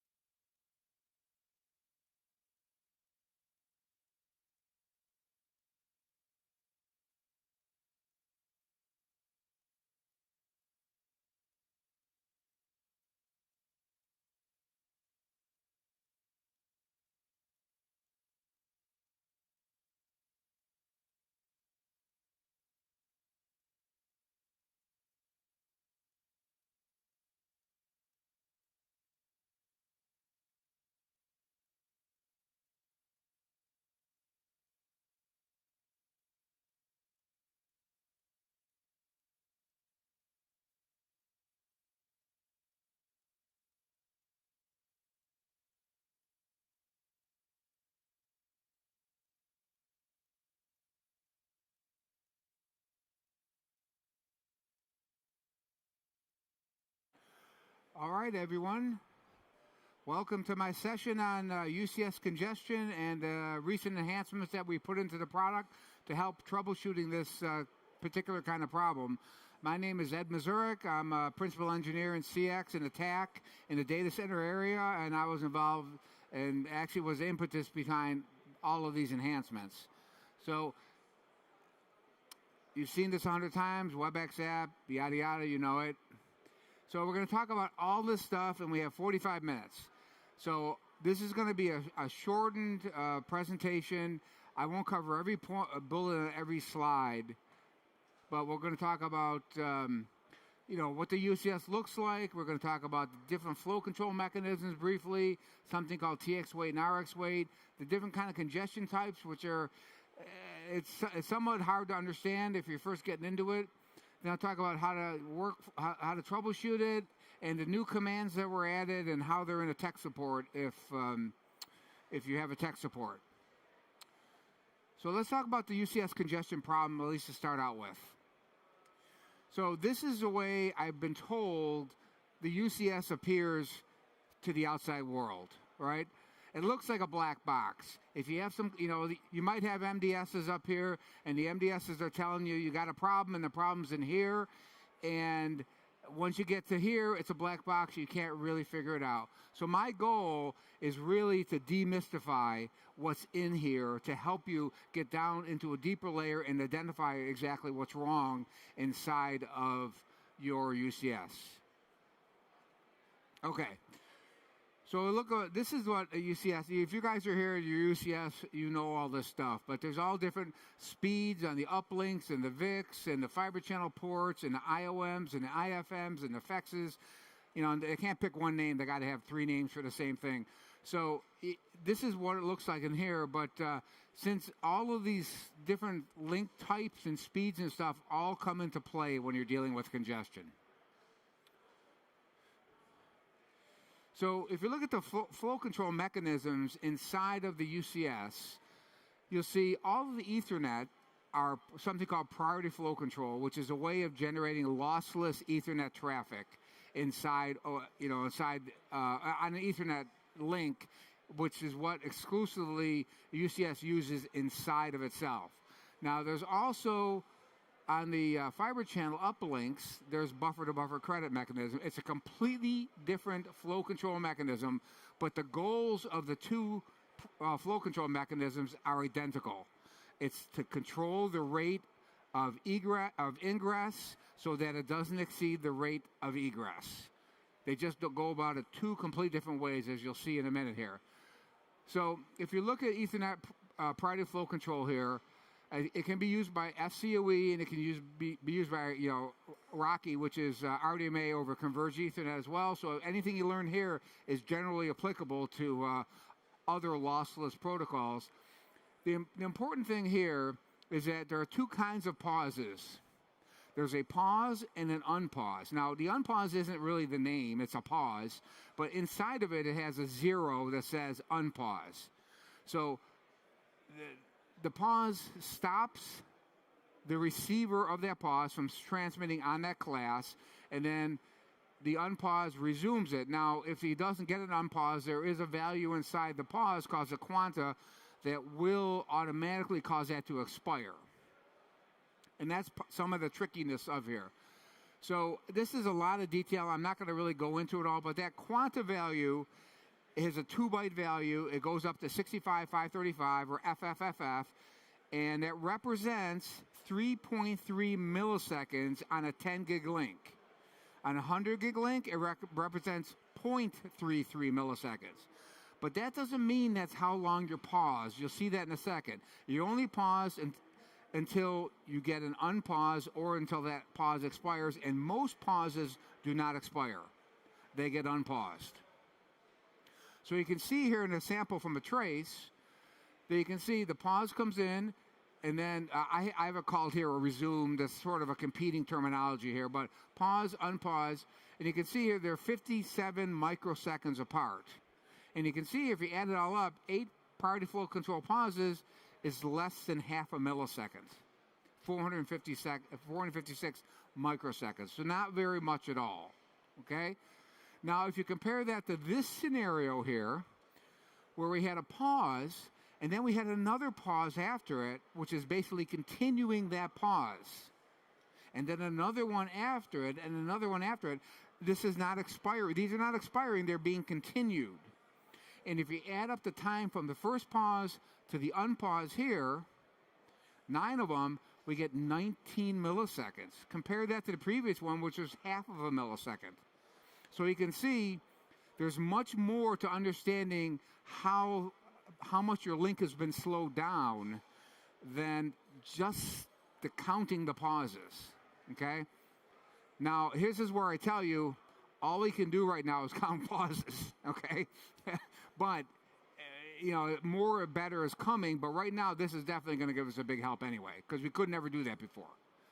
So just bear in mind, you're going to have to look at these pauses, and you're going to have to say, okay, I have this many on one and this many on another, and you can't take you can't say that, okay, I got 100 pauses here, and this one's got 90. The 90 is definitely better than the 100. You cannot say that, so just bear that in mind. Now, also inside the UCS is Fiber Channel, of course, and Fiber Channel uses buffer-to-buffer credit mechanism, a very efficient flow control mechanism. It doesn't take any bandwidth. If you want to know how, I'll explain it later. It doesn't take any bandwidth away from Fiber Channel. But again, it's a way of slowing down traffic when you're having trouble delivering the frames that you've already gotten. And what happens is the sender can send a frame until he runs out of credits. If the receiver of that frame gets congested, he'll stop sending these alreadys.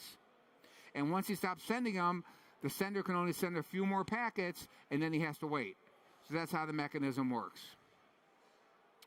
Okay, so TX and RX wait, this is sort of a concept of how much time the link is waiting to transmit, or how much time the link has been prevented from the other side transmitting to it or receiving frames. We increment this in 2.5 microsecond increments. Now, if you're an MDS person, this should be very familiar to you because MDS has got both TX wait and RX wait. So if I'm being slowed down, let's suppose the UCS is withholding buffer-to-buffer credits from me and slowing me down, I'm going to increment TX wait, and it's an exact amount of time where I can't transmit, so it's really good for determining levels of congestion. Now, if I'm slowing the UCS down because I'm having trouble delivering things to, let's say, storage arrays or something like that, then I will increment RX wait, indicating I'm doing it. And it is so, but that's on buffer-to-buffer credits. Likewise, on pauses, some ASICs, not on the UCS yet, or actually on the 6th gen, yes, it will support this eventually. So that's, you know, we don't have the outputs yet, the commands, but that's coming. But again, that concept of waiting to transmit applies perfectly to PFC as well. Because if I'm getting paused, then I can increment TX wait. I'm receiving pauses, so I increment TX wait. And then when I get an unpause, I then stop incrementing TX wait, and that exact amount of time that I was prevented from sending goes in TX wait. Now, if I'm sending pauses, I'm incrementing RX wait. So that will come into play once the 6th generation comes out. Once this stuff comes out in the 6th generation. But TX wait and RX wait, that's like the best thing ever when dealing with congestion because it gives you exact levels. So if you look here, what I've been trying to say here is the delta time between pause and unpause is what's really important. Okay, there could be, as you showed in that one example, there could be multiple pauses in there and then one unpause, and that whole delta time is the amount of time we can't send. And then, but on this side, the sender of the pause increments RX wait, the receiver of the pause increments TX wait. So it's very easy to get confused because your RX is stopping your TX. So anyway, it takes a little getting used to when you're troubleshooting this stuff, and if you get it backwards, you'll end up in a completely different part of your network where there's no problem. Likewise, buffer-to-buffer credits, it's really the delta time between no already and the next already that dictates RX wait on this side and TX wait on that side. So if I'm not getting alreadies and I can't transmit, then it's TX wait. If I'm withholding those alreadies on this side, I'm incrementing TX wait. Okay, so that's the basic flow control mechanisms for both Ethernet and Fiber Channel, and then the concepts of TX wait and RX wait. Let's talk about the different congestion types. There's really four main congestion types, but I'm only really going to talk about two here: slow drain and overutilization, and they really are different. Most people will call any congestion problem slow drain, and I've been working against that now for probably 7 or 8 years. Because once we started figuring out that there's two different kinds, it's important to distinguish between the two because what you do to resolve the problem is going to be completely different depending upon what it is. So slow drain is where the receiver utilizes flow control to reduce the rate of incoming frames. So what that means is either on Ethernet, I'm sending PFC, or on Fiber Channel, I am stopping sending alreadies. That's slow drain. Overutilization is a little harder to understand. It's when I'm going to pick on servers because, UCS is full of servers and they normally have the problems. Storage arrays don't normally have the problems. So a server is saying, I'm issuing a bunch of reads, and I'm connected to multiple storage arrays out there, and I'm issuing multiple reads at the same time, and I'm getting a whole bunch of data coming in. Actually, the more data is coming in, let's suppose I'm a 10 gig link inside of UCS. So let's suppose I've issued 40 gig worth of read commands. I can do that because a read command is a very small command that has a very big payload value. So what happens when that 40 gig of data comes in? Well, it's going to back up. We can only transmit at 10 gig. So it's going to back up inside the UCS, back up through the FEX, back up to the FI, back up to the MDS, back up to the storage arrays, and back up through your entire MDS SAN if you have one there. So the difference here is that the first one, there's some kind of internal problem in that server preventing it from receiving the frames at the rate that it asked for them, okay? The second problem is it's just asking for too much. You got to give it more resources, higher bandwidth, more VIX, whatever it is. So the resolution for the two is really completely different. So if you look here, slow drain is where either we're not sending our readies or we're sending pauses, and that's going to propagate through the fabric all the way to the storage array, okay? High utilization or overutilization, the data's coming in at a very fast rate, but we can't send it. It's going to build up here, and then he's going to send it, depending upon what this is, either withhold our readies or start sending pauses back. So if this is the FEX, if this is the VIC, this is the FEX, he's going to pause. If this is like an MDS or something, or this is an FI, he's going to stop sending our readies back, but it's going to make its way all the way back to the storage array. So if you look here, completely different causes for the problem. One is slow drain, one is overutilization, but if you see here, the result in your fabric is identical. So the same kind of carnage can happen here with either one of them. It looks exactly the same. In fact, some of the most severe problems I've ever had was due to overutilization or high utilization on that link. So this is how you need to identify this, but the result, you can't identify what it is by looking down here. You got to get into this area to look, okay?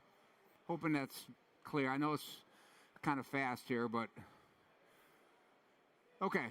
So now, where can we have congestion inside of UCS? This is sort of my best diagram I could come up with of what a UCS looks like logically. So we got all these links. Any of these Ethernet links can have PFC pauses on them. And then we can have fiber channel as well. So any of these points inside here can be congestion points. Generally speaking, the FI and the IFMs or FEXs or IOMs, whatever, they in themselves are not really a problem. It's the links that they service and stuff that are really where the problems occur. Now, if the VIC is sending pauses, then there's some problem inside the server. That's where slow drain would be. Okay, so this is what I basically just said, the different places where that can happen. Again, overutilization and slow drain. Now look right here, 1A. This is what makes FCOE and UCS troubleshooting even a little trickier if I haven't already kind of indicated it's tricky enough. Overutilization can also include speed mismatches. And if you notice that from one of the slides at the very beginning, none of those speeds are the same. Fiber channel can be 8, 16, 32, 64. Ethernet can be 10, 20, 25, 40, 50, I guess, if you have port channels. So if you notice, none of those speeds are the same. So there's going to be some points of congestion if you're going from a higher speed to a lower speed. So there's going to be some general level of congestion in some installations depending upon what you're doing in those installations. So understanding what's kind of normal versus what's abnormal is going to be important. But these speed mismatches are going to cause flow controls naturally to kick in. Okay, so how do we troubleshoot this stuff? And if you want more information, this is a more full description of SAN congestion to understand it. But generally speaking, you're going to be looking for the culprit. This is the device. This is the point in the fabric that's causing the problem. But the culprit may not be all you're interested in. You may be interested in the victims as well. And the victims are who's affected, because sometimes it might be that you had an event and another group is saying, why was my application affected? And if that's the case and they aren't the culprit, then you might need to get into how to identify the different victims of direct, indirect, and same path, which is really going to be described in here. So identifying the victims is very important because there's always collateral damage with this stuff. Once you have congestion in your fabric, it's not just one device that's affected. And this is just this is looking at the different link speeds here. And if you can see, the link speed differences matter in one direction and not really in another direction. So for example, if you're going out from the VIC to the storage like a SCSI write command, if you got 10 gig Ethernet, 25 gig uplinks, 32 gig fiber channel, you're not going to have any problems, any normal congestion there or flow control normally if everything's working properly. But if you're coming back the other way, well, you're going from a 32 gig fiber channel to a 25 gig Ethernet to a 10 gig. There's going to be some flow control exerted in there just to equalize the speeds. Because this VIC, if he's the only guy in the world, he can only get stuff at 10 gig. So if he's not causing slow drain, he's just getting data the way he wants it, then naturally there's going to be some flow control here. And understanding the kind of the natural level of that versus what's abnormal or abnormal is really going to help you out. And up in the right-hand corner, so what I'm trying to say is some level of priority flow control is going to be normal in your fabric. Don't think it's going to be zero. Don't look for it to be zero, because it's not going to be zero. Now, in this direction, it might be zero. But in the other direction, it's not going to be zero. Okay, so the troubleshooting methodology that you'll use is you have to understand that SCSI or NVMe read generates data towards the server, and a SCSI or NVMe write generates data away from the server towards the storage array. And if you have TX congestion, like TX wait, or you're receiving pauses, that's like TX wait, then you need to follow the congestion to the source to find out who the culprit is. So you should check the next hop where the PFC pauses are being received from. Now, if you happen to look at RX congestion, then what you have to do is you have to check the next hop where the data is being received from, because you're sending the pauses or you're withholding the buffer-to-buffer credits. So I'll show you this here. So TX congestion, if their RIDs are being slowed down to the MDS, and we need to look now at the FI, and then at the FI we'll say, oh, we got pauses coming in from the VIC, and then at the VIC or at the FX level, we'll look right there and try to see if there's a problem at this VIC level, or maybe there's some overutilization on these links or something like that. But you have to basically go towards the source of the congestion to find the culprit. As opposed to RX congestion, so if the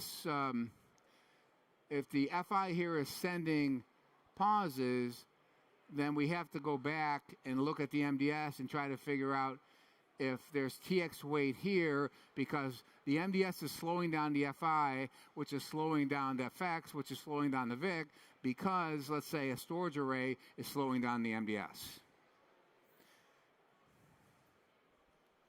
Okay, so that's kind of rapid fire there on how to troubleshoot it, but it is important to kind of get the direction, if it's a TX congestion or it's RX congestion, because if you don't get that right, you'll end up, like I said, in a part of your fabric where there's no problems. And if there's no problems, you're going to say, okay, I did what Ed said, and he led me astray. He took me to some place where I'm not seeing the problem. So there is going to be a trail that leads to the culprit of the congestion. So what do we do here in UCS? And what kind of commands are there available in the UCS? That's probably what you're all here for. So the show interface fiber channel is already there. It's really, I'm not going to say worthless, but it has no congestion information inside of it. It'll tell you how many bytes and frames a second and stuff. It tells you how many credits. Now, if you see like 0 transmit credits remaining, that means you happen to stumble on it at the time when there was a little bit of TX congestion on that port. But how long it was at 0 credits, you have no idea. So this is, people used to troubleshoot this stuff by hitting this command and saying, oh, there's a 0. That must be bad. I mean, what are we, in the 1950s? That was terrible. So this is hopefully going to improve now in the 6th gen FI as well, because there's more, the ASIC that's going to be doing the fiber channel has much more diagnostics like TX weight and RX weight in it. So look for that. But this is what you got now. It's really almost nothing. If you're troubleshooting fiber channel congestion and your upstream switches and MDS, really that's what you need to look at, because he's going to have the congestion information in both directions, especially if you're on a 64 gig capable port like an MDS 64 gig module or 64 gig fabric switch. They're all the same as far as the diagnostics that are available. Now, also inside the FI is show interface prior to full control. Now this can be helpful. It's just counters since they've been last cleared, and there you can see there's RX. You would think they would say RX PFC, but they didn't say RX PFC, right? They invented a new term. PPP means nothing except for per priority pause.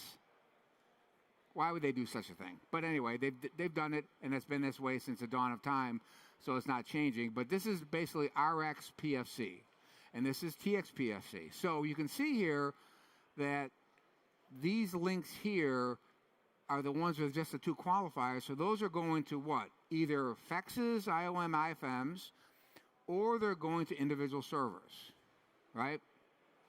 So if we're getting a bunch of pauses from this, then the way you would troubleshoot this without the new stuff that we put in, and is you'd look at these numbers and you'd say, well, these are 2 orders of magnitude above these. I'm going to look at these guys first, and I'm going to figure out what this is connected to, these are connected to, and then take my troubleshooting there. That's how you would use this.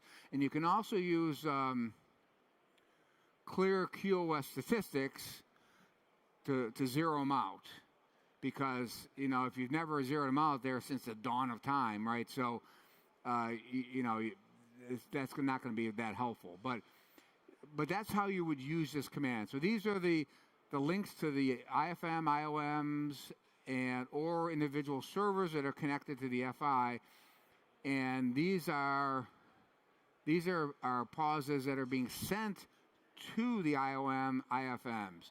So if you see this, then that tells me that the FI, so if you see this, the TXPPP, that means the FI is slowing down the IOM/IFM.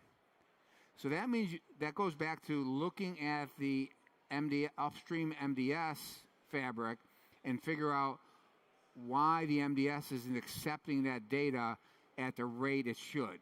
Or maybe you just don't have enough links to the MDS. That's like the best thing ever that you could find. If you don't have enough links, then you can just add a link and be done with it. Wouldn't that be fabulous? And sometimes that's the case, because those fiber channel links are subject to overutilization as well. And if if those fiber channel links to the MDS are maxed out, then he's going to send PFC. He's going to send transmit PFC on these interfaces. But these are where the individual servers are sent, or the FEXs are sending them in. It may or may not be coming from the individual servers. That's what we have to look at. So the continuation of that command, this is just continuation of it. It looks like it's a whole command, but it's just continuation. These are the 3-level identifiers, which indicate the links to the individual IOM/IFMs. And the first number is the FEX number or the IOM/IFM number. And then the other ports are the individual ports that go to the host interfaces, HIFs. Yeah, I think you guys know the terminology. So these are the individual links to servers. And you can see here, like RxPPP, saying we got Rx priority flow control from this link. So the key would be to check out what server that's connected to.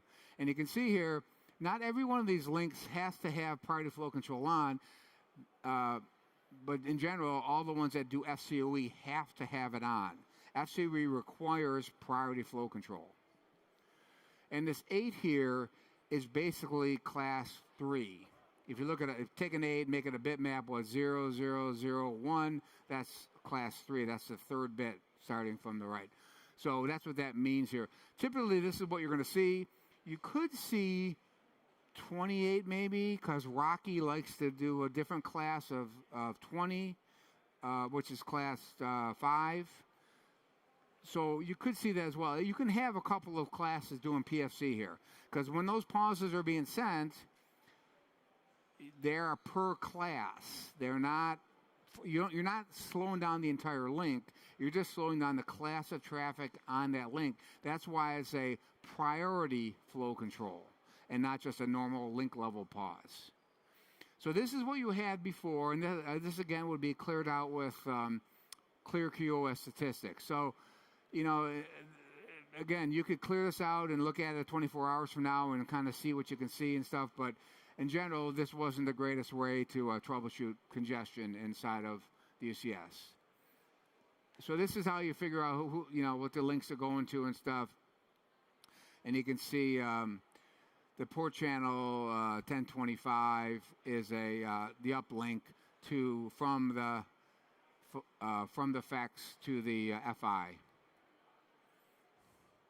Okay, so what do we do? What is the new stuff here? Because I'm running out of time, but we added in 434A, we added show logging onboard FC data rate, which this is going to be time and date stamped high data rate events on the fiber channel links. We added show logging onboard data rate. These are going to be the same kind of high data rate events in both directions, TX and RX, that are on the Ethernet links between the FI and the IOMs.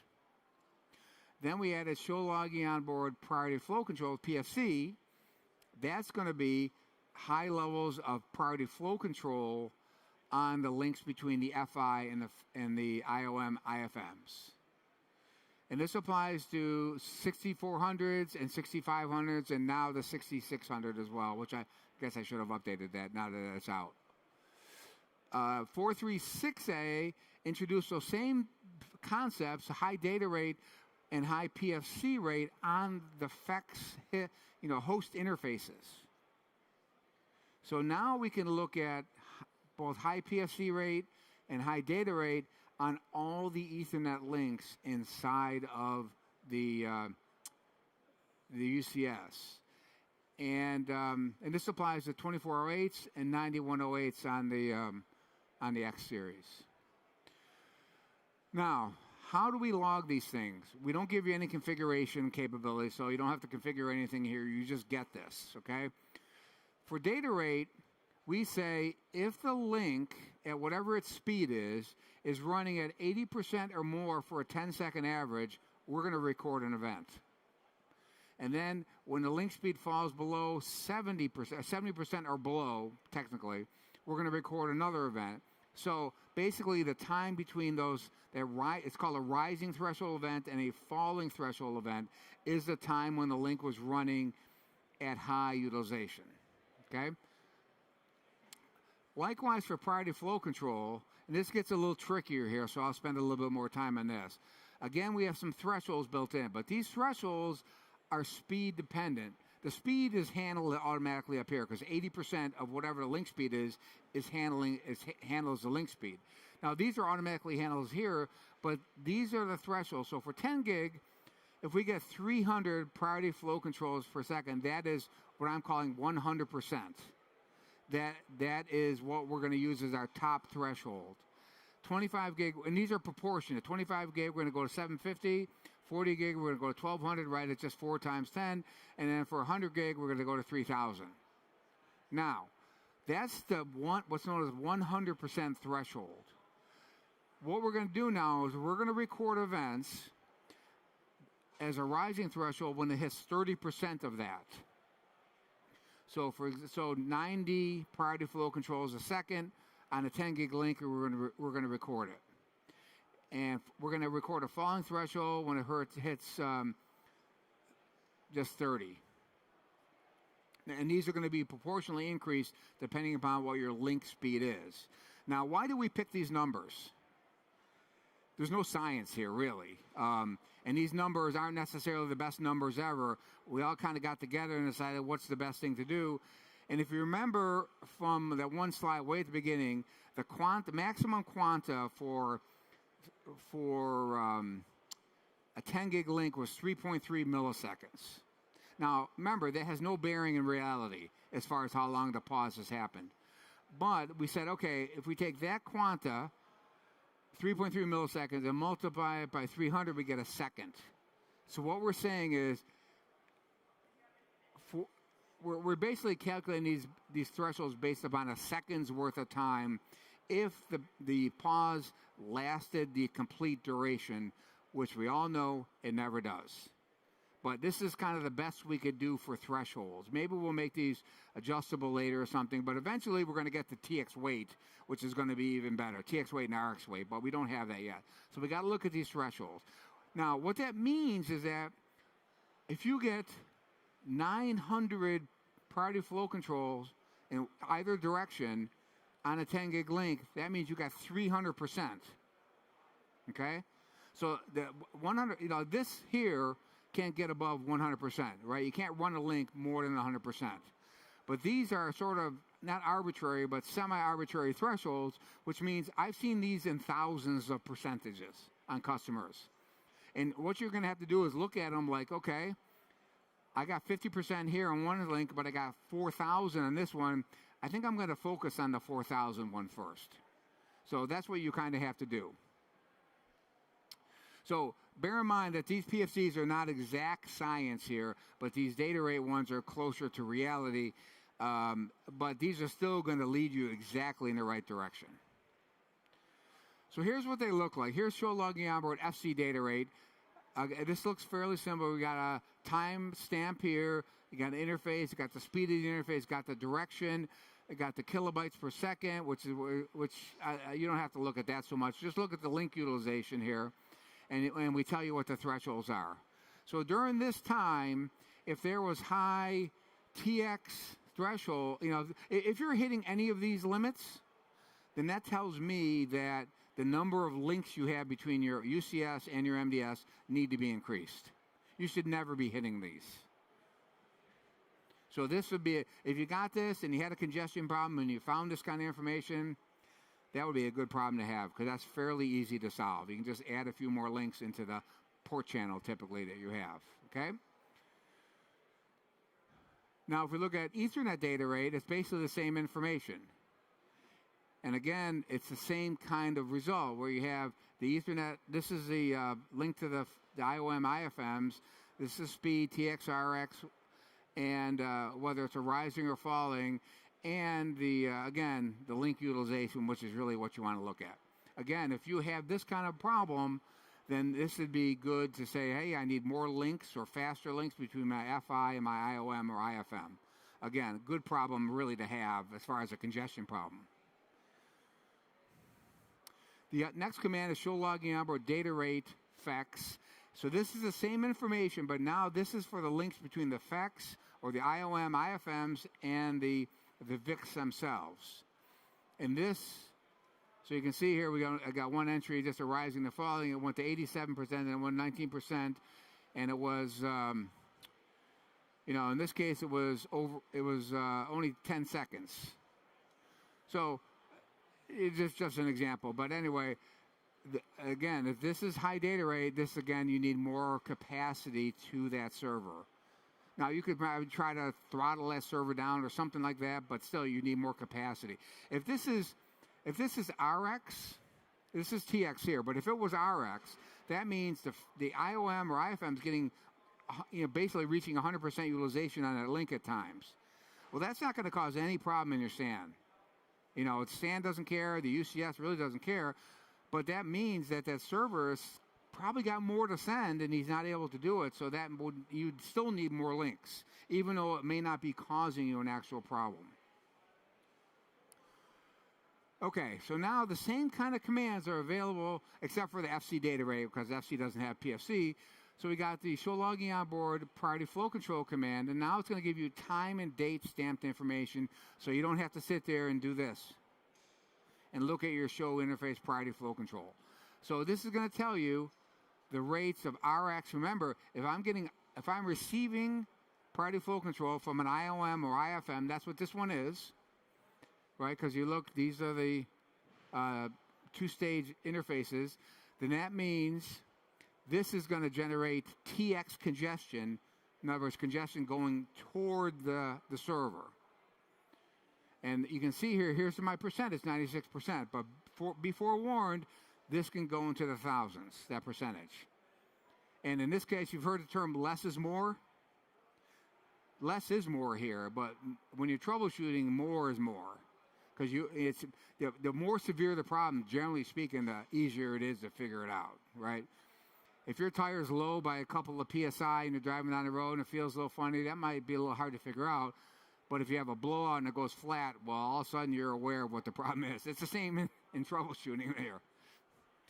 So anyway, this is going to give you the priority flow control, both TX and RX, between the FI and the IOM or IFM. And it looks the same no matter if it's an IOM or an IFM. And we give you the thresholds here, just in case, so you don't have to memorize them. And likewise, this is on the HIF links from the IOM, IFM to the individual servers themselves. And again, the direction here is going to tell you if these are being received, then that tells me that the server is slowing down the IOM, which is going to slow down the FI, which is going to slow down the MDS, which is going to slow down the other MDS, which is going to slow down the actual storage arrays. And then inside of the VIC itself, we have TX weight and RX weight. So this will give you a more specific values here that you can connect in there. And we are getting these added into the tech supports for all of the VICs in one tech support so you can look. But this is going to give you like TX priority 3. So remember, it is based on the individual priority, like for FCOE, and it tells you the port on the VIC, and it tells you whether if this is TX and this is TX weight, if this is RX and it's RX weight, and we give you the timestamps when it happened, when we recorded it. So this is out there, but you got to connect into them, and this is going to be in tech supports here. I think it's already done. It's just a question of getting the release out in the field. And then if you want to look at stuff from the Intersight Metrics Explorer, you can look at some stuff with like PFCs and stuff. You can add them in there. I play with it a little bit. I don't know. It's not, you have to kind of be looking at it maybe or have it running or whatever to look at it. But remember, this is only going to handle one kind of congestion. It's not going to handle the other kind as well. So this is just something that's available to you if you want. But now for me, I'm in TAC, so what do I need? I need a tech support. Now we can look at all of this information. Now when you're creating it in UCSM, you got to make sure you click that box, include fabric interconnect trace logs. Okay? That's going to give you all this extra information in the tech support. And likewise, I think you just get it in the IMM tech support. But here's where it is in the tech support itself.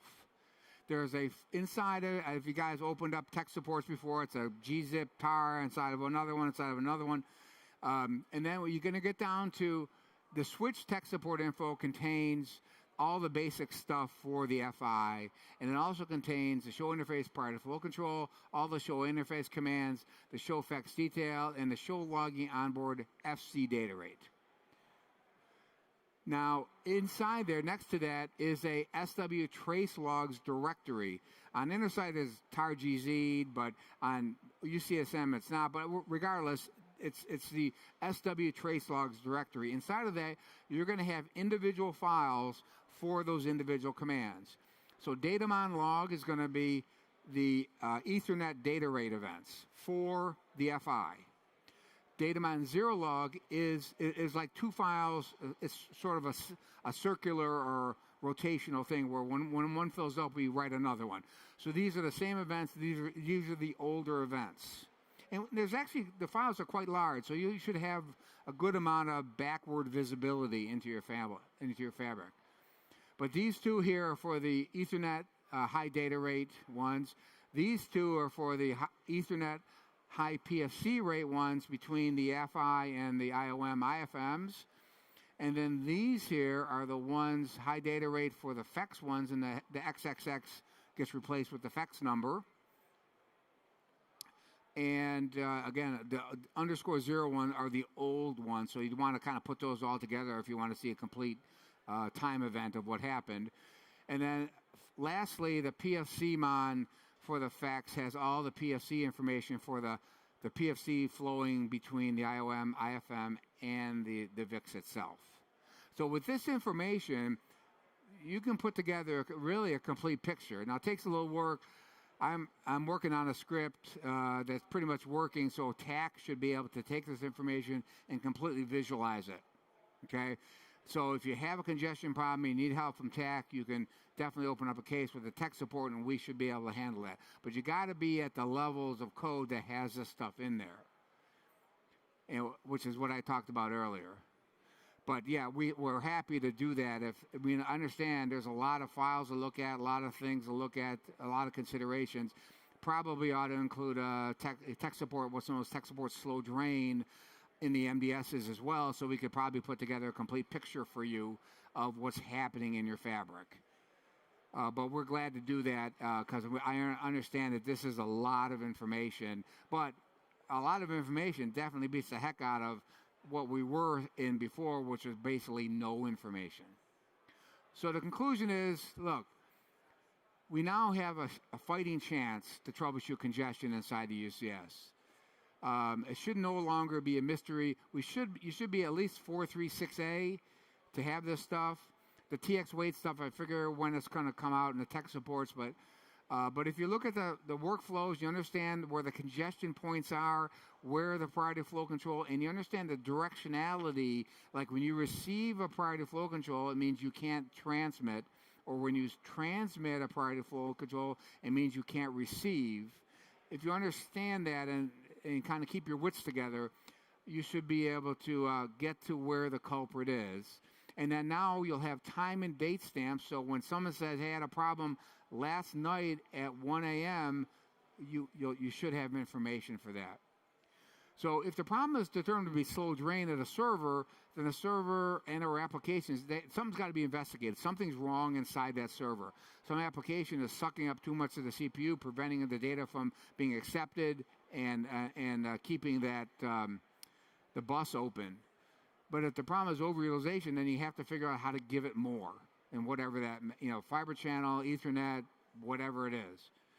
And we are coming out with more features, like I said, the TX weight stuff in the tech supports for the VIX, as well as in the 6th generation FI, there should be we should have several different new features coming out. I'm not sure exactly when that is. We're still working on them, but that's going to give us exactly what we need. So anyway, that's it. I do have a book. Not that I make a lot of money on the book or anything, but there is a book on congestion. If you're interested, it's in the store, the Cisco store. It does have a section on UCS, but it doesn't cover any of this stuff because this stuff just came out after the book. But it does have a lot of case studies in there to help you figure out, go through a case study and say, okay, that's how they troubleshot that, how they went from here to here to here to here, what were the indications along the way. And here's some other sessions, some other recorded ones here that you might want to look at for more information. There is this is a stripped down version. If you want the full version, you can do a search under my name, and you can see it in there. I referenced it in that slide at the very beginning. I think I skipped over it. And there you're good. Complete your session evaluation. I guess you got to make sure you got scanned in to get the survey. And I think if you don't scan in, you don't get the CE points or whatever. I think that's right. So make sure they scanned you. And thank you very much. I appreciate it. Thanks for your attention.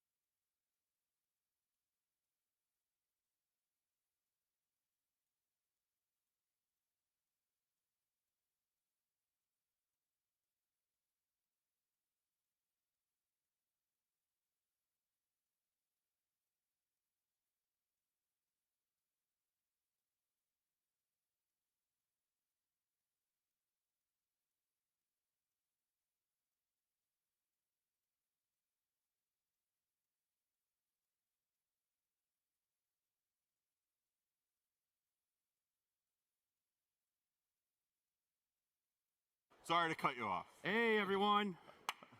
Hello. Can you guys hear us? Yeah? Check. Cool. We all good?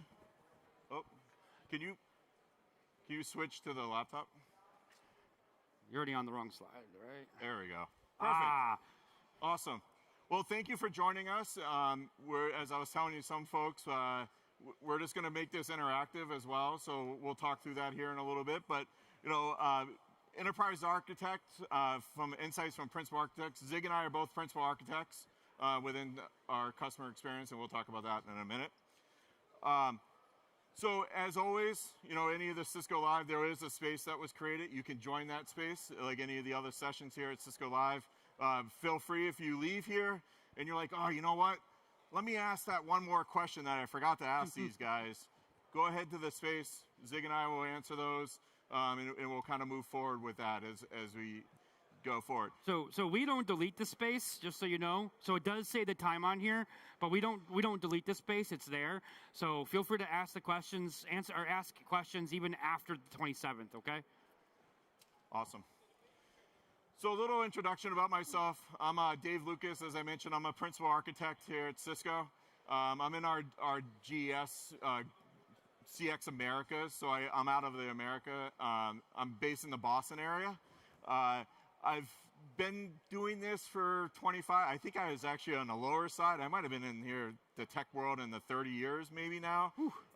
So been around. I came from a partner, went to Cisco. I've been at Cisco for 16 years now, and doing multiple verticals from retail to healthcare, financials, so cover a wide variety of different verticals within our enterprise.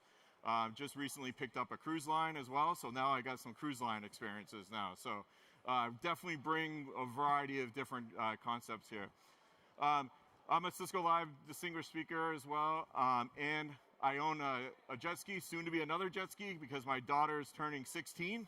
And you know what? She wants her own jet ski. So buying a second jet ski, they always say that you buy one jet ski, you're going to eventually buy another jet ski. So I'm a boater, jet ski person, and I love beer. However, this week I've been a little, you probably see me hobbling around. My foot's been acting up, so I actually have not been drinking much beer here.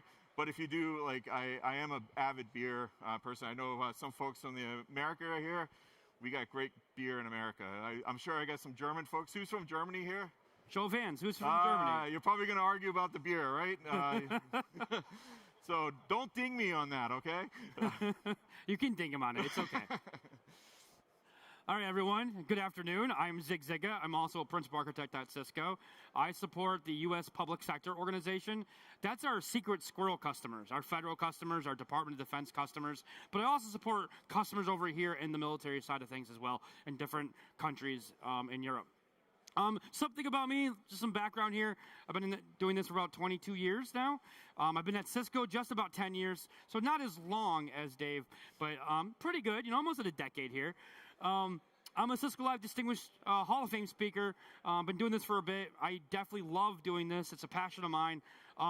Just some guidance before I go to the rest of this. Feel free to ask your questions today. Dave and I live and breathe this stuff, but we're here because it's your time. You can use this time as best as you can and ask your questions. We will do everything we can to answer all those questions you have today, okay?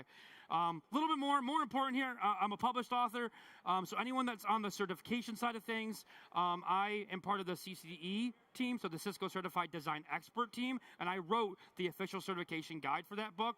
So anyone that wants to go down that path, you can see me, ask questions. I'm all in on that certification. And then, who loves video games? Show of hands.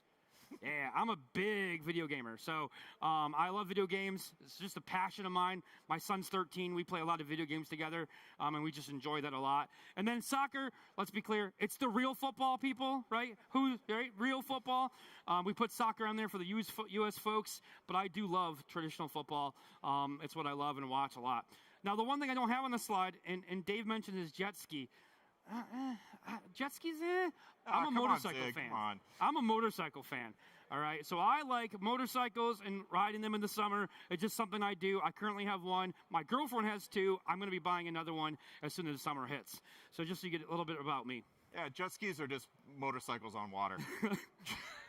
And it hurts more when you... Yeah, but you've got to go find water, dude. True. Like, I don't Fair. have to find water. I just go take it right out of the garage. Yeah. Awesome. So, thanks, Zig, for that. Yeah. So, about end of last year when these sessions were opening for us, Zig and I got together. We work together a lot. We do a lot with Cisco Live US. I've presented Melbourne. I've presented here. And we kind of said, hey, you know what? Let's put a session together for the Cisco U Theater. I personally had never done a Cisco U Theater here. So I'm like, yeah, let's go ahead and do it, right? Kareem had reached out and said, yeah, we have some slots. And we kind of brainstormed and said, you know, let's kind of, instead of you all just sitting and listening to us talk about all this content, there's phenomenal content here, and it's been a long week for you all just to really listen into the content. We wanted to kind of open it up for you all and ask us, right? Like, instead of us giving you all of it, and I think you can all learn. I've talked to some of you, you're here to learn. Like, just what top of mind for some folks right now. The industry is changing. We know it's going to automation. AI is a big piece of it, right? Like, but we are seeing, you know, multiple different things within enterprise and service providers, et cetera. So, you know, we wanted to kind of change that. So that's what we're going to do. We're going to have a Slido, and we're going to allow you to use Slido and ask, and it'll show up here. And Zig and I will kind of ping pong back and forth and answer some of the questions here. So with that, I'm going to go ahead and let the Slido fire up. If you grab your phone, if you all have used Slido, I assume, here at Cisco Live, you can go ahead and scan the little code, and then you'll be able to type in a question that you might have for us. While that's happening, let's do a little icebreaker. And I'm going to ask my colleague, my good friend Zig over here, and I say, hey, Zig, so, you know, I know you have a book. You said you're a published author. I know you have a book coming out around AI and security. Yes. So what are you seeing in, you know, the secret squirrel customers that you might be able to share around AI infrastructure, et cetera? Any insight that some of our attendees might be able to learn from you? Oh, Dave's got to put me on the spot, everyone, all right? This is his job, right? So first off, we don't script any of this, team, all right?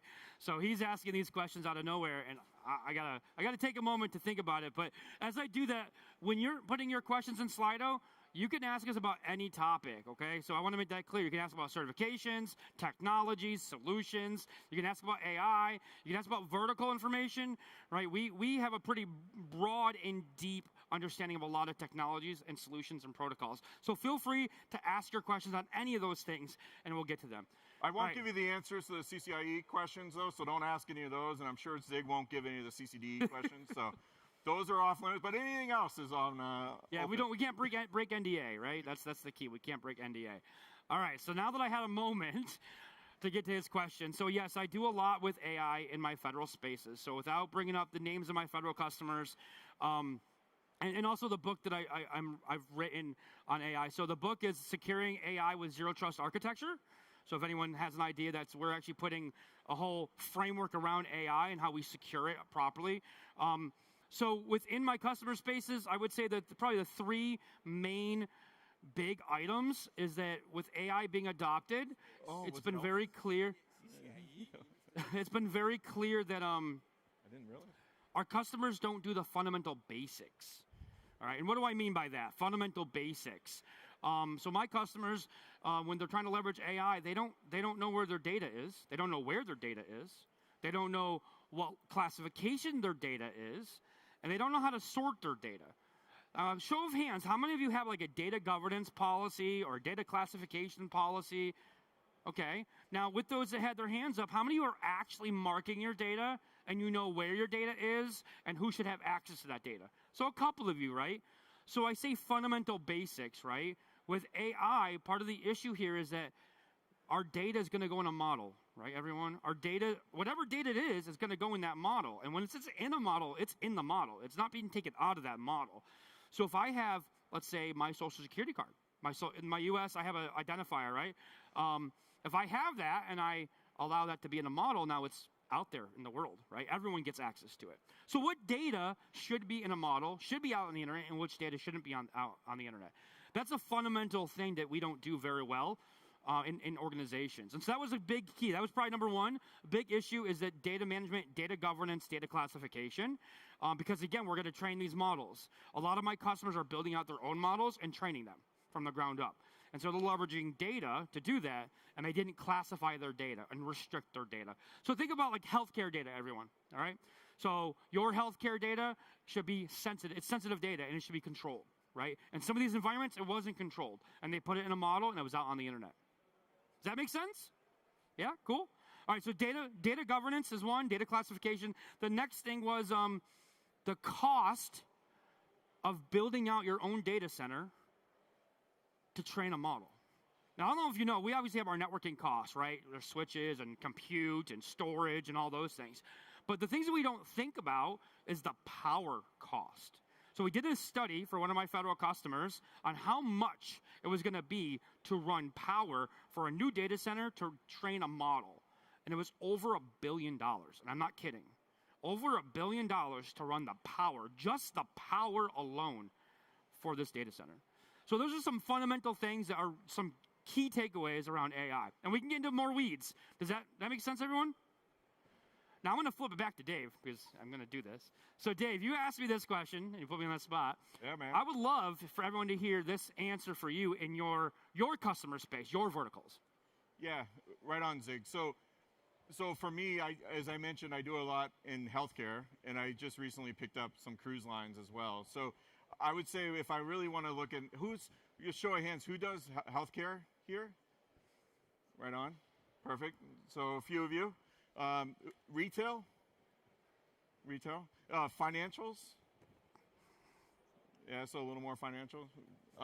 So I would say, at least in healthcare, I don't know where in Europe here, obviously healthcare, there's privacy issues in healthcare.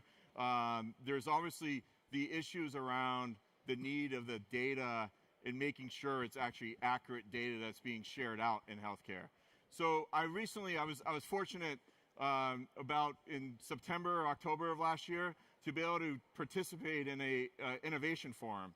It was in Boston, and it was a medical innovation forum. And in the medical world, and I'm not trying to scare folks, but they are looking, and maybe folks that have medical or healthcare experience, they are looking to use AI to be that first level doctor, right? So, geez, I have a pain in my shoulder or something, right? Instead of me going to the healthcare or going to see my doctor, wasting their time, maybe the AI agent can actually field some of the questions, ask me some stuff, right? Making sure it's within constraints of what needs to be done there, and then produce back the data and say, oh, you know what?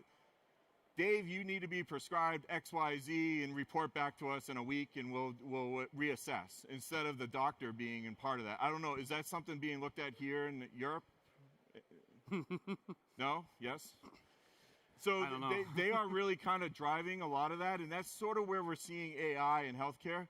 The other big thing is, in healthcare in the US, for example, research is huge, right? So you have this research component where they are trying to use that data to then be able to model that data and then build that. And we're actually, there's a gentleman walking around, I don't know if he's still here, we're actually working on an AI infrastructure for a healthcare customer right now, and that's exactly what they're looking to do, is to build out an AI infrastructure using GPUs from NVIDIA, et cetera, to kind of build out around a research pod and to continually build that research within the data center. So as Zig mentioned, you need the power, you need the cooling. We just announced the new switch here that is all liquid cooled now, and it's really cool. If you haven't seen it, it's over in the World of Solutions over there. But data centers and healthcare, we're not built for that. And I would argue in retail, we're not there yet. Retail, Chuck Robbins, if you listened to our earnings call last night, Chuck Robbins made a comment around in retail, they're adding AI into the apps now. So the big box stores are able to use AI within the app to determine, does this fit my room? Does it not fit my room, right? And we are seeing that trend move forward. Where's it going to go? Who knows, right? I think it's still to be determined a little bit, but I think over time we're going to start seeing this. But governance, security, the data, making sure the data is accurate and not, different is a big concern, at least in the healthcare world, retail, et cetera. So. Can you all imagine an AI doctor? Like that, like what he was just saying. I didn't hear that before, by the way. So like, and my thought, I don't know if you're thinking the same thing. I'm just like, I don't know if I feel comfortable sending my information into this app, and it's an AI engine that's now categorizing my pain or my symptoms. Like, it's crazy, isn't it? Like, it's crazy to think of that, but they're trying to really. Now, could this be next year? No, probably not. It's probably going to be years out, but they're looking at ways to do it. I'll give a funny joke. I know a couple folks are from the U.S. here. AI, retail or fast food, pull into a Taco Bell. I don't know if anyone knows what Taco Bell is. If it's here in the I got short hands over there. Yeah. So Okay. Pull into Taco Bell. What is the speaker? It's an AI agent asking me my order. No way. Yeah. No way. I didn't know that. That's insane. So they're definitely pushing the limits on this AI That's models. All right. Hey, thanks, man. That's a good answer. Well, Zig, looks like we got some questions here. Yeah, we do. Hey, I just curious, since we talked about AI, how many of you are doing anything with AI today? See of hands. Okay, I got a couple more questions, but we're gonna do questions back and forth the whole time. This is what we do. So those that are doing AI today, how many of you are actually working on training your own model? Okay, we got a couple. Wow. Now, those ones, the couple that are training their own model, is it on-prem or in the cloud? Cloud? Cloud. Okay. Cloud? Everyone cloud or some on-prem? Are you doing Inference as well? On-prem? Okay, all right. That's awesome. Just curious, That was for my own information. So on the on-prem stuff, have you built out an AI infrastructure, AI pod for that, or is it still up in a? That's right now in the design phase. Okay. Gotcha. All right. Yeah, thanks, David. Actually, All right. Okay. All right. Cool. And then in retail, are you doing here in Europe? Are they doing? All small. Small AI within cloud, of course. But AI in cloud. Yes. Okay. Thank you, guys. Thanks for sharing. I appreciate it. It makes it a little more interactive. All right, so Dave, I know you're talking about these questions. Which question you want to answer first? Your take on investment protection and the rapid tech evolution of AI infra. So so who asked that question? So with just kind of asking a little clarification around that. So from an investment protection, is that meaning like us humans, or are you talking about? Your personal opinion, your stand as a company, especially you're providing AI infrastructure possibilities, and they are getting outdated within weeks. So. Yeah. That's the reality. It's the reality, right? I mean, we're constantly innovating. We're constantly announcing new stuff, right? Like I just said, we just announced the new switch here at Cisco Live Amsterdam. I think, we have a great stance of, in my opinion, if you're built out an AI infrastructure, of using Ethernet as the way to do that versus some of our other ways of doing that, right? So from an investment protection, I think if you continue using the Nexus data, like the Nexus switches and the data centers, it's a continuous investment of that, right? Now they can be reused, they can, et cetera, right? And it's not you learning a new technology either, right? And I'm referring to InfiniBand, right? Like, so we have seen data that shows where we have actually performed. So I think from an investment protection side, I think we're going to constantly evolve. We're going to constantly get more. But I think you just need to build out what you need and then grow, allow it to horizontally scale. So one of our colleagues built out one of the AI infrastructures for a large hyperscaler, and I'm not going to say their name. And their whole premise was around that, right? Let's build pods, or they called them islands, and allowed it to grow horizontally as they need. And I talked about the healthcare research.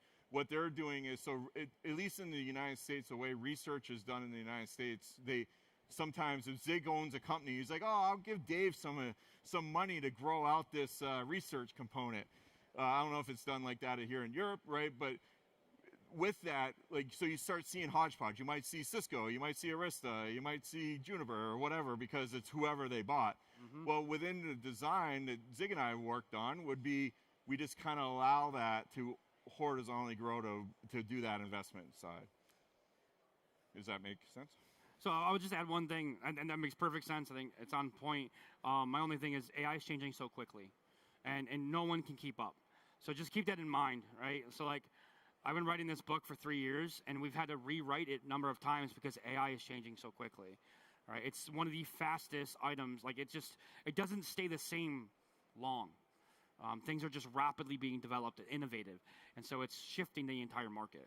So just keep that in mind, team, all right? So like, it's not like cloud, and it's not like a networking back in the day where things are static and it stays static for a very long time.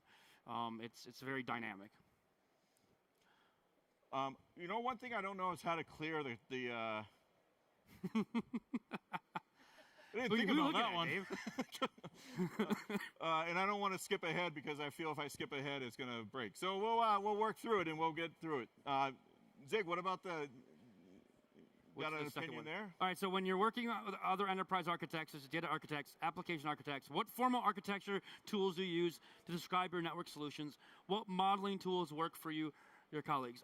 So I'm a business architect, everyone. That's what I do at Cisco. I'm a business architect. I work with TOGAF and ITIL, and I create strategies for our customers, technical, business-aligned technical strategies that are like 5 to 7 years long, right?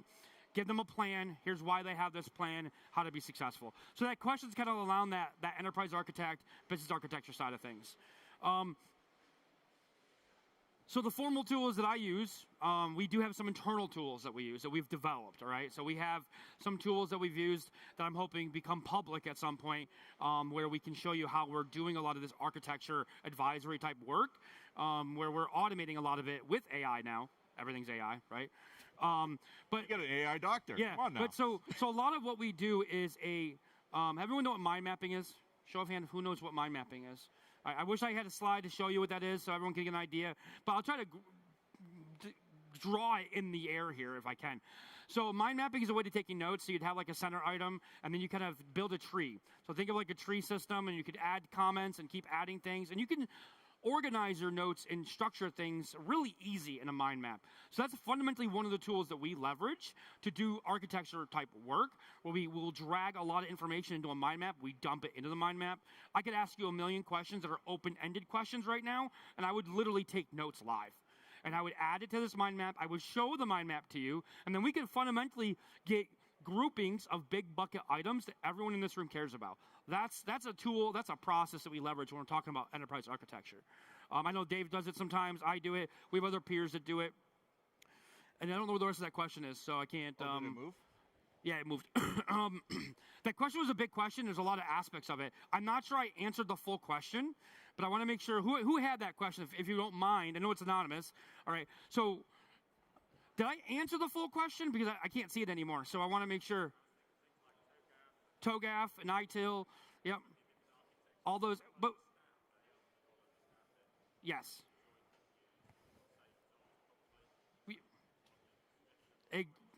Exactly. So we also do some other, I forgot about some other ones. So a lot of our verticals have different TOGAF-like frameworks. So TOGAF Everyone knows what TOGAF is here? There's a few of you, right? I forget the standard by the definition by it. It's not on the slide. The Open Group Architecture Framework, TOGAF. So it's a standard to do architecture advisory work, team. Architecture, and it's really a great standard to follow. So I do a lot of work with like the Department of Defense, and they have their own version of it, very specific to the military and federal. And so we don't actually use TOGAF there. We use what's called the DODAF architecture. So Department of Defense architect. Everyone's got a framework. I could make Zig's awesome framework, right? The fundamental thing is that it's following the same process in theory that you asked, right? Does that answer your question, sir? Awesome. Yeah, great job. Yeah, thanks. I got kudos, man. Yes. Yeah, I don't have anything to add to that one. He covered everything I wanted to add. I'll skip the security one because maybe we'll get back to Zig might have a thought on that. I'll take so we already covered that. He's gonna take the easy ones, guys. Well, I just did the hard one. He's taking another easy one because he's got a book on zero trust for. He's the expert over here, right? You want to take it? And I'll add. No, go ahead. Go ahead. Take the easy ones. Go ahead. Yeah, go ahead. All right, fine. Sure, I'll take the hard one. On the same line of AI adoption and implementing the basics, what would you say the most 3 key security design principles that you would need to enforce around your AI implementation? I know I kind of said data governance earlier, and this might be an easy. You got to figure out your data. Like, okay, so there's classification and data governance, right? You have to do that. You have to. Because if you allow your data to go outside your environment, if you're leveraging, let me stop.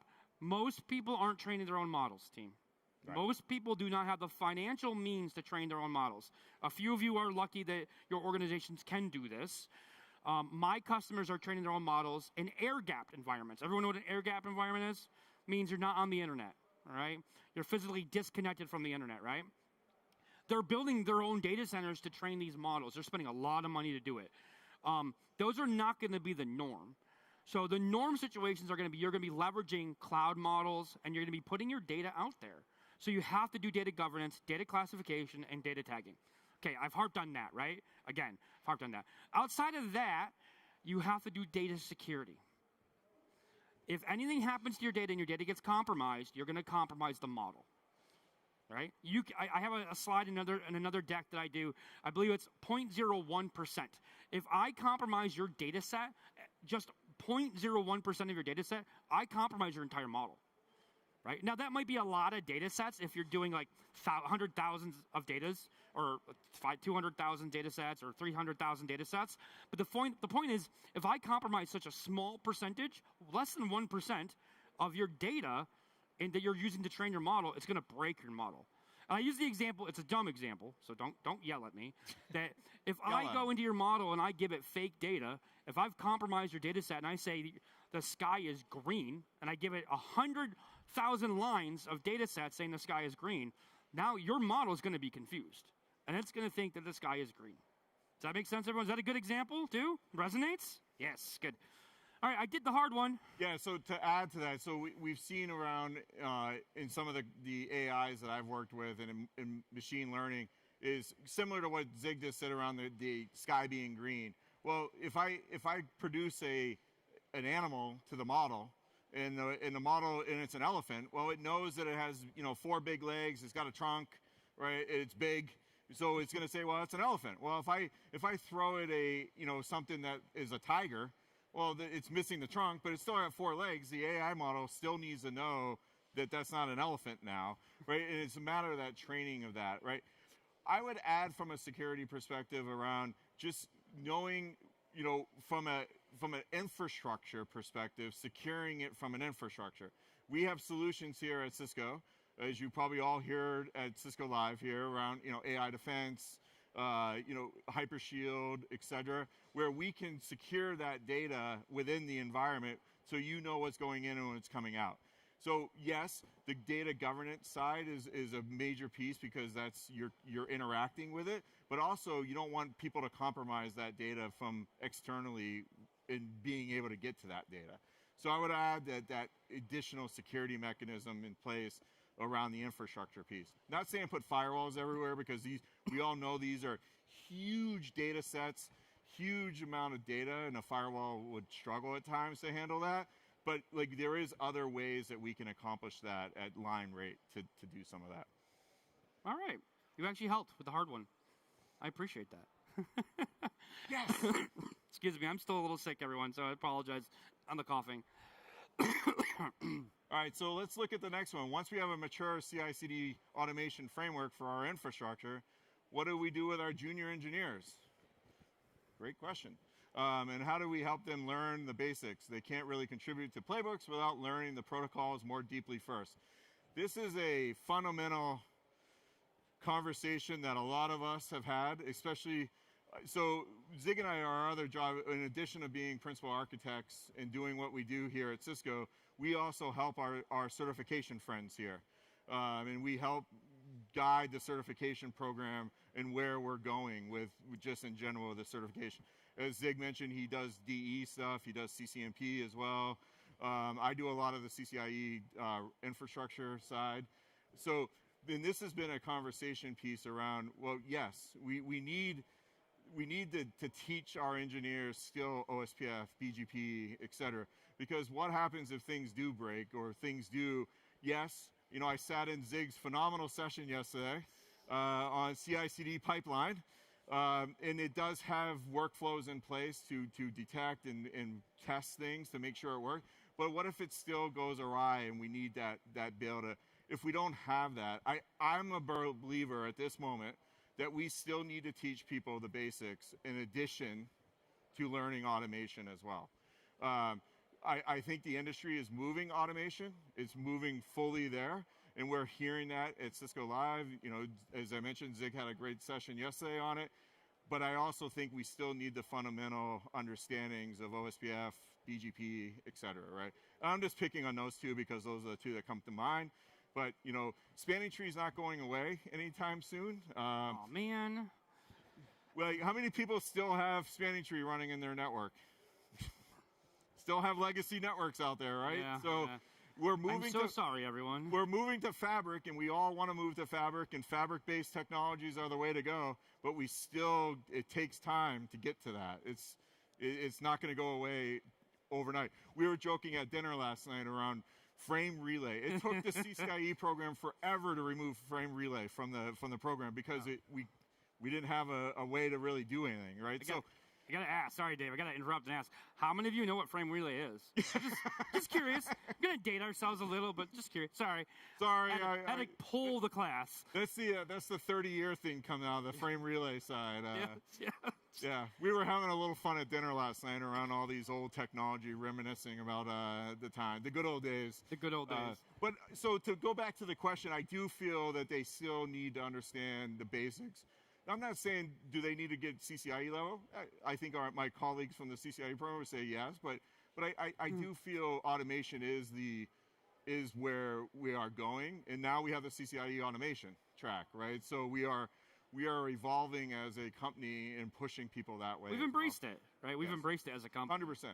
So I'm going to add, if that's okay, Dave. Can I add? I love when you add. Yeah, you do? Okay, cool. Just making sure. So I agree, right? We can't get rid of the basics. So our junior engineers need to know the basics of the theories, of the protocols, all the basic protocols, OSPF, if you're running EIGRP, BGP, ISIS, spanning tree. Yeah, we hate spanning tree, right? I despise spanning tree. If you didn't know that, I do. I love EIGRP if you didn't know that too. I love EIGRP. So we have to teach them the basics. They need to know the basics. They need to understand the protocols, the theories, how to troubleshoot the protocols when they break. But also at that same time, they need to understand what Git is. What is a GitLab server? What is a Git hub server? How to leverage Git? What's Git operations? What's a Git pull? What's a Git push? How do you commit changes in a Git repository? How do you pull down a repository? These are fundamental things that they need to start learning at that early level. I didn't learn when I was doing my CCNA 22 years ago. I wish I had. I wish it was something that was there. I use it today. I don't use it like a software developer today.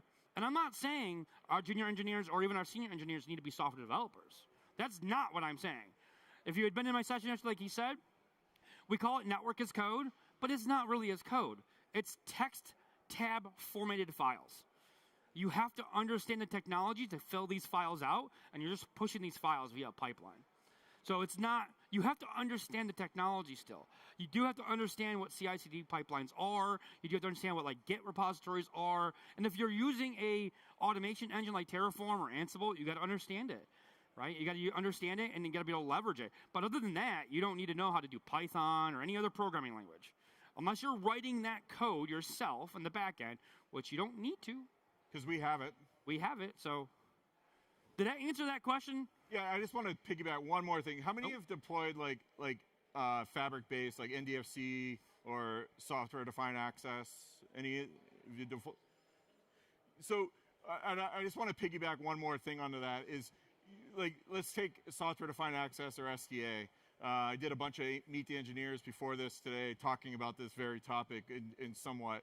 And that is, yes, Catalyst Center will push the configs down and be extracted from the configuration side, or you're extracted, you just say, I want to configure this, and it pushes it down. But what happens if it breaks? You still got to go in and understand how to troubleshoot BGP, right? You still got to go, oh man, ISIS isn't coming up because the interface isn't doing blah, blah, blah. Like, you still need that basic understanding. And I would say, well, I think what we're saying here is you need that, and just help them move along to get that other information that they need, or the CI/CD, Git, etc. But you're not going to get any more people, right? Yeah, you're going to get less people. You're getting less people. I wanted to say that before I answered my question, and I forgot. I got distracted. But you're not getting any more resources in most cases. So you as people in your organizations are being forced to do more with less. So it's not us embracing automation. You're being forced to embrace automation, right? You're going to be forced to do it if you're not already. Just a heads up, just so you know. Yeah. I mean, it'll take time. Yeah. We're still talking about spanning tree today in 2026, all right? So in 2050, we're going to be, Zig and I will be up here. Yep, Remember when we talked about CI/CD pipelines? Yeah. Oh, gosh. Somewhat kidding there, but. Yeah, you're not kidding, though. So we answered these. There's one down here, and I really don't know. You want to try to do it? I mean, I don't know how you do it. Here? So it does not show here. Does anyone remember this question? Let me try. I'll try. He comes through for us. Hey, for the record, Dave was supposed to be the Slido master here, not me. So just so you know, like he was supposed to own the Slido aspect so here. How do you see the growing concerns regarding U.S. tech companies and dependencies on? Ooh, I did read that question. Europe has in terms of crisis resiliency. I actually think that's a really great question. Does everyone understand the impact of that question, though? Like, because a lot of the tech companies are coming out of the U.S., right? They're totally in a totally different country, and they don't always have a presence over here. You're moving away? Yeah, I'm just going to get... Like, I think that's a huge question. And, okay, so I'm going to answer it based on my opinion, and because I've never heard that question before. Never even thought of that, too. So I don't know who answered. Was it you that asked the question? Or you just read it? Okay. So whoever... Oh, it was you. Okay, cool. So the fundamentally, like, it's kind of like a failure domain. I'm a design expert, guys, so bear with me. I bring things into different terms. So I look at it as it's a failure domain. You're over here, and your companies are over here, and maybe you're a global presence, maybe you're not, but some of the tech companies aren't a global presence. Some of the tools and capabilities you're leveraging today aren't a global presence. So what happens when there's an outage? What happens when there's a problem, and you're putting a lot of reliance on those companies? You're putting your eggs in that same basket. Does that resonate? I don't know if that analogy resonates over here. It might be a U.S.-based analogy. I might be, yeah, okay. I didn't know. But like the point I'm trying to make is like it's fundamentally like you're putting all of your assets, you're focusing in the U.S. So what happens is if there's an earthquake in California, all right, where all these companies are located, fundamentally you could break all of your support mechanisms. You might not break your infrastructure today, right? But if you have a problem, you can't call them. If they're down, you can't, So I think that's a huge problem. There's no diversity across the different countries and regions. And that's something most tech companies are working to solve. But I would imagine most of them haven't solved it. I think there's political constraints there as well, right? Like data sovereignty, and all those type of security constraints. That's a loaded question from multiple levels that is good. So I'm just doing time check. It's 3:40. You're here until 3:45. There's a load of phenomenal questions. I just looked. I think what we'll do is we'll use the WebEx space. We'll answer the questions. Yeah. Zig and I will give our opinions in the WebEx space. We'll copy the questions down and put them in there. So please join the WebEx space. Yes. And you know, we'll take a stab. Maybe Zig and I will figure out how to answer them in there. But thank you. This has been awesome. Like Zig and I are probably going to be asked to do this again now. So hopefully, I'll ask them that question. We got 5 minutes. We're going to be wrapping up, right? So, and someone else is going to come up here and do another topic. Like, how about show of hands? Did you like this format? Because we've never done this format. Seriously, show of hands. Did you like this format? I know it might not have been long enough, team. All right, that's going to be my next question. So, pretty much the majority of the room liked this format, right? And we may not have gotten to your questions yet, but we will answer them. We will. Because Dave and I had the same idea. We had great minds. We thought of, I was like, let's take the questions and we'll throw them in the chat room, right, in the WebEx. So it's only 45 minutes, right? Show of hands. Would you like this to be a longer session? Would it be better if it was like 90 minutes? 90 minutes? Yeah. Yeah, you think? Okay. All right. Just want to ask because you we want to know. Comical relief here, like us doing like. Yeah, and do you like that we banter back and forth and we make fun of each other? Is that cool too? Yeah. I mean, he's doing all the easy questions still, right? Yeah. Okay. All right. Go ahead, Dave. Yeah. So with that, right? You know, I want to say, you know, we want to say we put a lot of time into this, but we did. We thought about it, and we kind of brainstormed back and forth how the format would go. But please, if you felt this was entertaining, if you felt this was good use of your time, please help us on the surveys and answer a lot of, give us feedback. If you real feedback too. Yeah, give us constructive feedback. Zig and I are also session group managers for the U.S., so the feedback means a lot to us, right? So if you wanted to, hey, it'd be really great if you guys did this, this, and this, please, you know, let us know, and we can bring that into the next time we do this, and maybe we'll be back here in London next year. I don't know Maybe. Maybe. Well, I got questions, dude. I got to ask now, so since you said some stuff. So I'm going to have you raise your hands again, all right? Show of hands. How many of you felt you got value from us today? That we provided you some sort of value in these 45 minutes, short 45 minutes. All right, cool. How many of you felt like we entertained you for 45 minutes? Because honestly, that's our job, right? You have all these things to choose from all week, and you chose to be here. So it's our responsibility to entertain you for the entire time you're here. We did that, right? I know you already raised your hand. I just want to make sure we did our job. All right, cool. We did our job. That's honestly all I care about today. Thank you so much. Yeah, thank you. Thank you for the time. Thank you to do it. Please, if one thing I would say, if you didn't get scanned, I guess I left my badge when I was getting my microphone. If you didn't get scanned, you will get, for CE credits, they'll be able to help you here. See the gentleman's over here in the orange. If you did get scanned, you're okay. But you will, if you didn't do it, then make sure you get scanned. And please fill out the surveys for us. It means a lot to us. So yeah, thank you all very much.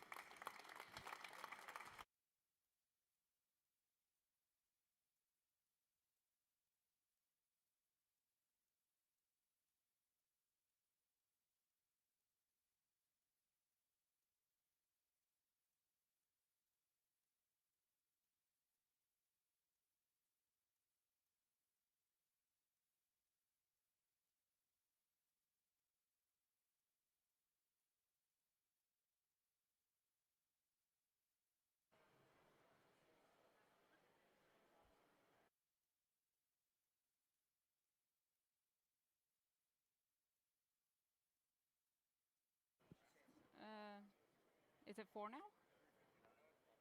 We're not going to start before 4. Not starting before 4.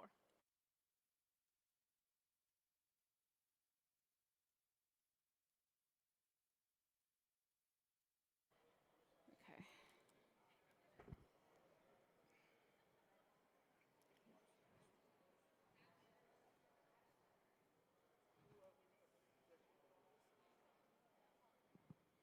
Maybe this is not better.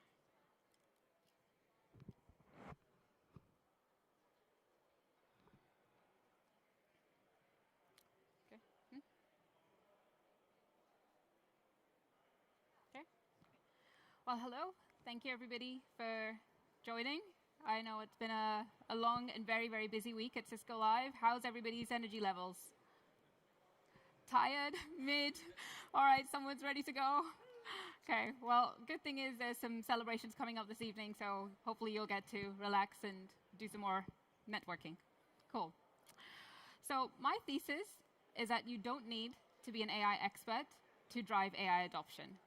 You do need a way to find real friction and turn that into safe, scoped, testable changes. And today we'll walk you through the Listen, Translate, Empower framework. And hopefully by the end, you'll be ready to take it away and go back to work and apply it from discovery to rollout. So we do have some compulsory slides I need to go through. If you haven't already joined the chat space for this session, please do so. You can find it through the Cisco Events app. The space is open till February 27th. You've probably heard this multiple times across the many sessions that you've attended. And if you're looking to renew any certifications and accumulating continuing education credits, if you got your badge scanned on your way in, this session is a 1,000 level session, so you're eligible for 1 Cisco continuing education credit. These credits will be automatically credited to your account. Okay. So before we get into this, how many sessions? I just want to get like a raise of hands. Let's see. Who's attended 5 sessions this week? A lot of people. 10? Oh, okay. 15? Okay. All right, 2 people. Anyone more than 15?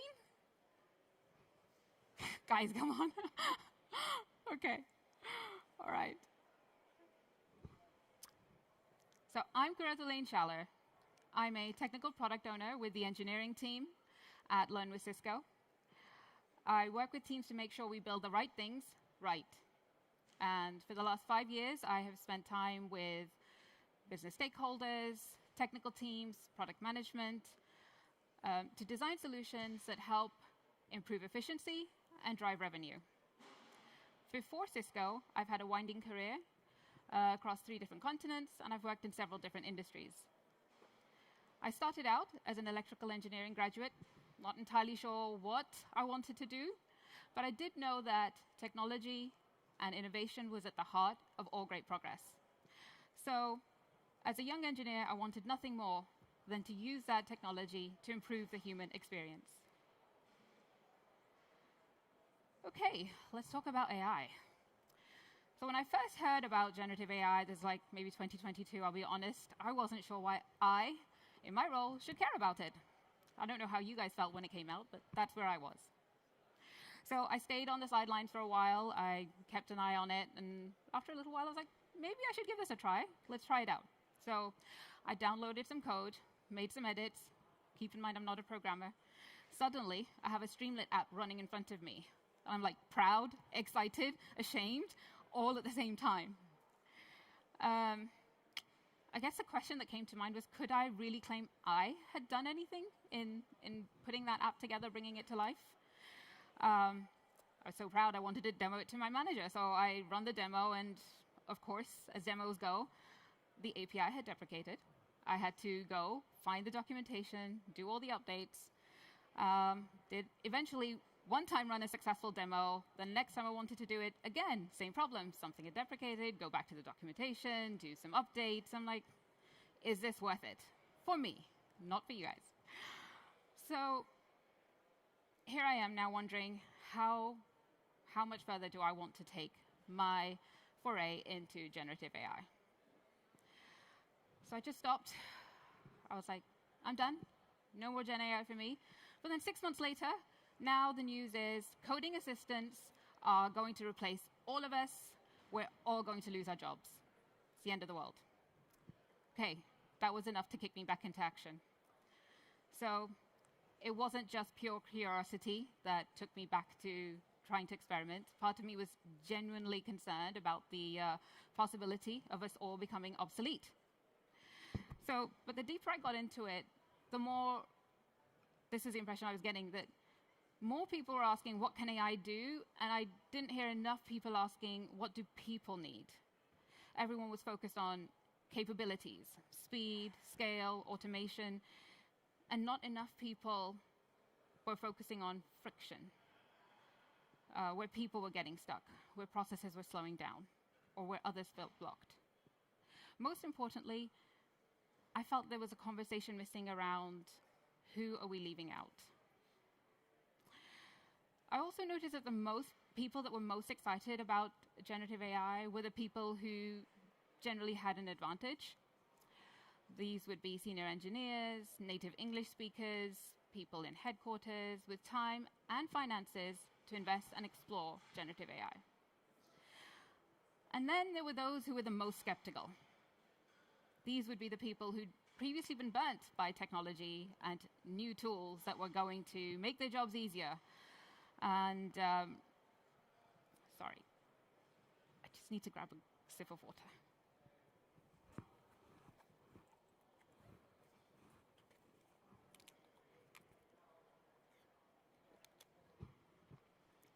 I apologize for that. Where was I? Right.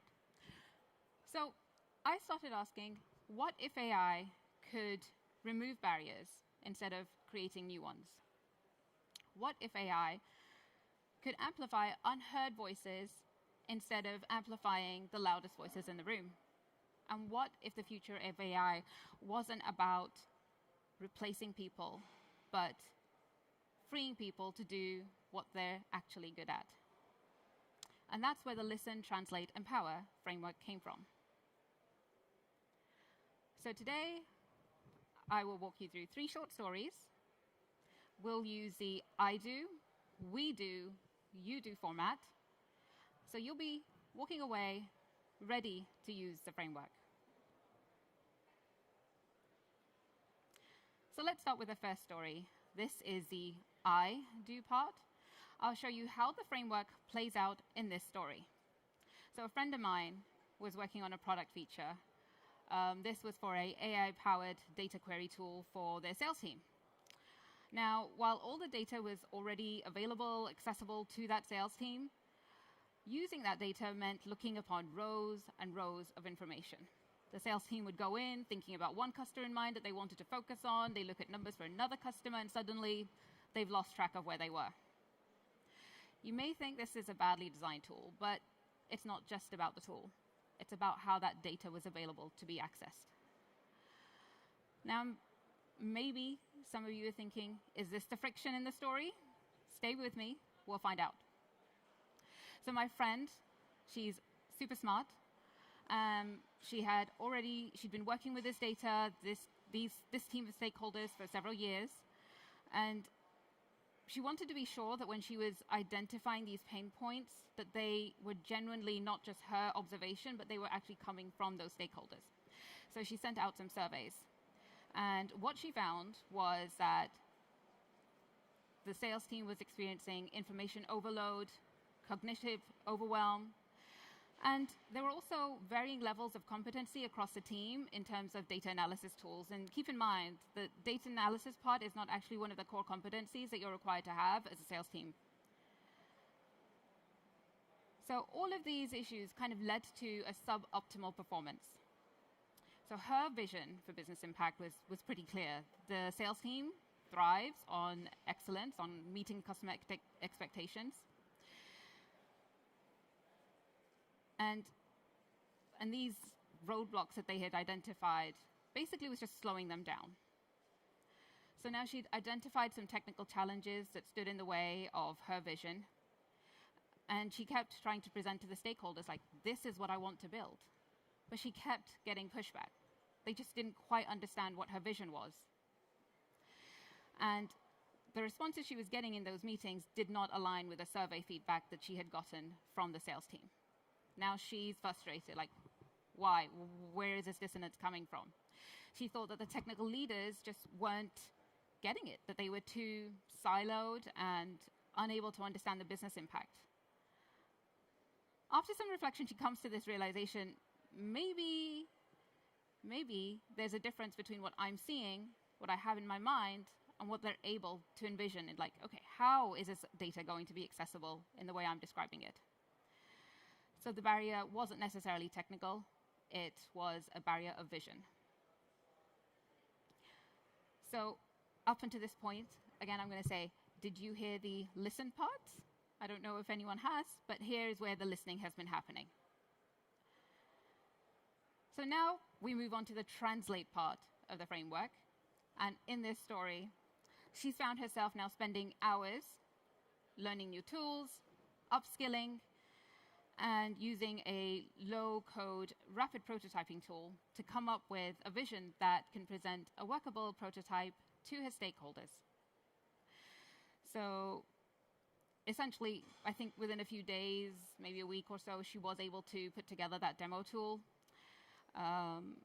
I'm just going to describe what it is. I'm sure many of you could possibly already envision it, but essentially it would be a query tool where you could type a question, hey, what did customer A buy last year? Or what's the balance on this current customer? And the generative AI would produce a response. What she built wasn't particularly production ready. It wasn't particularly elegant, but that was never the intent. The intent was to have a prototype that could demonstrate her vision and take that to the business team, say, this is what I'm looking for. This is what I think is going to help you based on the survey. So she took that in the next stakeholder meeting. Instead of presenting another presentation, walking through her steps, she did a demo.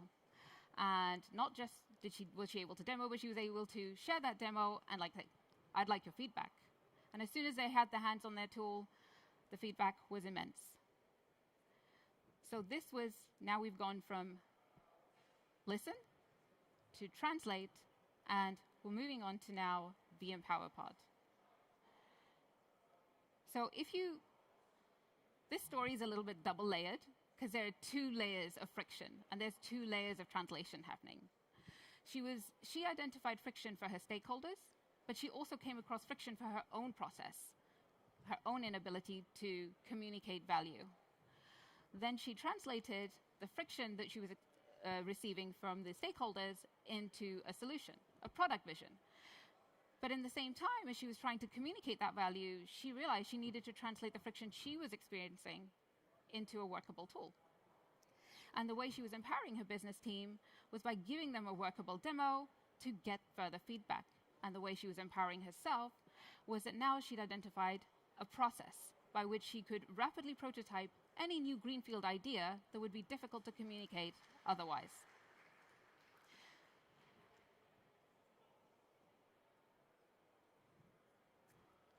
Now we're on the second story. This is the we do part. So a little bit more interaction.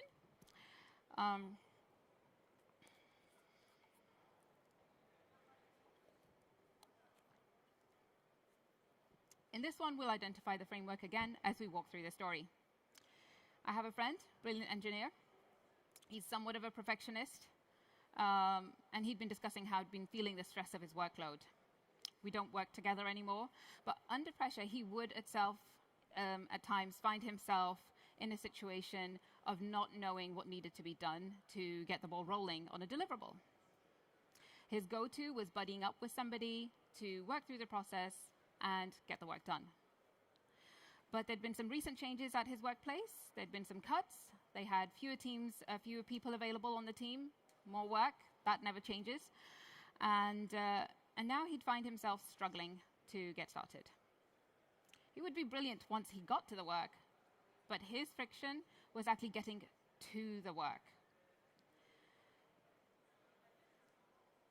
So I'm going to ask you, where are we in this story? What part of the framework are we at?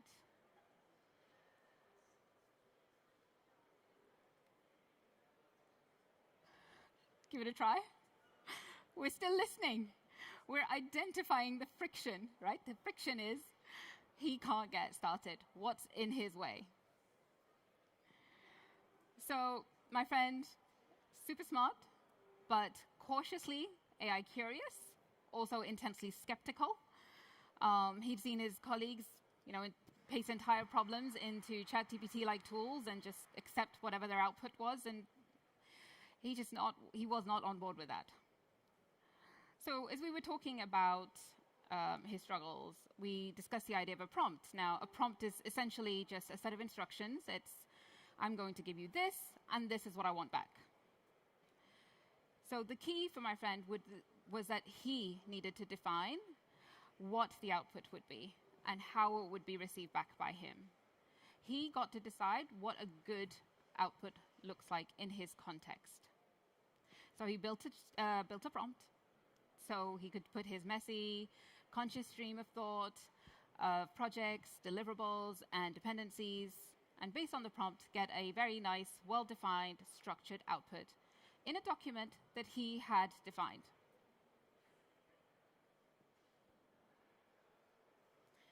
So what's happening here in this story right now? Yes, he's translating, exactly. He's found his friction, and he's using the prompt to translate that friction out.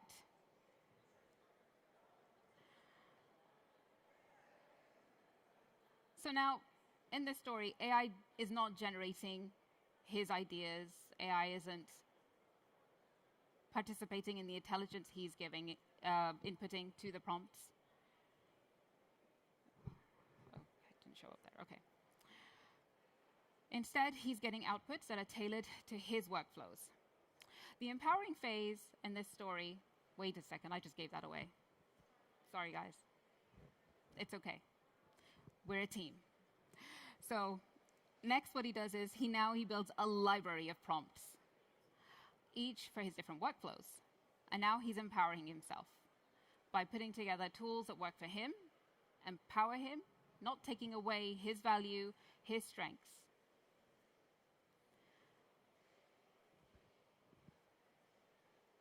And the third story. This is the you do part. I know it's been a long day and a long week and a busy week. Let's just move a little bit and try to see if we can do this together.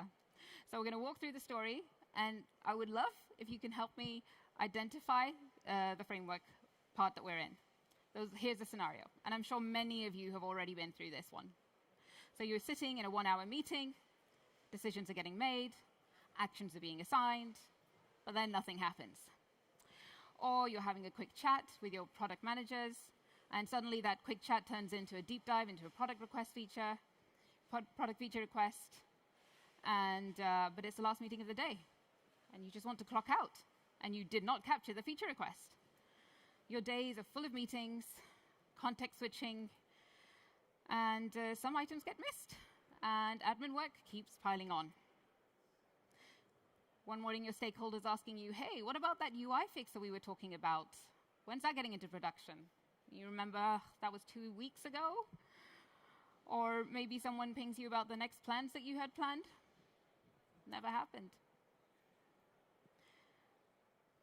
Does anybody in the audience want to tell us where we are in the story? Yes.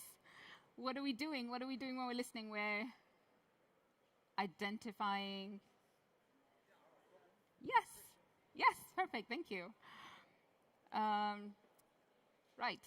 So we've now identified the friction. The friction is, how are we going to frame the friction? Any ideas? There's a gap. Like work's happening, there's an expected output, but there's something missing in the middle. Action. Like the action was due on us, but we didn't take it, so it's missing. So there's a gap. So now we're going to see how we can translate this. Now, what if we could use a tool,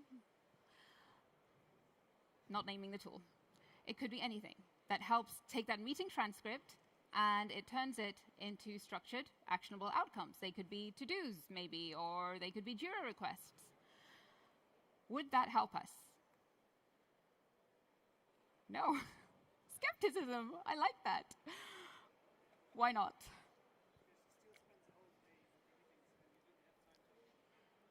You didn't have time to document the things that needed to be done. You didn't, yeah. So you didn't have time to do the documentation, to get things into a pipeline so that they could get done.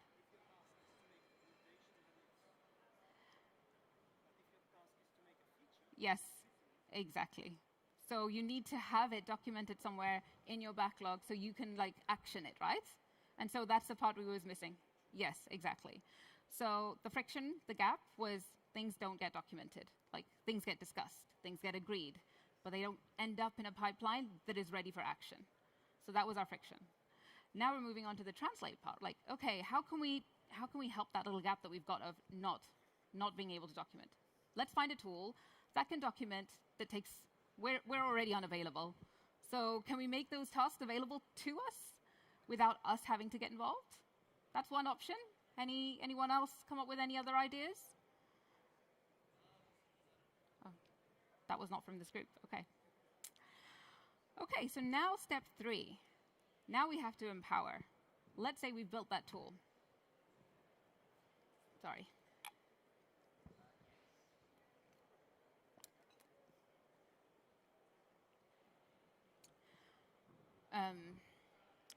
Yes.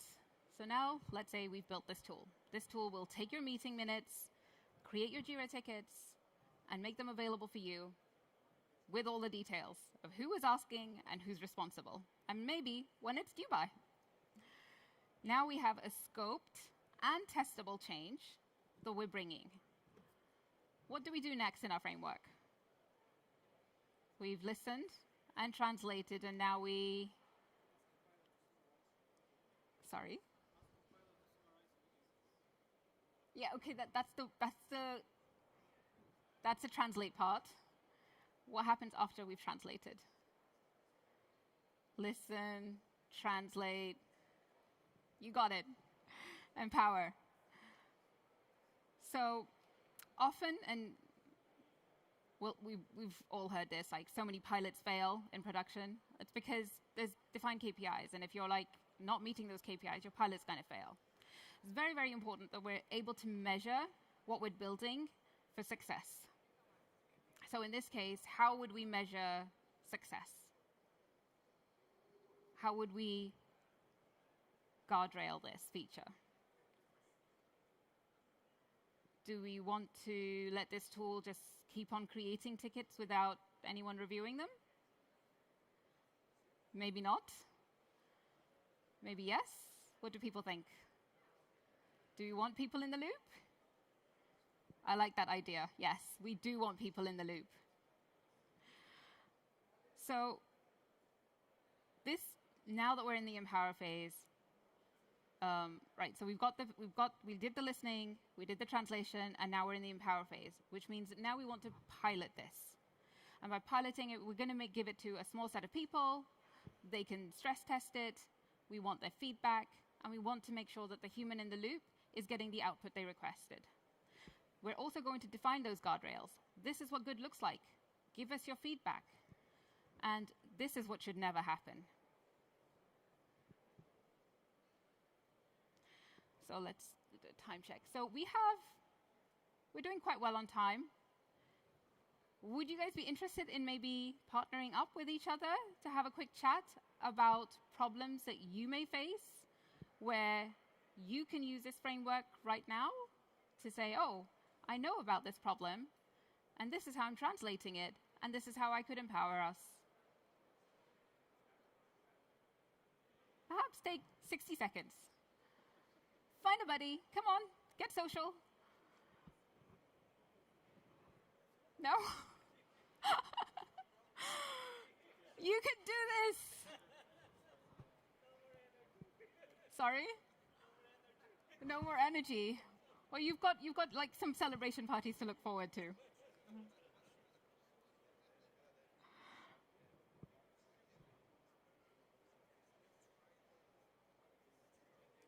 Okay, so I'm just gonna give people like 60 seconds. I feel like some people are having a good time actually talking about this.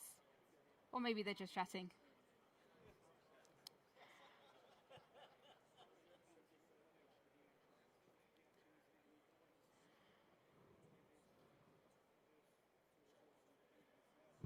So now you've listened to the stories. You've heard about the framework. And you've had an opportunity to talk amongst yourself about potential ideas or problems that you could address. So we're going to just do a quick recap here of how you can take this framework back to your teams. The first stage is listen. This is your discovery phase. This is where you get to shadow your real work that's happening around you, within your teams, and adjacent. Instead of asking people, what do you need AI for? maybe dig a little deep, because that's quite abstract. Not everyone understands how AI can help them. Try to identify where things slow down. Listen for the "I dread this task." And using surveys and feedback forms are a great way of trying to get access to those voices that are typically unheard or don't speak up. You can do this in the discovery phase, or if discovery is a lean factor for you, then definitely I would say in the empower phase, please do reach out to those voices and gather as much feedback as you can to make sure that you're building the best tools that reach everyone. Moving on from listen, there's translate. So now we're going to go from your friction and your problem that you've now identified and turn it into scope. But it cannot be infinite. You don't need to boil the ocean. The bigger the scope, the harder it is to get it off the ground, the harder it is to test. As when you're testing smaller pieces, it'll come together quickly with sharper feedback. You can start off by deciding how to fit AI, if that's the tool you're going to use, within your existing workflow. The rip and replace approach is great, it's exciting, but it's also challenging. It involves a lot of change management. By using it in your existing workflow, you can see how can we work differently, or if maybe this workflow needs to be changed altogether, but this was just our starting point.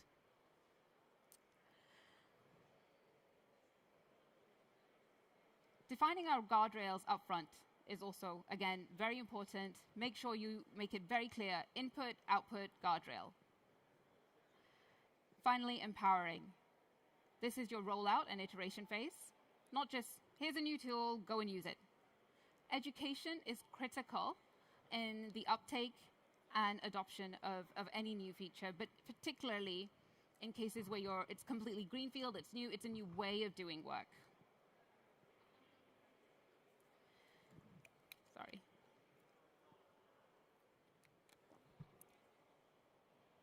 Given that this is such a new area in terms of how we're going to change how we work, how it fits in with our existing work, or maybe it doesn't work at all, tracking how it impacts humans is a key metric that we need to watch out for. Is it actually making us more productive or efficient, or is it adding a new overhead? I mean, with new technology adoption, there's always going to be a little bit of friction. Like, okay, we have to change our processes, but is changing that process going to eventually be a value, or is it still going to drag us down? That's it. That is the whole framework. So I'm going to simplify it further. On Monday, when somebody gives you a vague ask, you are going to listen. Identify that friction. You are going to translate and define the problem and scope. And then you're going to empower. Roll it out, test it, pilot it with safeguards. But before we end, I want to leave you with something bigger, because this framework is meaningless if we don't remember why we're using it.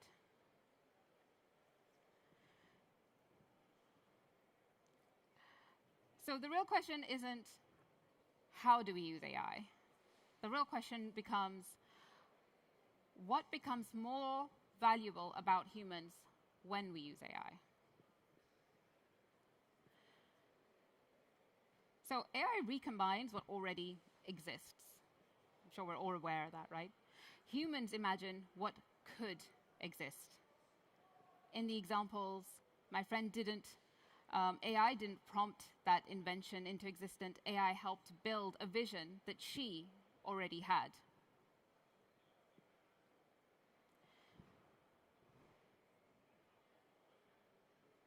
Discernment. This is your power to choose. AI can give you output, but it can't tell you if those ideas are the right ones. So it's up to us to make that very discerning choice. Are the ideas that we're thinking about the right ones to implement or not?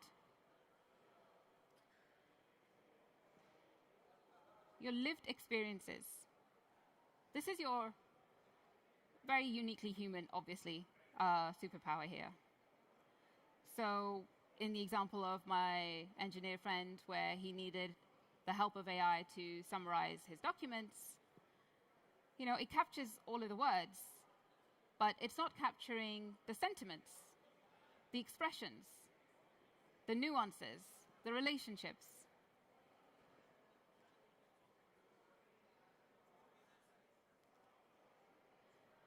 AI is excellent at solving the problems that we define, that we provide it to solve. But it can't identify which problems matter the most. Give it a huge backlog. Can it prioritize? Maybe. Can it prioritize for your stakeholders? Most likely not.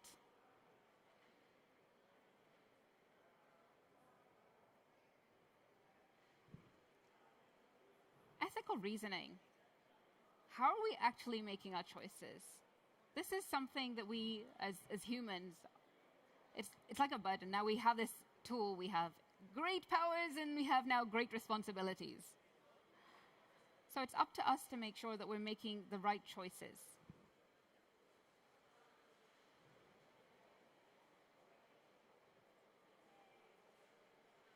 The power of trust. AI can summarize what people said, but not what they meant. Oh, sorry. Similarly, in products, it doesn't quite understand or able to communicate what trust looks like for your stakeholders. In the case of my engineer friend, he needed to have the confidence that the output that he wanted would be built per the definition that he was making. He was building trust into the prompts. In the product that my product manager friend was envisioning, she had to understand what safety and trust looked like for her stakeholders. That's not something AI could help them with. So AI can't make these superpowers. We already own them. And by using AI, our values, these superpowers that we uniquely bring to the table, become more valuable as our other roadblocks get removed. So if you go and even use this framework once in the next month, you'll already be bringing more real AI to your organization than most. Thank you so much for attending my session. I think we are finishing a little ahead of time. I had a little demo planned, ran out of time. But thank you so much for attending. If you could please take a moment to complete the session survey, I would appreciate that, that feedback. Otherwise, I hope you enjoy the rest of your evening and all of the fun parties that Cisco has planned for you. Thank you again.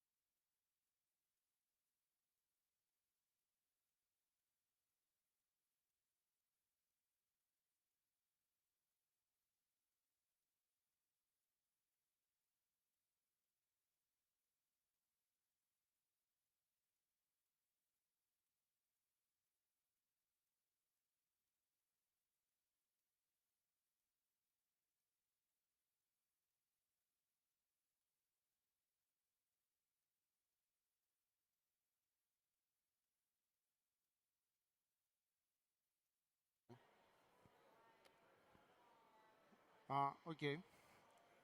Hi everyone, welcome to probably the last Cisco U theater session for this year.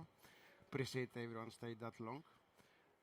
Today we're talking about ThousandEyes, and specifically I would like to show you how using ThousandEyes will simplify the process of analyzing an outage and actually realizing what's happening, what's the root cause. Before we start, let me introduce myself. I'm Tassos Zimaris. I'm a technical account manager for Cisco, dedicated to ThousandEyes customers in EMEA. So, before we start, a few things maybe you heard already. Starting this year, attending sessions gives you Cisco CE credits that you can use towards your certification. To take those, make sure to get scanned in the entrance before or after the session will finish. And yeah, talking about certifications, if any of you is going after the CCNP Enterprise, please keep in mind that we have the specialization, the specialist exam for the called network assurance. That it's about, I would say, 60 to 70% the topics for these exams, it's about ThousandEyes. Things like platform architecture, the components, what tests we have, how to interpret the test results. And actually, our agenda for today will overlap a lot with this. We are in introductory course, so I will start with introducing ThousandEyes. We will go over the platform overview, what tests we offer again.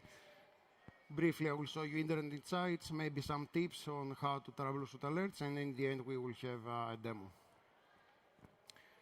So, maybe in order to explain what is ThousandEyes, I would start with a challenge that we are solving. The challenge is that since many years, we have transitioned in a different world, that everything is more fragmented, yes? So, the applications, the workforce, the infrastructure, everything now it's more distributed. So probably data centers, some of them are in the cloud. Probably our employees or our customers are working from home and not from the office. And yeah, probably internet is the new network. So all this led to a situation where the external dependencies have grown. And at the same time, the visibility and control on these dependencies is shrinking. So this is the ideal what we want to offer to our customers or to our employees maybe, yes? So a seamless, almost direct connection.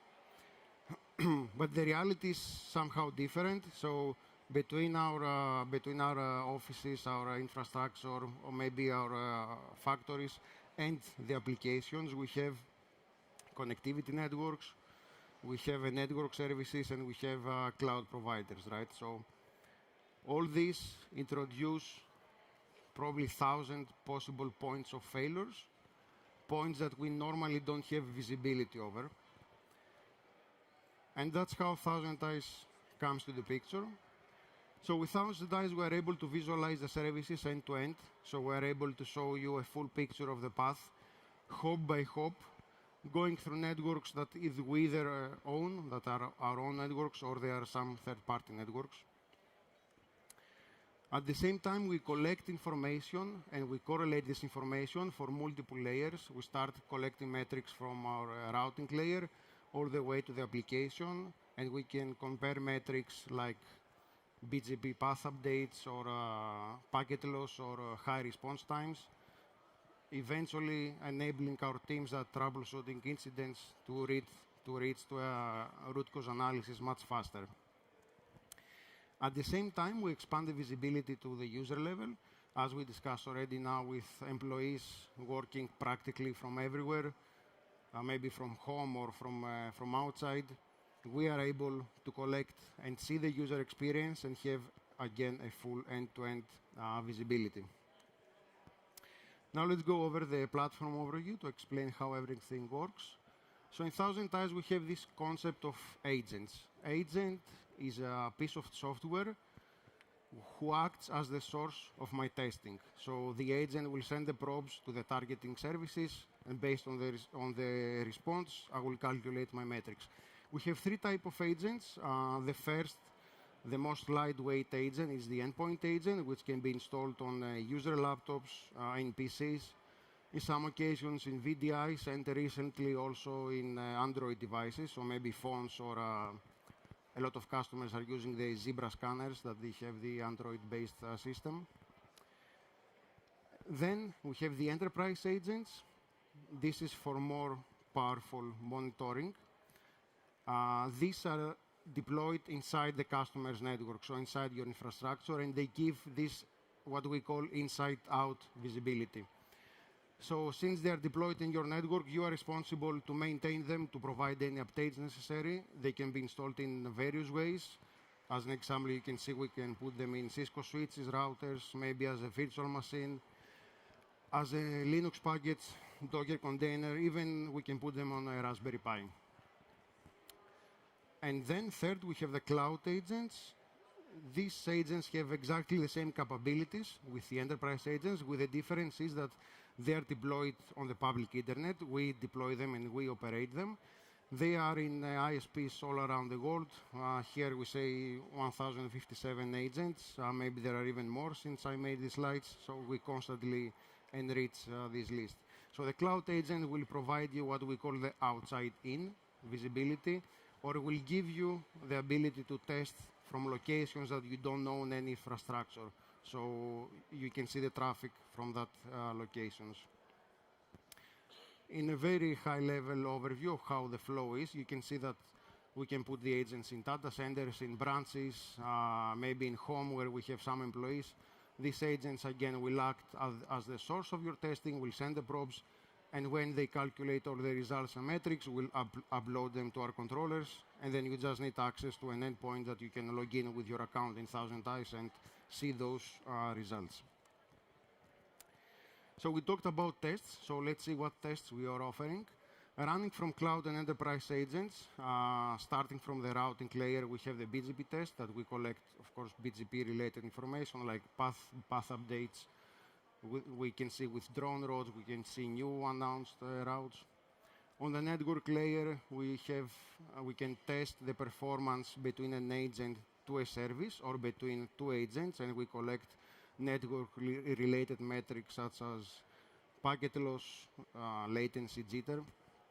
On DNS, we offer 3 different tests with practically to evaluate the performance of a DNS server, like the reachability or the resolution time. For the web, we touch various technologies, from the simplest one to be the HTTP server, who will just check service availability, all the way maybe to multi-step transaction testing. And also we can test for voice. We can evaluate if a connection can be made with the SIP server test. And after this, we can check the performance of a packets exchange with the RTP stream. In a similar way for the endpoint agents, as we said here, less powerful but more lightweight. We do cover all the scenarios related to the user experience with the addition of collecting local device metrics such as CPU or Wi-Fi, which, for example, Wi-Fi signal can be often a root cause for a bad experience. Good, so maybe now let's get into more details and see what kind of information we get from this test. So here we have a transaction test that it's also configured to collect routing and network layer metrics. We are testing against Microsoft Teams, so teams.microsoft.com. And starting from the routing layer, on the very right, we can see that the IP to which teams.microsoft.com resolves is part of this block of IPs. And of course, it's being announced first from the Microsoft Corporation network. And then all the way to the left, we can see all the upstream providers, all the way up to our monitors. Now, the monitors can be either public, so with information that it's accessible to everyone, that we are using as well, or recently, since a couple of years, we also deployed our private monitors, Cisco as well. Now I have my cursor. Sorry, I have my cursor. Apologies. I have my cursor in a timestamp that we actually notice a path change. So you will see that the withdrawn route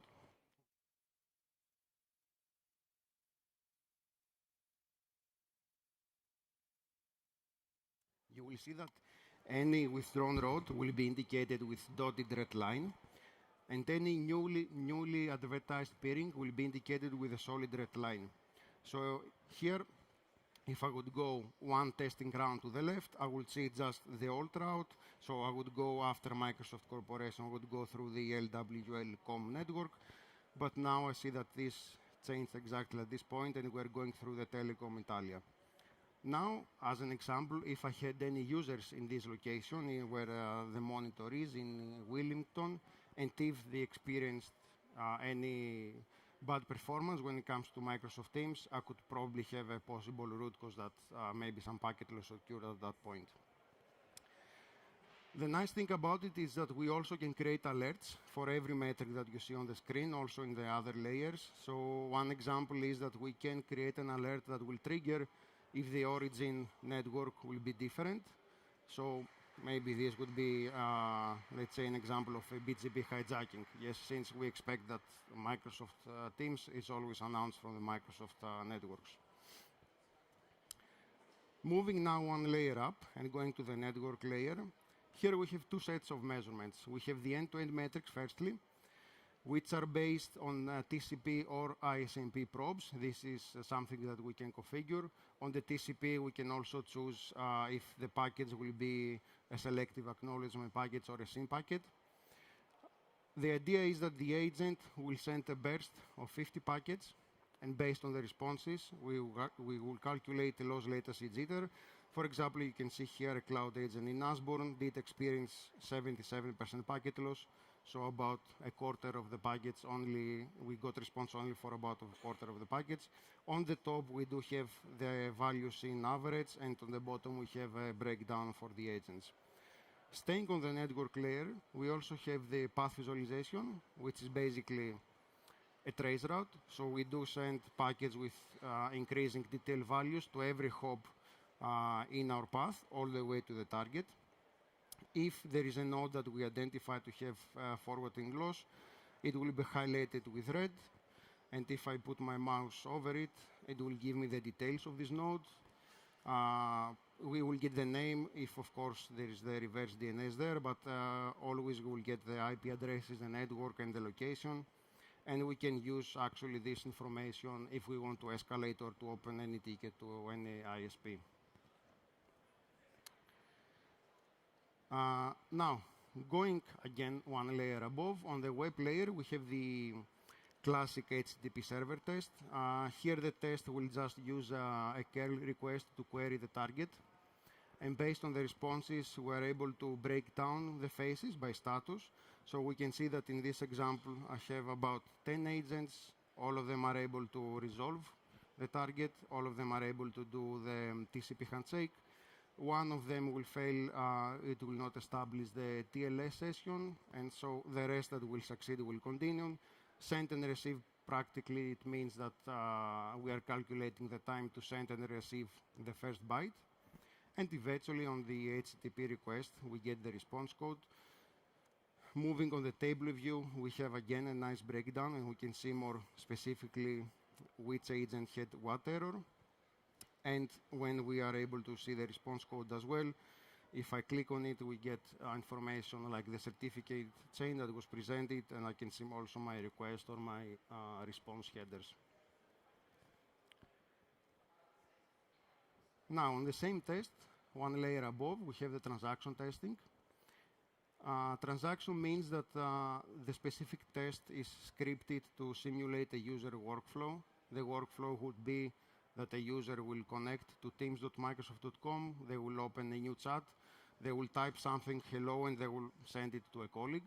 So the whole idea here is that we want to make sure that our employees are able to collaborate and use the Teams, use Microsoft Teams.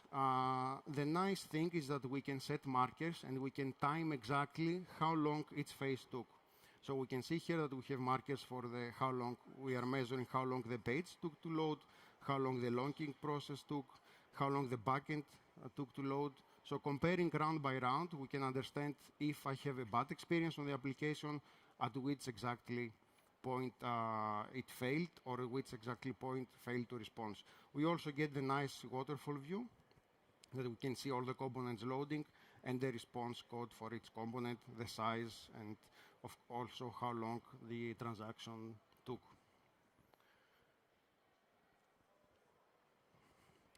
Another tool that we have in ThousandEyes is Internet Insights.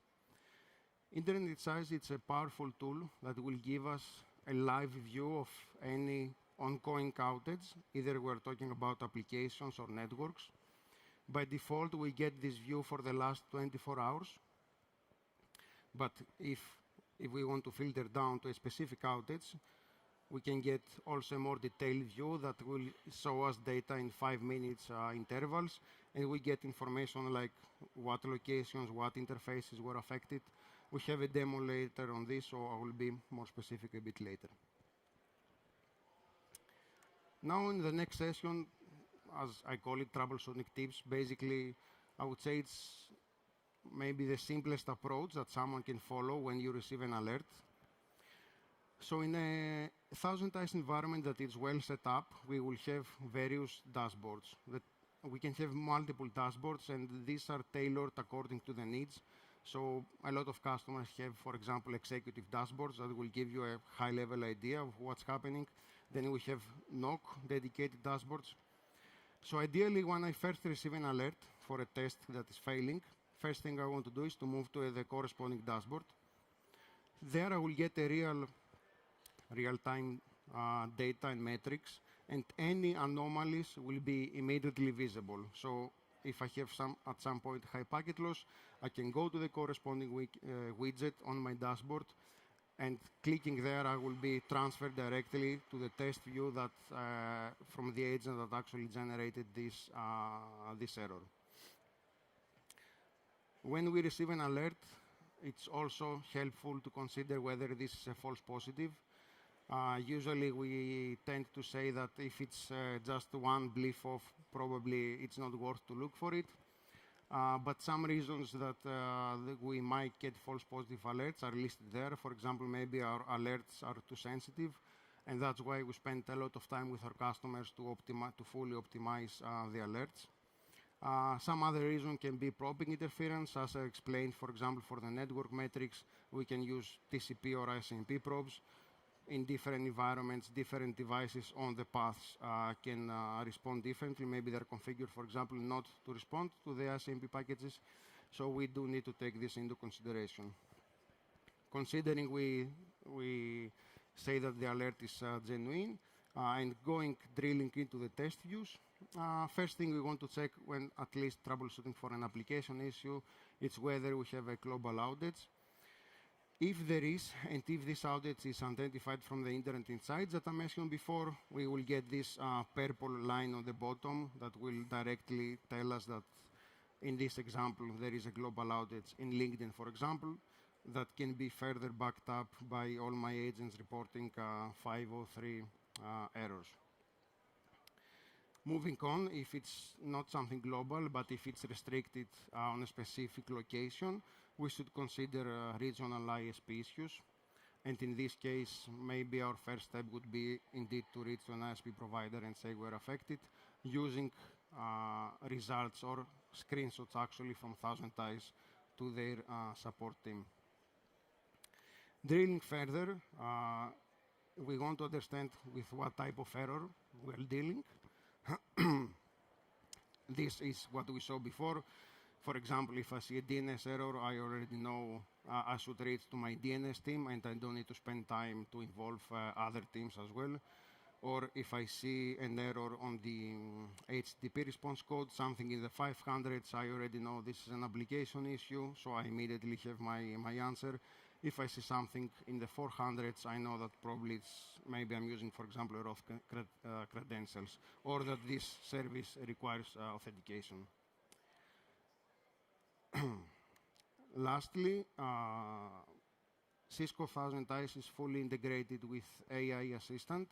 It is available through the user interface in our web platform. You can see here as an example, you will always be prompted with 4 basic prompts, but you can also chat to it. Here, for example, I did ask AI Assistant to help me troubleshoot a specific application. I provided the timestamp, and it will go through the test and give me a full analysis on the starting probably on the application layer and then moving to the network layer as well. Of course, what we always say is that, as with every AI tool, you should really know your stuff, so you will not be confused with what maybe the AI assistant will give you. Next, we have a demo. And let me bring it on the screen. So this demo, or actually this example, refers to the AWS outage that happened on 20th of October. Probably a lot of you remember this, as it did last for about 15 hours and it did affect multiple applications. So post the incident, AWS, they did reveal that the issue was something within their DynamoDB database and the DNS automated system, which in this case we are mostly concerned how we would see it from ThousandEyes. But so moving into the Internet Insights, again we have two separate views: one for application outages and then for network outages. Coming at about 8 UTC.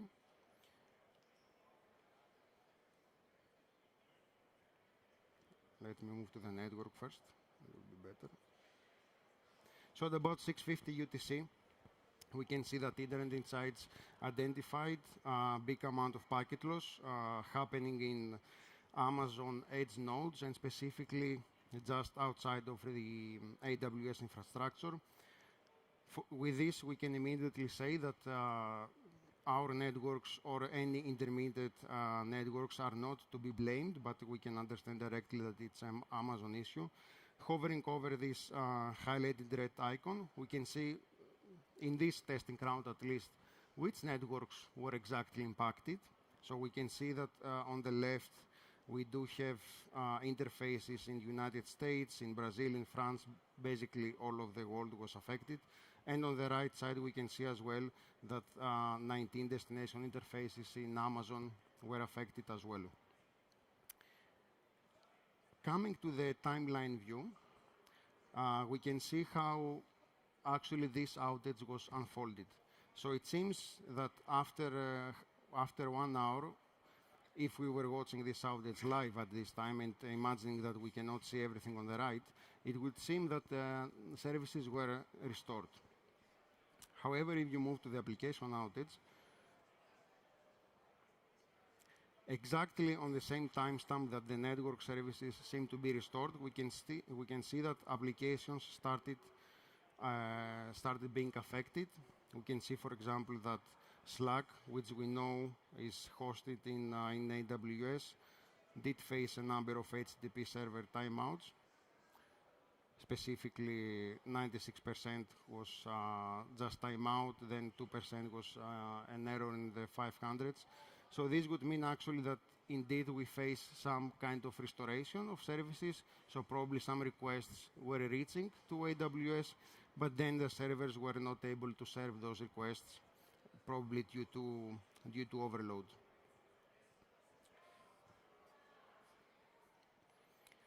Now moving to a test for an application that we know is hosted on AWS as well, for Atlassian. So this application was affected as well, and the idea here is to see how from a single test view we were able to identify what's happening. So we can see that at the same time, at around 7 UTC, this test starts reporting dropped availability. In this occasion, it's very easy and fast to understand that we're talking about an application issue, as first of all, when we check the response code, everything is 503, service unavailable, but also we can bring on the screen our packet loss for the same timings, which more, of course, enhance our first assumption. We don't see any packet loss when the availability is on the 0 even. So with confidence, we can say that it's an issue on the server side. Moving to page load as well, we can see here in the waterfall view, as we explained before, similar on transaction test, we can see that indeed Atlassian gives 503s, and we can see that the provider here is Amazon, so we know that this even if we didn't know before, we now know that this application is hosted on AWS, something that you can see here as well on the path visualization.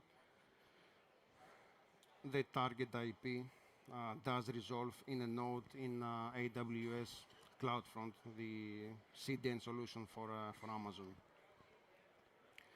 So in both of these occasions, even if we have a test that was affected, or if we're just using Internet Insights, we see that in quite a small time, we're able to understand what is the issue, who to blame, and what further actions we may take. For example, we can send, if there is an application that we are using in the company, if let's say it's Workday, we can send an email to our employees that Workday is done, we know it, just don't open any more tickets, for example. Then I have also one more test to show you. This time it's not an outage, but more like an application incident. So again, we are testing against Teams chat, and we're doing a transaction test. So in the beginning of the incident, we see that on the map view, we can see that on the first round, I do have one agent in Ashburn that is affected and does report an SSL error. And while I move through the incident, maybe then a second agent is affected as well. Let me just put it here.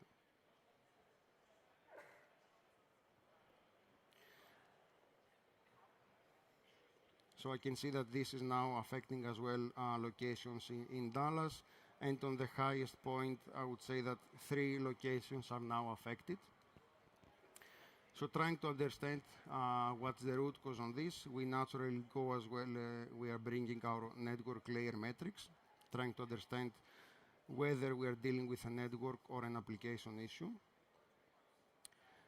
Here we do see packet loss, but I would say it's not enough to justify availability drops. So we do report 12% at some point, but especially in the beginning, we see that when the incident started, there is no packet loss reported.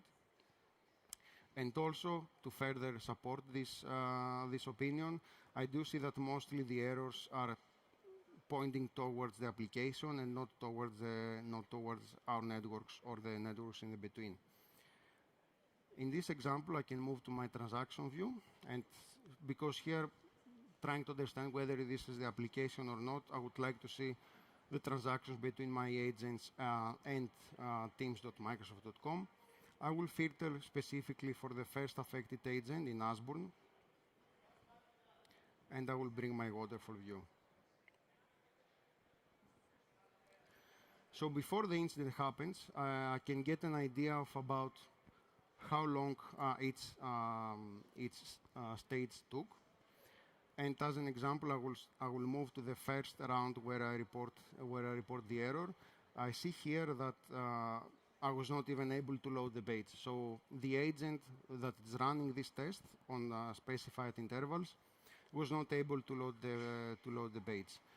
The test will generate as well a screenshot at the point that the error was observed. We can see here that it's a blank screenshot, so probably any user that was trying to use Teams at that point, they were presented with a black screen on the browser. Now, naturally, I want to move through the other testing rounds to start and understand what is happening. I see that on the next round, my agent, even though was able to load the initial page and was able to log in, it stopped on the backend load. And in this particular example, a user would see on his screen the Microsoft Teams logo both of the times. So again, maybe the application is accessible.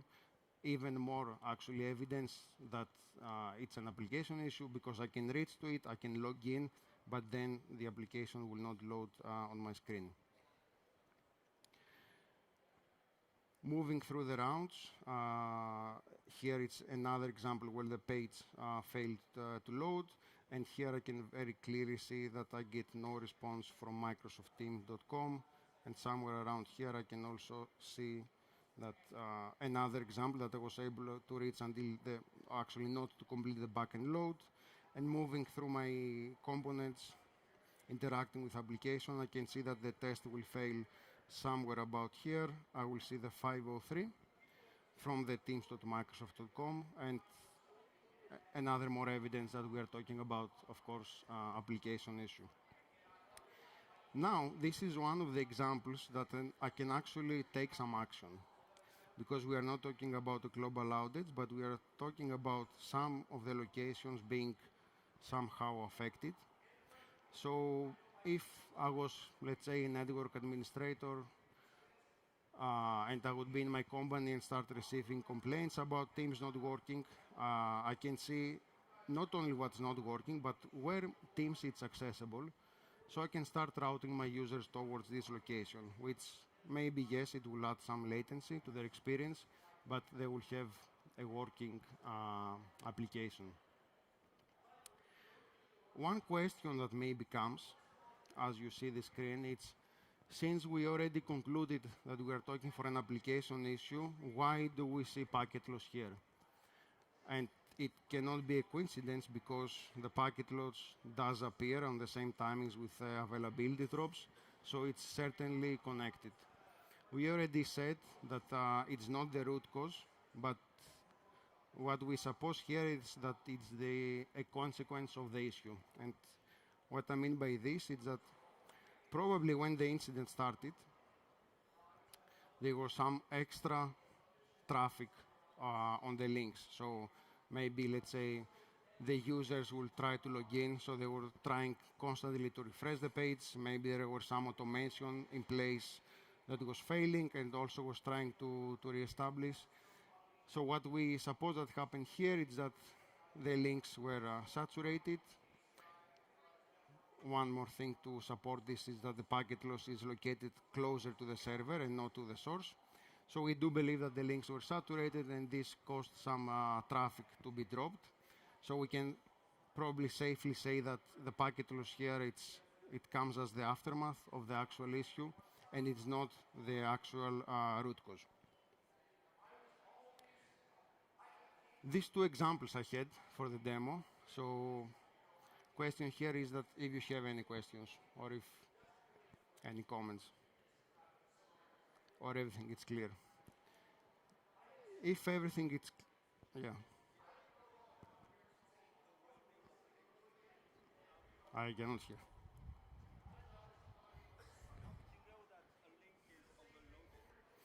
This is what we suppose, of course. Yes.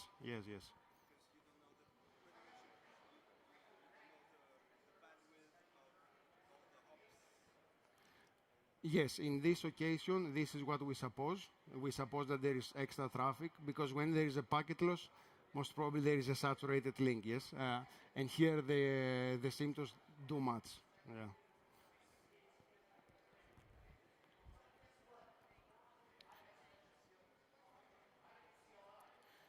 Okay, in this case, if everything is clear, that's what I had for you today.